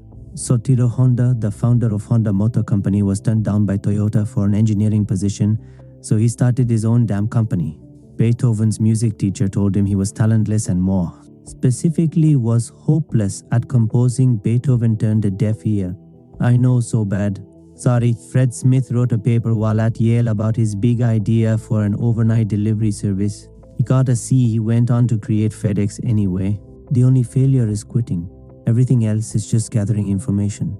There's no big mystery to this stuff. If you want something badly enough and decide that you will get it, you will. You've done it before. You've lost it. Weight, gotten the job, bought the house, quit the nasty habit, gotten in shape, asked someone out, splurged on the front row, tickets grown out your bangs. You just need to remember that you can do it with anything in your life. Even the things that you presently think are out of your reach. There are plenty of people out there in the world living the kind of life you only dream about living, many of whom are far less fabulous and talented than you. The key to their success is that they decided to go for it. They stopped listening to their tired old excuses, changed their lousy habits, and got beyond the here's how you can do, want it bad, you need to have a ton gorilla of desire behind your decision, or else you'll wimp out the second things get hard. It's like people who get hypnotized to quit smoking when they really don't want to quit, or who try to lose weight when they're more excited by pizza than being able to look down and see their feet. It never works. A few months ago, I dragged my ass to yoga class for a solid week, even though I just so did not feel like doing it. I paid my money, sat down on my mat, and was surprised to find my hand raised in the air when the instructor asked if anyone had any injuries she should know about. I then heard myself explaining that I just gotten the cast off my broken elbow and should really take it easy. I am an adult. I am very busy. I spent money on that class and then lied, so I didn't have to participate. I did have a cast, but it had come off about 8 months earlier. Spent the majority of yoga week quietly napping on my mat and conjuring up my best wincing and pain face in case she was looking at me while I was half-assing down dog. It was ridiculous. If you're going to push through major obstacles to reach your goal, you can't just want to. You need to be in a full-on tizzy of excitement about what it is you're going after and hold on to it like a pit bull. In order to do this, you need to have the audacity to be honest about what you really want to do, not what you should do. Believe it's available to you regardless of any evidence otherwise, and go for it too. Get good at it. To decide literally means to cut off. No wonder so many people are totally freaked out by it. The terror around making the wrong decision can be so overwhelming to some people that they develop the habit of waffling back and forth, paralyzed by self-doubt and terror, finally eking out a quote-unquote decision that they then proceed to change over and over and over again. B, making decisions hastily without thinking or feeling into them, their main goal being to escape the discomfort and get the damn thing over with already. Or C, being so afraid that if they pick one thing, they'll miss out on another, so they either choose to do nothing or try to do everything, which are both excellent ways to miss out on all of it. They basically decide to never decide because they don't want to make the wrong decision. Good time deciding is freedom. Indecision is torture. Indecision is one of the most popular tricks for staying stuck within the boundaries of what's safe and familiar, which is why a common trait of successful people is that they make decisions quickly and change them slowly. And by quickly, I don't mean that you must know exactly what to do the moment a decision presents itself, although there are those people who do, but rather that you immediately face the damn thing and start working through your decision-making process, whatever that may look like, sleeping on it, making a list of the pros and cons, feeling into it, etc. If you're a waffler or prefer to avoid the process altogether, a great thing to do is practice on the little things to build up your decision-making muscle. When eating at a restaurant, make yourself pick something off the menu in under seconds. Once you choose, you are unauthorized to change your mind or your order. Give yourself minutes to go online and research the best garlic press and then make the purchase. Pick things off the shelves at the supermarket in under seconds. Knock yourself out of the habit of being a deer stuck in the headlights by demanding you wake up and choose something if you're someone who needs to sleep on it or mull it around a bit. Give yourself a deadline.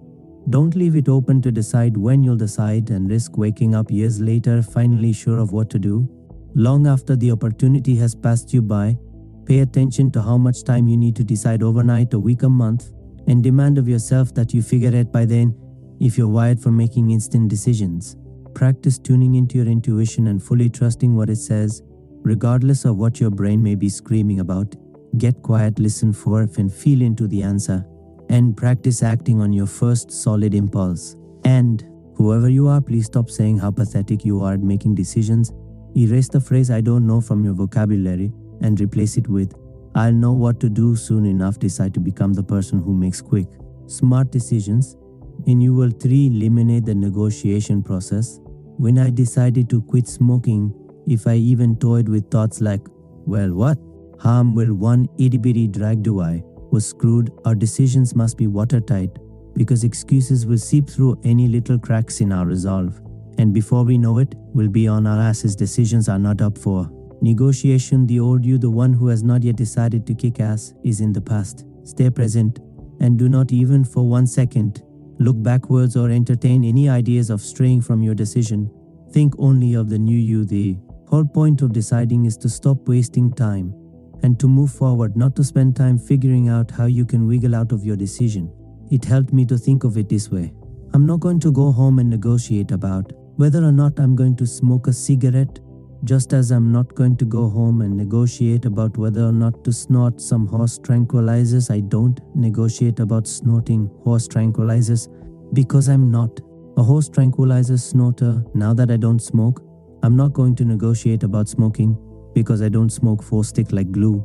I used to write for an entrepreneurial magazine where I got to interview all these hugely successful business owners. Whenever I asked them what the secret to their success was, the overwhelming majority answered tenacity. Be the last person standing. Wear down your obstacles and excuses and fears and doubts until they're finally like you again. Jesus H. Christ, fine. Here you go now. Get out of my face. Birthing your dreams is like giving birth. Conceiving the idea is the fun part. Hopefully then you go through insane amounts of fear and excitement and dreaming and planning and vomiting and growing and thinking you're crazy and thinking you're awesome and stretching and shape-shifting until you're practically unrecognizable to everyone, even your own self. Along the way, you clean up your puke and massage your aching back and apologize to all the people whose heads you ripped off in a hormonal killing spree. But you stay the course because you know this baby of yours is going to be the bomb. Then finally, just when you can see a light at the end of the tunnel, labor starts. Your innards twist and strangle and force you to stumble around hunched over in the shape of the letter C while you breathe and pray and curse. And just when you think it can't get any more out of your mind, painful, a giant baby head squeezes out of a tiny hole in your body. Then a full-blown miracle appears in order to change your life. and start living a new one that you've never lived before. Your faith in miracles and yourself must be greater than your fear. However easy or rough your birth process is, you have to be willing to fall down, get up, look stupid, cry, laugh, make a mess, clean it up, and not stop until you get there. No matter what. 5. Love yourself. You can do any chapter. Money, your new best friend. I worked for a menial's hire only to learn dismayed that any wage I asked of life would have willingly paid anonymous many years ago. Los Angeles was hit by a relentless rainstorm, the likes of which I'd never seen in my life. It rained for what seemed like days and nights, non-stop and hard. Rivers overflowed, houses slid down hillsides, bad hair wreaked chaos throughout the most image-conscious city in the world. This was the kind of rain you didn't want to be driving around in anything, let alone a year-old junker convertible with a leaky roof, no grill, a back window that was duct taped shut, and a front tire that went flat every 3 days. I'd been in the market for a new car for a long time and couldn't find anything I really loved or thought I could afford. But as I sat there in a puddle, driving to the supermarket with a trash bag under my ass and an old t-shirt slammed in the door to keep the leaking to a minimum, it occurred to me that perhaps I should speed up my search. At the time, I didn't have a whole lot of money, but I had my own business that I was trying to grow. The problem was I felt stuck in that place where, even though I wanted bigger and better things for myself monetarily, as well as feeling more mighty and self-actualized in general, I was worried that if I raised my prices, I'd lose all my clients and my self-respect, or that I'd get called out as a money-grubbing pig or a fraud who had no right to charge that much. I was also scared that if I went big and grew my business, I wouldn't be able to handle it. I'd have to hire tons of people, spend my time doing things I hated, and get so busy I'd never get to travel again. Basically, that I'd wither and die trapped behind my computer, fun and freedom skidding away in my rearview mirror, never to be seen again, blah blah blah. I could talk for about 4 more hours explaining why I was where I was, but suffice it to say I was basically playing at the level of someone who drives around in a car like the one I was driving around in. And the most painful part really was that even though all signs pointed to broke, clueless and stuck deep down, I knew I could be doing so much better, which is why even though the sound of crickets could be heard echoing throughout my empty bank account, I wandered into the Audi dealership, took the brand new Q4 for a spin, and let the sales guy rattle on and on about leather this and premium that. In my head I was thinking, do you have any idea who I am? I'm just taking a fantasy break before heading over to Honda. But in my heart I knew better, way down deep. It was about much more than just a damn car. It was about no longer being the kind of person who takes what she can get and finally becoming the kind of person who creates exactly what she wants. It was large March, and because part of me was terrified to grow and part of me wanted to blast out and be huge, and also because I love to drive more than I love to eat, I tortured myself over which car to buy. For weeks I finally whittled it down to 2 options. The Honda CR-V, a perfectly excellent little SUV with all the following attributes: gas mileage, a sunroof, room for friends, a comfy ride, a ho-hum stereo, reasonably fun to drive, decently priced; or the Audi Q&A stick of butter on 4 wheels with the following attributes. Okay, gas mileage, a sunroof that takes up the entire roof of the car, room for friends, big fat and tall ones, leather seats, you could have a sexual relationship with a stereo designed by God himself, angels sing when you open the door, sexy, flashy, expensive, pretentious, terrifying. I came very close to buying the Honda, but as I sat there test driving it for the 10th time, trying to convince myself that this was the one, I couldn't shake the nagging truth that I was in love with someone else. Buying the Honda would have been the sensible thing to do, but I knew that adventure, true love, and a whole new way of life awaited me on the other side of my comfort zone. Blasting through this comfort zone is what I want to talk about here. Purchasing the Audi should have had me waking up screaming in the middle of the night, because it cost the kind of money I would normally only consider spending on something like mandatory heart surgery, certainly not on something as frivolous as a car. But after I bought it, I slept like a baby, because once I made the decision to buy it, I also made the decision to get over my and become the kind of person who can make the kind of money to buy that kind of car, or who can do anything else I want to do. Instantly came up with a way to pay off the Audi, and I'm certain that if I bought the Honda, I'd still be struggling to pay for it, because I'd still be playing small.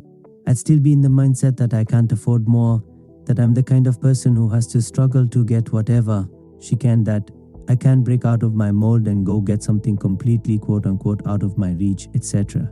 When you uplevel your idea of what's possible and decide to really go for it, you open yourself up to the means to accomplish it as well. I'm not talking about going out and recklessly blowing all your money on stupid crap. I'm talking about expanding your beliefs of what is available to you in all areas of your life. And for the purposes of this chapter, I'm going to focus on what kind of money you believe is here for you. To purchase the things and experiences you truly desire, whether or not the money is currently in your bank account, is irrelevant. I didn't have the money either when I bought my new car. When you're available to play a bigger game, i.e. quit your ho-hum job and invest in your own business, buy a new house, send your kids to private school, hire a coach, hire a house cleaner, buy a new mattress, etc. You either need to pay for it with the money you have or manifest the money if you don't have it already, and manifesting it is going to be pretty damn hard if you insist that not only is it not there for you, but that you aren't the kind of person who could ever make it or pay it off. If you borrowed it in order to transform your life, you may have to spend the money you do have, get a loan, sell something, borrow from a friend, put it on your credit card, or manifest it in some other way, which is going to go against some pretty deep-seated beliefs we've all been raised with about how going into debt is irresponsible, unless it's a student loan, of course, because for some reason we've decided in that case. And that case only, it's okay. This is about taking the leap of faith into a new realm that you strongly desire to be, in demanding of yourself that you rise to the occasion and start living your damn life already. After I took my great leap into luxury car land, I made multiple six figures with my business for the first time ever, began traveling the world on a regular basis, got my third book deal, made huge donations for me anyway to causes I'm really passionate about, and help my clients achieve similar personal bests too. Here's the thing, making money isn't only about the money, just as losing weight isn't only about losing weight, and finding your soulmate isn't only about finding your soulmate. It's about who you become and what you believe is possible for yourself. Money is currency and currency is energy. As we've discussed, we live in a universe that is vibrating with energy. Our universe is abundant, and everything you desire is here in this moment, waiting for you to shift your perception and your energy and receive it. Money, included money, is energy like anything else. And when you're operating at a high frequency with no resistance to it and take right action, you can manifest the money you desire. We all know that we have to work to make money. We've been taught that all our lives. But what we're not taught is that we must also align our energy with the financial abundance we seek. In other words, act as if you're where you want to be. Don't hang out with sad sacks and people who whine about how broke they are all the time. Erase the words "I can't" from your vocabulary. Envision what you desire. Set goals and demand of yourself that you become who you need to become to create the life you desire. Our relationship to money is just as important as the action we take to manifest it, which is one reason why so many people who work their asses off their whole lives but who have lousy energy around money are left wondering why they have nothing to show for it. Dialogue that may or may not sound familiar to you. Yay, I think you're fun to hang out with too. Wait, what, you think I'm the root of all evil? How can you say that? All you talk about is how you wish you had more of me, even though you're scared to admit you like me, and you say I'm not there for you. And you think people who like me are greedy pigs, yet you get so ecstatic whenever I show up and you work so hard to get me to come over, but I keep you in a constant state of worry, and you hate dealing with me. And no matter what I do, it's never enough. 1 minute you act like you'll die without me, and the next I make you feel like a filthy, you know what, I'm done, see you later freak. Considering that this or some version of this is the sort of relationship most people have with money. I don't think the question is why can't we make the kind of money we want. I think the better question is, how the hell do we expect most people have such conflicted feelings around money that they turn it into a full-on circus, rivaled only by the equally popular freak shows surrounding religion and sex? All three are crammed to the brim with issues and anxieties and staunch fight to the death beliefs that cause them to bring so much sadness to the world. Meanwhile, if everyone were just chill out, sex, money, and religion could be the leading causes of joy. Silly ain't we? In order to bring money joyfully into our lives, we have to understand that we're having a relationship with it and then treat it like any other important and meaningful relationship. We need to pay attention to it, want it, nurture it. Put effort into it, respect it, cherish it, love it, etc. Ridding yourself of your fear and loathing of money, be it conscious or subconscious, is essential if you want to make any. I was extremely poverty proud for so long. I felt I was so much nobler in my pursuit of art and fun and altruism than those people who wasted their lives just going after money. No way in hell was I going to sacrifice my awesome life just to chase the filthy dollar. No, instead I was going to choose between having health insurance or a place to live. I was going to spend precious time that I could have spent making money driving in extra blocks to the gas station, where I could save 3 cents a gallon sifting through piles of clothes in search of the gems at Goodwill, clipping coupons, hunting down sales, researching which bars had free food at happy hour, productive, things like that. In my quest to make money an inconsequential part of my life, I was basically thinking about it more than anyone who actually had money ever thought about it. What I didn't realize was that it's not an either or situation. I could make great money and keep my integrity and have more fun, make more art and help more people and make a bigger difference in the world. Oh, I just had to get over myself. I had to stop working with the equation that wanting/having money equals greedy scumbag, and I had to get a freaking plan. First rule of wealth consciousness: come from a place of abundance, not lack. When we say we want money for something, we often come from a place of I don't have it, it does not exist, so I need to create it. This has us focusing on and believing in lack, thereby lowering our frequency and attracting more lack. When we say, I am manifesting 5 grand to go on a trip to Italy, you just watch me. Our faith in the yet unseen is strong and our frequency is high, thus, so is our ability to attract money. This is why buying the car worked so well for me. It forced me to face my fears and strengthen my faith, because I bought it before I had the proof that the money was there. I don't see the money, but I believe it's there and it will be mine. Damn it, this abundance is available to everyone, including you. Regardless of what your life looks like at this very moment, some people are born into cushy lives full of trust funds and connections and opportunities and fancy educations. Some of these people go on to make great financial successes of their lives. And some of these people don't. Some people are born into extreme poverty and live in cardboard box houses by the side of a freeway. Some of these people go on to make great financial successes of their lives. And some of these people don't. While their obstacles and initial childhood impressions about money can be extremely different, those who achieve success share one key thing: the belief that they can be, do, and have whatever they set their minds to. Accomplishing your beliefs hold the key to your financial success. Believe that you can have what you desire, that it really truly already exists, and then go out and get it. Once you understand that we live in an abundant universe, you can also drop the limiting belief that you serve the world better by not taking too much for yourself, or by getting too big you're playing small. Simply withholds your gifts from the people who are meant to receive them, including you. Can you imagine if your favorite musicians never let themselves make enough money to buy guitars, or take lessons, or hire producers, or buy purple platform boots and tight sparkly pants, or pay thousands of dollars for studio time so they could record the songs that saved your ass in high school? Or if the people who build airplanes refuse to make the money they need to pay for the research and the materials and the factories and the engineers and the electricity and whatever plethora of other costly things that go into building the miraculous flying machines that allow us to travel the world, hang out on tropical beaches, and visit the people we love so dearly? The more you have, the more you have to share. There's plenty of money to go around you. Not letting yourself make it doesn't save more for other people, just as you making it doesn't take it away from them. The only reason you should feel gross about accepting money for a product or service is if you're scamming someone, not doing or giving them what you said you would, or if you're causing harm in some other way. It's all about contributing to the world by making life easier, happier, safer, healthier, better, tastier, more beautiful, more fun, more interesting, more thoughtful, more loving. Whatever you do, bring something good to the party. If you're coming from a place of integrity, any icky feelings you have about not deserving the wealth you desire are a waste of time, just as any icky feelings you have about money itself are a waste of time. Greedy people do greedy things for money, so don't go getting all up in money's face and blame it for their lousy behavior.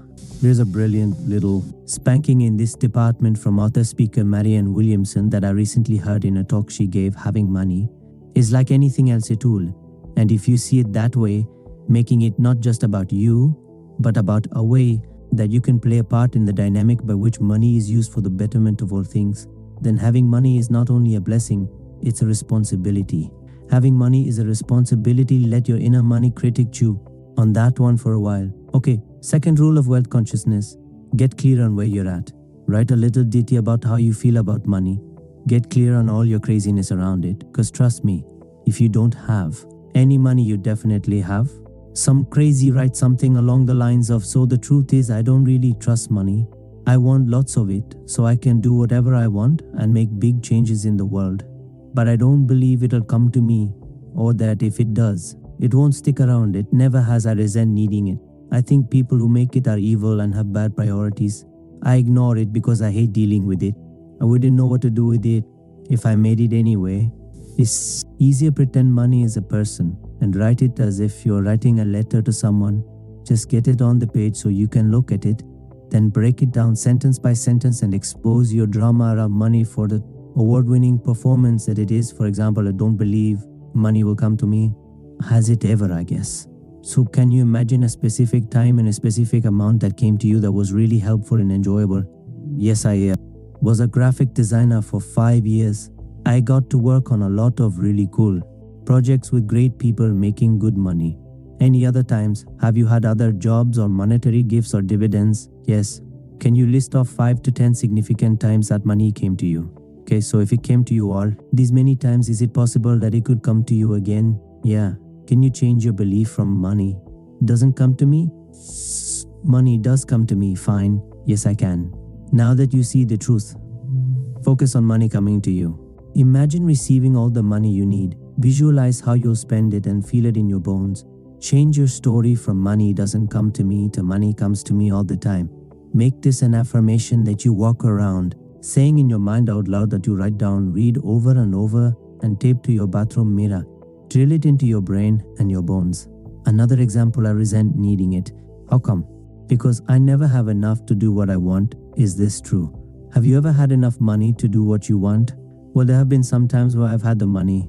So, is it true that you never have enough money to do what you want? No. And when you have the money you need to do what you want, do you resent needing it? Not really. How does it feel when you have it and you spend it on something you're really excited about buying for you or someone? That's pretty cool, actually. So is it true you resent needing it? No. Once you've caught yourself in your big fat lie, focus on what it would feel like to spend money lavishly on yourself or the people you love or a cause you're passionate about or whatever, and really feel it in your bones. Imagine receiving it and feel yourself filling up with gratitude for it coming to you. Be grateful to money for the awesome tool it is and for allowing you to feel good. Replace the story "I resent needing money" with "I'm grateful to money for helping me live such an awesome life." Start healing your relationship with money. Sit your broke ass down and write a letter to money, and then break it down sentence by sentence like I just did. Really do this, please. And create some new money affirmations. Repeat your new affirmations and feel them in your bones. Walk around thinking about how much you love money. Hearing that just make you throw up a little bit in your mouth. You're going against some seriously deeply ingrained beliefs. Here, money is incredibly loaded for most people. So if you want to get over your issues and start making money, spend some time on this. You are rewriting a story that was written in blood by you and generations before you that you've been buying into your whole life. So it's going to take some effort to rewrite it and start living it. Third rule of wealth consciousness: get clear on where you desire to be. We all need money. We need it to feed ourselves, buy clothes, get shelter, water, medicine, etc.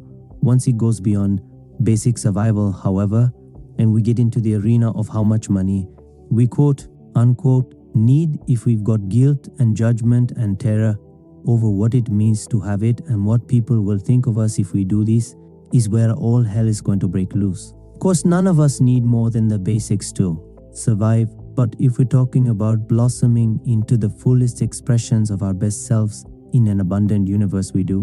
Which is why I'm assuming you're listening to this book instead of one on how to distinguish edible berries from poisonous ones. You don't want to merely survive, you want to thrive in every area of your life, including the area of financial support. Being wealthy means having the resources to provide yourself with everything you need and desire to share your gifts with the world as your biggest badass self. This means being wealthy psychologically, spiritually, and energetically, as well as materially. Let's say you've got your own clothing company. You need money to have a space to create your designs you need, to pay for materials, manufacturing, shipping, payroll, marketing, and all the other expenses of running your business. That's obvious. But you also need to feel healthy, happy, and good, so you can do your best work and bring the most awesome products to your customers. Maybe you need to live and work in a place you love that inspires you, or hire assistants so you're not exhausted and spread thin, or do things that fill you with happiness like travel and buy your friends dinner, or join a gym, or get a puppy, or buy clown noses for everyone in your office. Maybe you want to give % of your income to help drill water wells in Africa, as well as hire more staff so you can donate some time to doing charity work. It all counts feeling like you don't deserve the things that make you the happiest and best version of yourself because it's greedy, or is asking too much, ultimately rips off the rest of the world because you aren't being fully supported, and as a result aren't sharing your highest frequency with the world. Be your best, do your best, demand the best, expect the best, receive the best, and put your best out into the world so everyone can receive your best too. Think of it this way. Would you rather hang out in a world where everyone feels happy and well taken care of and aspires to be the best they can be? Or would you rather be in a world where people live in fear and shame and scrimp and hold themselves back? What would each scenario do to your energy? One of the best things you can do to improve the world is to improve yourself. It's a grassroots effort. So if you need money to improve your life, get over it already and go get yourself some. Because this isn't just about you, okay? In order to go get some money, get very clear on what kind of life will make you truly happy. And be honest. What kind of experiences and possessions will support you in the work you want to do and in the kind of life you'd love to live? If you're truly happy living a simple life in a yurt, surrounded by people you love, trading little trinkets you've carved out of cow bones for food, and making just enough to get by, that's one thing. But pretending you don't want more than you already have because you can't afford it, or feel guilty and pretentious for wanting it, that's another. That is called being a weenie. Determine what your personal truest version of success looks like. No comparing yourself to others. Please figure out how much it will cost and then set out with steadfast determination to manifest the money you need to create it. Fourth rule of wealth consciousness raise. Your frequency money on its own means nothing. A $100 bill sitting on a table is a piece of paper. It's the energy around it that makes it relevant. That $100 bill could have been slipped into a birthday card from your granny, or you could have stolen it from your best friend when she wasn't looking, or you could have earned it by doing something you loved or by doing something you hated in each situation. The energy around the money is different. Nothing has any value other than the value we put on it. Similarly, the monetary value we put on things and services has energy. Someone could sell a t-shirt in a store for $10. Another person can sell the exact same t-shirt in some fancy store for $1,000. How much is a gold watch worth? How much is a broken watch worth that was owned by Michael Jackson? It's all make-believe, or rather it's all what we make ourselves believe. If we believe we're worth $10 an hour, that's the frequency we'll put out, and that's the kind of client or job we'll attract. If we believe we're worth $1,000 an hour, that's the frequency we'll put out, and that's the kind of client or employment opportunities we'll attract. The key word is believe. You can't be bricks and charging more than you believe you're worth and expect to receive it, and you can't charge less than you believe you're worth and expect to flourish, because you'll be pissed off.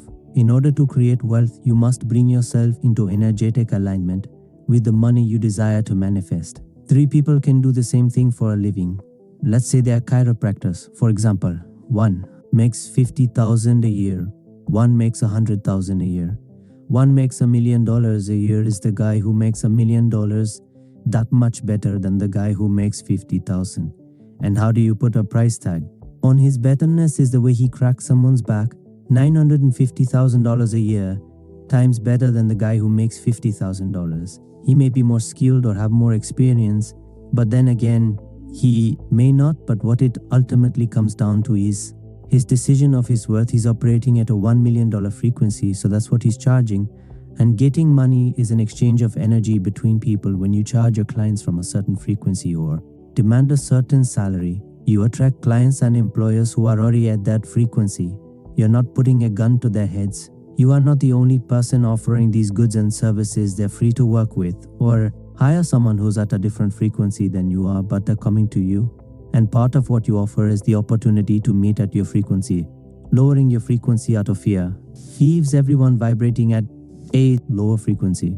If it's important to you to offer your services for free or rock bottom prices for people in serious deep doo-doo, then you can have a charitable leg of your business, or some sort of scholarship dealio, or find a patron, or get grants, or seek another means of income that sustains you while you work for free, but exhausting yourself because you need to work 8 million hours in order to survive because you feel guilty. Charging what you're worth is real low-level stuff. You ultimately wind up helping fewer people because you're tired and crabby and less effective. So where are you at energetically with what you make, and where do you want to be? You can figure this out by getting nice and clear on the kind of life you desire to live, figuring out what you need to be making to manifest this reality, and set about matching your frequency to your desired income. If you're nowhere near where you want to be, keep pushing yourself to raise your prices, or seek higher paying jobs to surround yourself with. Higher frequency experiences in people, beef up your education and know-how, make vision boards of what you want your life to look like. Again, raising your frequency is like developing a muscle. Strengthening it is a process. Fifth rule of wealth consciousness: stay in shape.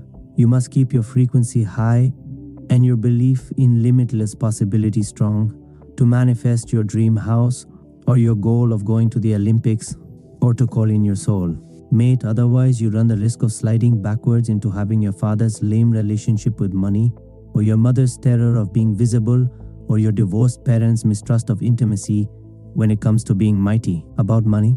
One of the best ways to do this is to read wealth consciousness books all the time. Over and over, my two staples have always been Think and Grow Rich by Napoleon Hill and The Science of Getting Rich by Wallace Waddles, but there are plenty of others out there. Find some that work for you and read them for at least minutes every single day. Surround yourself with inspiring people who don't think money is bad, and those who either already have it or are intent on making it. Watch your thoughts and your words. Make a conscious effort to keep your positive financial mindset strong and unwavering. Get into reality about how much you want to make and why. There are countless ways to make serious money, and depending on what business you're in, they will obviously vary. But there are some general rules that apply across the board. Start by thinking about the life you'd love to live. And why figure out exactly how much money you need to manifest to make it happen if you don't know how much it would cost to build your dream house? Do the research. If you want to travel, figure out where and by when, and do the math on exactly how much it'll all cost. If you want a lifestyle where you eat out more and wear nicer clothes, crunch the numbers. How much money do you now need to make per year, per month, per hour? The universe responds to details. The universe responds to energy.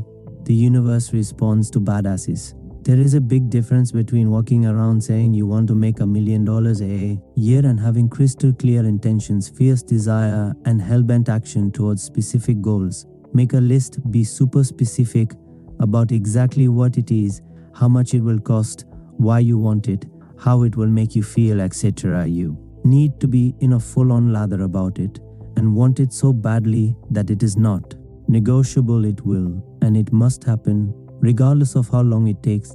Decide what it is you want and write down the exact cost. Make it urgent. Ever notice how when your rent's due in a week and you have no idea how you're going to pay it, or if you really need a specific amount of money for a specific urgent purpose, like getting a thrubber of a rotten tooth pulled, that you always manage to somehow figure out how to get the money you need just in time? Like it usually a check that you have forgotten about arrives in the mail, or an unexpected freelance job comes in, or you suddenly develop the nerve to ask someone for a loan, or you sell grandma's jewelry, or you compete with a 5-year-old selling lemonade down the street and make a killing. You shift from wasting your time whining and worrying because you're suddenly too busy making it happen. This is the power, clarity, urgency, not screwing around. The money is there. If you really truly desire it, it's just a matter of being so serious about it that you don't stray from the path of manifesting it, no matter what gets thrown in it. The trick is to treat your dreams with this same urgency and determination. It's one thing to kick ass when your back is against the wall and you've got to come up with your kids' tuition, and quite another to create self-imposed urgency so you stay the course until you've created your dream life. Instead of settling back into the big snooze, you need a sense of urgency to keep from. dropping the ball when it gets difficult, and sliding down into thinking, screw it, I'm fine living next door to a kennel full of barking dogs. It's nothing getting some earplugs and boarding up my windows can't fix. Instead of being in reaction mode, it's about being in action mode. It's about no longer acting like a victim, letting your circumstances control your life, and instead acting like a superhero, creating a life that has you waking up in giddy disbelief that you get to be you. A great way to psych yourself into upgrading your life is by raising your bottom line. So often we take the massive leaps of faith only when we have to, when we need to put out some sort of fire, also known as pay off some huge bill. Because this is about changing you, not just about changing your income. Why not decide to be the kind of person who always has a certain amount of money in the bank? Be someone who's not in struggle and panic and constantly behind the 8 ball. Come up with a figure. Decide your account will never go below it. Make it non-negotiable, for example. If you decide that you will always have $2,000 in your checking account and refuse to see your balance go under it, it will light the fire under your ass to generate income. The second you get close to dipping below it, or decide that you will always donate % of what you make to charity no matter what, make a new bottom line. Get yourself out of struggle by changing your mindset and being conscious of how you deal with, generate and receive your money. Envision yourself with this money and the specific things and or experiences it's going to provide. As I said, money on its own means nothing.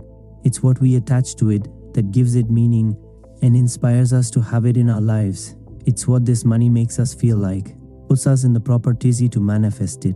Write a mantra that you can run over and over in your mind to help you manifest the money you desire. See myself making $150,000 by December by being an accountant and serving new clients in the best way possible. I am so grateful for this $150,000 by December that allows me to take my family on a vacation to Bali and renovate our kitchen and donate money to build schools in Kenya. I see myself in the jungle with my kids, my wife. We're staying at my favorite hotel in Ubud. I feel so happy for being able to give my children this incredible, life-changing experience, and for bringing my wife such joy. I can also see the kitchen and how happy it's made my wife to finally have it.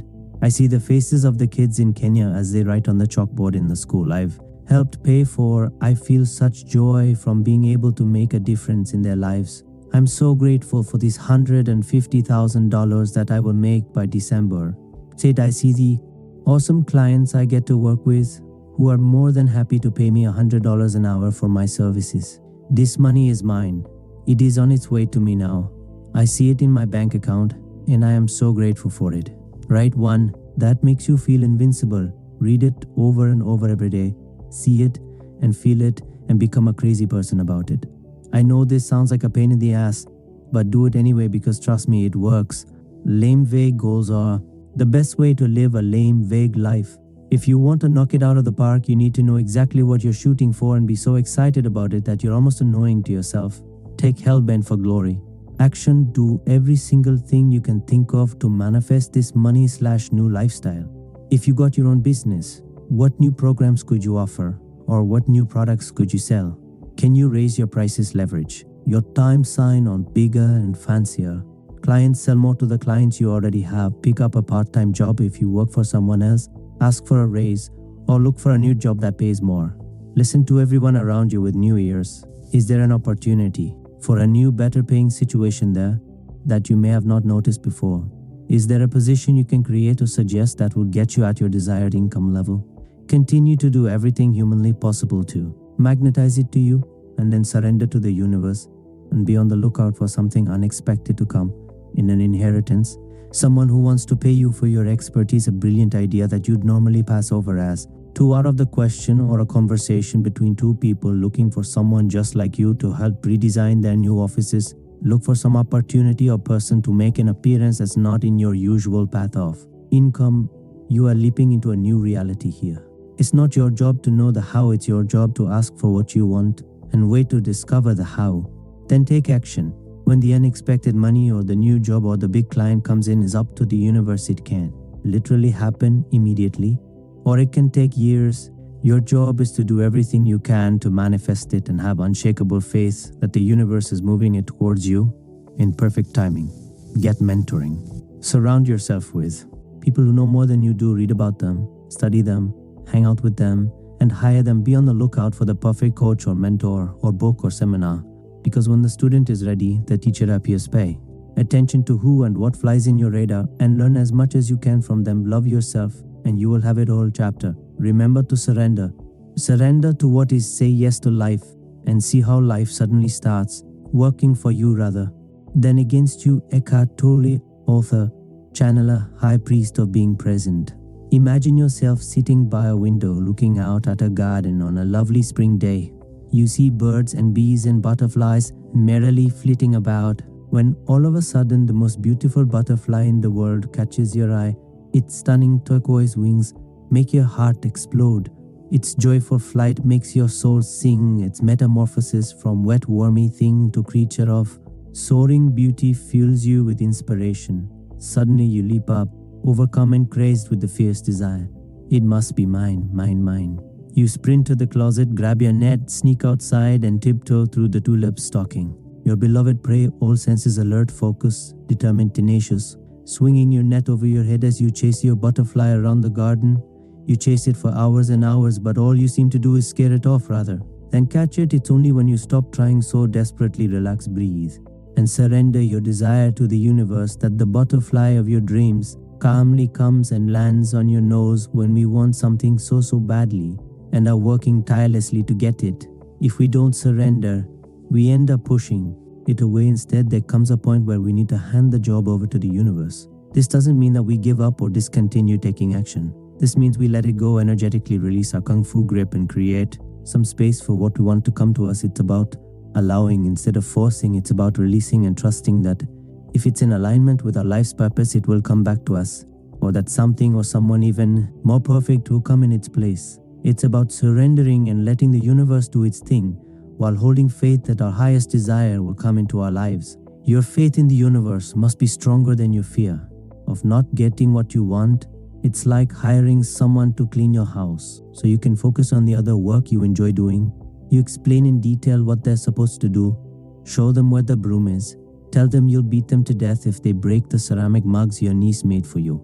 You trust them with the job. If you're constantly hovering over them and grabbing the sponge out of their hands, here, let me do that, they'll never get their work done, and you'll stay in overwhelmed struggle, preventing yourself from reaping the benefits that inspired you to hire your cleaning crew in the first place. Surrendering is the part where you hand the job over to the universe. What often happens is that regardless of our best intentions and hard work, we're trying to control our circumstances by using our limiting beliefs and old patterns we think that we need to try and take charge of the situation. Fear-based thinking instead of having faith and gratitude and allowing the universe to deliver. Love-based thinking. In short, we think we can do a better job of manifesting than the universe can. Imagine that someone invites you to a party.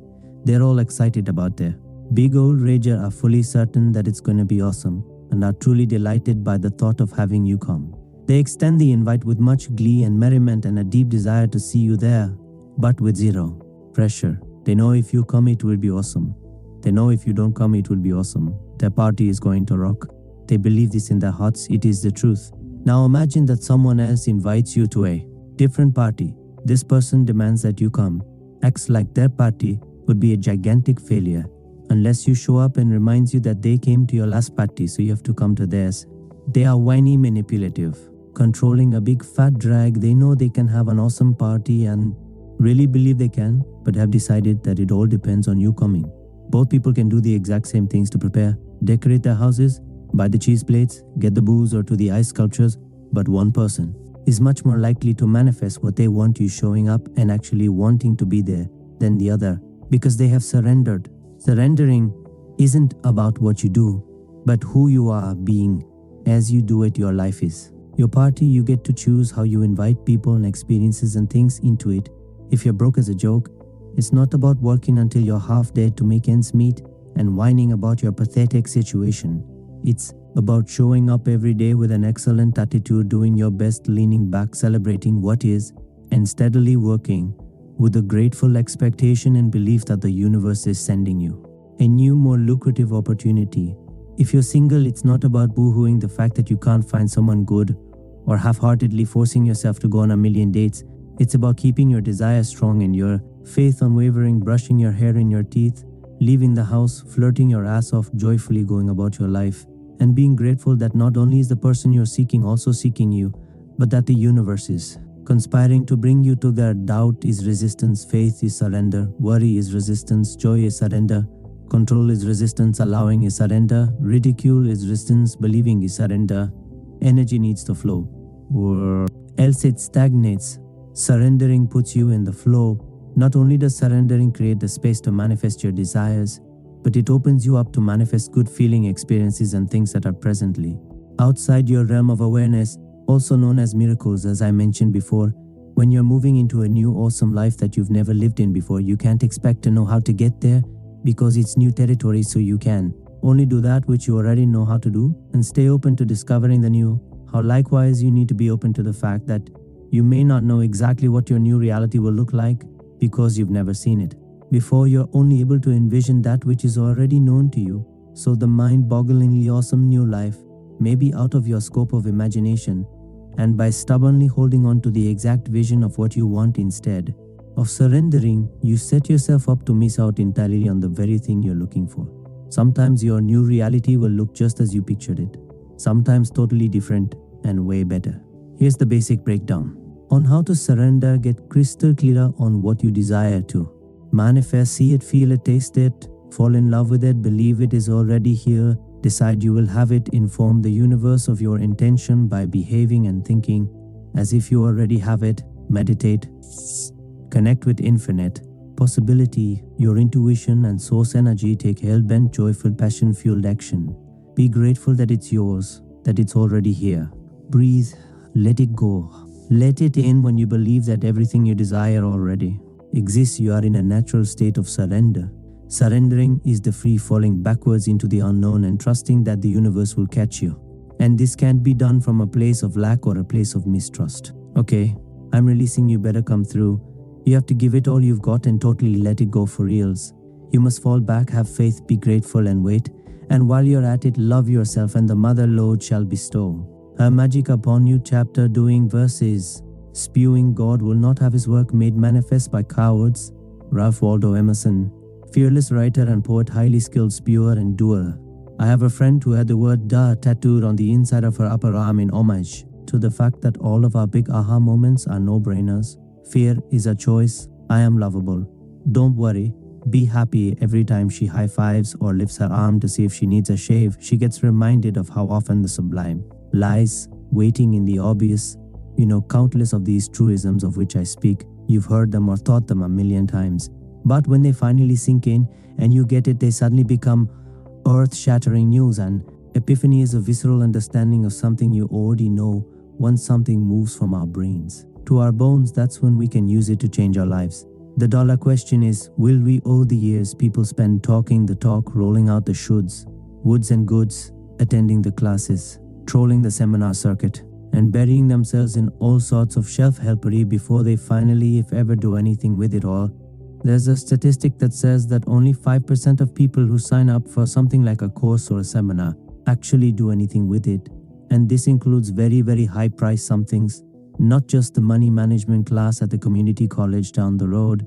This is because lots of people wish for change, really want it, are willing to invest the time and the money into it, but are ultimately not willing to get uncomfortable enough to actually make anything happen, which means they don't want it as badly as they say they do. I tried is the poor man's I kicked butt. People who are successful are not only willing to get uncomfortable, but they know they have to make a habit of it if they want to stay successful. They keep moving through each new challenge instead of stagnating and settling. The muscle of ass hickory is like any other muscle. You have to use it or lose it. If you have one big breakthrough and feel like I got this, I am on it, and then sit back and wait for your long overdue stream of awesomeness to keep pouring in, you will lose your muscle mass and fall back to the marshmallow state that you were in before you started working out. Keep moving, keep growing, keep pushing through obstacles, keep evolving. You break through at one level, arrive at the next and take another step up. Each time you grow, you get to learn something new, which basically means you have to get uncomfortable again. Because when you arrive at a level you've never been at before, you're faced with challenges you've never experienced before. Is the willingness to keep pushing through new challenges. not shrink back from them into your comfort zone that separates the successful from the unsuccessful. New level, new devil. All life is either moving forward and evolving or shrinking back and dying. If you want to evolve in your own life, you have to push through the obstacles instead of running from them. Obstacles and challenges are the agents of growth. Nobody gets to be large and in charge without facing challenges and moving through them. Birth is messy, painful, scary, uncertain, and freaky. Birth is also a glorious miracle that leads to new life. If you want the new life you say you want, you have to do the work instead of just studying and discussing and wishing and wanting. I recently had a real wake-up call in this department that I'll share with you in hopes that it'll inspire you to do the work and keep the faith no matter what. At the moment, I don't live anywhere, or I guess you could say I live everywhere. I got rid of my place 2 years ago and have been exploring the world indefinitely. Ever since, I've always loved traveling, and since all I need to run my business is my computer, a strong internet connection, good cell phone reception, and a sandwich, I decided to put all my things into storage and go for it. I saw this as a chance to walk my talk of living life on your own terms, to be the priestess of high vibe, to quantum leapfrog around the globe, to see in how many different languages I can learn how to say, would you mind watching my stuff while I go to the bathroom? My main focus at the moment is mastering surrender. I want to have unshakable faith in the not yet seen. I want to get so comfortable trusting the universe that it becomes second nature, and I can just leap into the void with toes pointed at daisy petals in my wake. Or, at least do it with more grace and ease, especially now that I'm traipsing around the world, loftily preaching about decision this and let it go. That I too would very much like to do instead of spew. Surrender comes into play often, especially when it comes to figuring out where I'm off to next and where I'm going to stay once I get there. My modus operandi is to go with the flow and trust that the universe will guide me to the perfect place at the perfect time, which I'm quite pleased to report has yet to disappoint. After following my sudden and bizarre impulse to go to Tokyo, a city I had zero interest in checking out, I not only fell in love with the place, but the ideal furnished apartment came up for rent and was handed to me on a silver platter when I decided I wanted to live there for a while. An invitation to stay in a gorgeous guest house in the Spanish countryside with great friends came in unsolicited and out of the blue. When I was trying and failing to figure out where to go next, I keep finding myself repeatedly and fully coincidentally crossing paths in distant corners of the world with several of my fellow global nomads whom I met and befriended in Bali, and who have me drop jawed and giddy every time I bump into them. You're in a tiny remote fishing village wearing nothing but a sarong and a frizzy hairdo in the middle of nowhere, Indonesia too. Yet even though my cosmic travel agent has more than proven that she knows exactly what she's doing, I was still fairly nervous about this last free fall, because this time it wasn't all just send me anywhere that seems cool, where awesome things will happen to me. Okay, thanks. I needed to land in the perfect place to write this book. I only had a month left before it was due to the publisher, and I had quite a bit of it left to write. I was a tad uptight about the wheres and the whats and the hows. I was in Tokyo at the time, and my plan was to fly to LA to meet with the client, then road trip to the American West, and wind up at some fabulous, fully furnished luxury rental home with a great view and lots of sunshine where I could concentrate and get lots of work done. I imagined being surrounded by awe-inspiring nature, but being close enough to a city where some friends lived in order to avoid the isolation best known for driving riders to drink heavily, or in my case to delve into field experiments with cutting my own hair. If there were animals around to keep me company, that would be the cherry on top, but the rest was non-negotiable. About 2 weeks before leaving, I went online and started searching for houses to rent. I looked in every state west of Colorado, but everything I liked was booked. I asked everyone I knew and everyone I didn't know if they had any ideas. I sent out emails, Facebooked, tweeted and texted, but again, nothing. There was always the hotel option. But I really had my heart set on a house, and I was starting to panic about the fact that I waited until the last minute. This was a big deal. This was my book. I needed inspiration and high frequency. I wanted to look up from my desk and gaze out the window upon an awe-inspiring view of mountains or ocean or rolling fields. Meanwhile, if something didn't come through soon, I was going to be gazing out the window of the bedroom I grew up in upon my mother sweeping the driveway in her slippers. I began resigning myself to the fact that I'd blown it. Instead of having faith in the universe and joyously anticipating the manifestation of my dream home. I started shrinking and talking myself into taking what I could get. What am I whining about? I'm lucky to have my mom's house to go to. I love her, plus she'll feed me lasagna while I'm writing. Then I realized what I was doing. What kind of hypocrite would I be if I got all fearful, small-minded and low vibe about where to write my book about how to not go through life? Fearful, small-minded and low vibe. You have to keep the faith always, even when your ass is on the line. So hours before my flight left Tokyo for LA, calmly sat back, focused on my ideal writing place, envisioned the wide open space. It looked out upon, luxuriated in its plush couches and big open kitchen, soaked up the sun pouring in through its huge windows, felt it in my bones, believed it was real, did the whole wickety-woo thing and got all excited and grateful that it already existed and was on its way to me.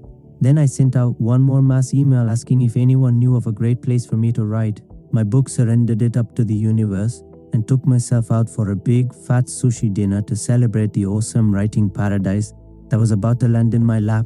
When I returned to my hotel, there was an email waiting for me from a friend who knew some people who had a place I could move into ASAP.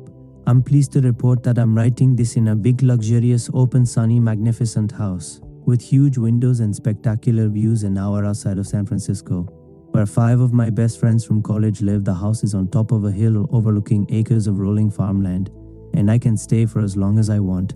As long as I take care of their adorable horse and 2 goats, this works. So how serious are you about not settling? You can make a quantum leap in your life right now. You can change your entire reality on a dime if you want to. Badly enough, or massively increase your income level, or drop pounds, or begin waking up excited to be who you are, instead of merely putting up with your day until it's cocktail hour. Whatever level of upgrade you want, it's available to you. Right now, you just have to decide to make it happen, to be engaged with your life and let the universe work for you. Here are some ways to take what you've learned in this book and seal the deal. 1. Give your bad habits the heave-ho. Successful people have good habits. Unsuccessful people have illusory habits because our habits are all the things that we do automatically. Without thinking, they help to define who we are. If you're in the habit of getting up and working out every morning, you're in shape. If you're in the habit of never doing what you say you're going to do, you're unreliable. And if you're in the habit of getting massages 3 times a week, you're really psyched. Pay attention to the areas of your life that you're not so thrilled about. Figure out which bad habits help create them and trade those habits in for some good ones. Form the kind of habits that successful people have: good time management habits, good decision-making habits, good thought habits, good health habits, good relationship habits, good work habits, etc. Think of what behaviors would make the biggest positive changes in your life, maybe even the kind of changes you can hardly imagine coming true, and set about turning them into habits. How do you form a habit? Decide to make it a part of your regular everyday activities. Make it as non-negotiable and thoughtless as brushing your teeth or getting out of bed. Schedule it in. Work on uncovering your subconscious beliefs and rewriting your stories. And if it's something you've tried to change on your own, get some help. Hire a coach, a mentor, a personal trainer.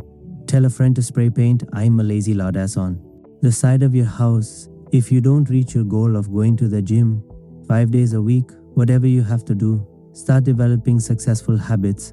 If you want to become a successful person too, breathe amongst the people. Your superhero power, i.e., your connection to source energy, is available to you not only when you're sitting cross-legged in your robe meditating. Once you get your brain used to shutting up and tuning into source energy, you can start doing it throughout your day. The whole point of everything you've learned in this book is to use it to improve your life, not to take a break, go off and read, and then head back out to live your life again and leave. Everything you've learned back there on the couch where you were reading, you want to carry all this stress, reliving life, appreciating joy, delivering mood-lifting source, connecting butt-kicking benefits with you all day. And the best way to do this is through your breath. When you're stuck in traffic, getting yelled at by your boss, feeling awkward at a party, strolling through the office, lying on the beach, trying to remember how to get to your sister's house, take a moment to breathe. Deeply clear your mind, check in with your body, become present in the moment and connect with source energy. The more of a habit you make this throughout your day, the more you will see profound, positive changes in your life, both emotionally and physically. and the more gracefully you will be able to deal with the next inconsiderate jerk who decides to yell into their cell phone while sitting next to you at a restaurant. Hang high, hang out with people who are kicking ass and who will make you feel like a giant loser if you're not kicking ass too. I obviously can't stress this enough. Who you surround yourself with greatly affects how you see your world and how high you set the bar for yourself. If you hang out with people who constantly whine about how tired, broke, and worried about the economy they are, you'll feel like a hero for just getting out of bed in the morning. Hang out with people who are living on purpose, who meet their challenges with a step aside. Suckers' attitude, who are dating super awesome people making exactly the kind of money they want to be making, or working towards it, or taking the kinds of vacations they and you want to be taking. And you'll not only see what's possible for you too, but you'll have more incentive to follow suit. Set honest goals. Don't decide you're going to run miles a day when you still consider walking to the pizza parlor around the corner a day's worth of exercise. Start with running half a mile a day and add more as you get stronger. Discipline is a muscle. You have to build it up at your own pace. If you bite off more than you can chew at the start, chances are excellent you'll get discouraged and give up altogether. Set honest goals that are just outside your comfort zone and build from there. 5. Read your manifesto. Write down your goals and your vision of your ideal life in the present tense and be as specific as possible. Where do you live? Who do you live with? What do you do for fun? Who are you? Surrounded by how much money do you make? How do you make it? How do you want to give back to the world? What are you wearing, etc.? Make it so freaking awesome that you can't read it without weeping and wailing and putting it down. To compose yourself every few sentences, read it to yourself before you go to bed, and when you wake up every single solitary day. I am so not kidding over here. Become obsessed with it. Think about how you're changing your life and who you're becoming, and be in a state of giddy expectation about it as often as possible. The more you focus on who you're becoming and the more emotional you can get about it, the faster you will become it. 6. Get out your credit card and pay for some help. Already, getting some coaching or mentoring is perhaps the fastest and best thing you can do to make a massive change in the shortest amount of time. I'm not, and I kind of am just saying this because I'm a coach and I've watched my clients do the impossible. I'm also saying it because I've been coached within an inch of my life and know how radically it's changed my world. Think about it. Professional athletes work with coaches their entire careers. They don't decide all of a sudden, alrighty, I just made $1 million hitting a ball around this year. I think I'm pretty well set to do it on my own. They continue to get coaching so they can stay at their peak level and keep growing. What makes you think you can do it all by yourself? Especially if you spent the majority of your life basically proving you can't. 7. Get your body in on it. Your mind will follow where your body leads. If you're in a bad mood, and remember to stand up nice and tall and straight, your mood will automatically lift. And when you're in shape and have tons of energy, you feel like you can take over the world if you're serious about getting your act together. Stop being a lazy cow. Get the blood flowing. Eat food that excites you and nourishes you. Get your breathing deeper. Use your mind, body, and soul together to make this thing happen for yourself. Advanced body option. Okay, so this is totally weird and won't go over well, but I'm going to give it to you anyway because it works if you want to really get yourself rock solid and determined and pumped up. Pound your chest and punch your fists in the air while you repeat your affirmations. At the same time, yell things like, I am powerful, I am confident, the universe has my back, and I am gonna kick ass, or whatever your deal is in the affirmations department. Get your body engaged and anchor in the words physically, and your affirmations will have far greater power. Mind and the body are way more powerful together than either one is alone. 8. Use your secret weapons. Make a playlist of songs that get you pumped up. Listen to motivational tapes. Surround yourself with pictures of people who think you're awesome. Wear clothes that make you feel sexy and smart. Dance, scream, pound your chest. Go for a run while listening to the theme from Rocky. Figure out what makes you feel like you could carry a horse over your head and do it as often as possible. You're going for the gold here. You have to stay in the zone. 9. Love yourself with a Kung Fu chapter. Beam me up, Scotty. Nothing is impossible. The word itself says I'm possible. Audrey Hepburn, actress, icon, fabulous. My grandmother on my mother's side lived to be 100 years old. Nana was as waspy as they make them. Prissy, reserved, able to avoid confrontation with the skilled precision of an F pilot for as long as I can remember. She always looked exactly the same. She was eternally adorned in a cardigan, pinned together at the top by an antique brooch, her pink lipstick, and sparkly brown eyes shining through a face full of wrinkles that erupted in a series of tears every time she laughed. In her long lifetime, Nana witnessed the birthing of such pivotal human achievements as the phone, the car, the TV, human flight, the computer, the internet, and rock and roll, the two things that blew her mind the most, however, were putting a man on the moon and the soda dispensers at McDonald's. She'd stand there watching, gripped by disbelief. As an employee placed a cup, small, medium, or large, beneath a spout, pushed a button and walked away, leaving the machine to fill it up the perfect proper amount. How does it know where to stop? Nana would shake her head, mortified. How does it know after we figured out how to clone a sheep? She pretty much threw in the towel, never questioning anything again. One day my family took her out for lunch to a restaurant on the top floor of some giant hotel. When we got into the elevator, someone accidentally pushed the button for the floor. We were already on the moment the doors closed, making them open right back up again. Thinking we'd just gone up flights in a split second, we watched my sweet little grandmother exit the elevator, nervously patting her hair as she wandered down the hallway, muttering to herself, "Why not? I want to sign off here," by encouraging you to pursue your dreams with the same belief that anything is possible. As a little old lady in knee-high stockings and sensible heels who was born in and lived through the most technologically flabbergasting century to date, whatever you desire to do with your precious life, write jokes, or rock out, or start a business, or learn to speak Greek, or quit your job, or raise a bunch of kids, or fall in love, or lose your flab, or open orphanages around the world, or direct movies, or save dolphins, or make millions, or live in a canyon in a loincloth, believe that it's possible and that it's available to you, and that you deserve to be due and have it, why not? Give yourself the permission and the means. Yes, this includes the money to be who you are, regardless of what anybody else thinks or believes is possible. Do not deny yourself the life you want to live because you're worried you're not good enough, or that you'll be judged, or that it's too risky, because who does that benefit? No one. That's who.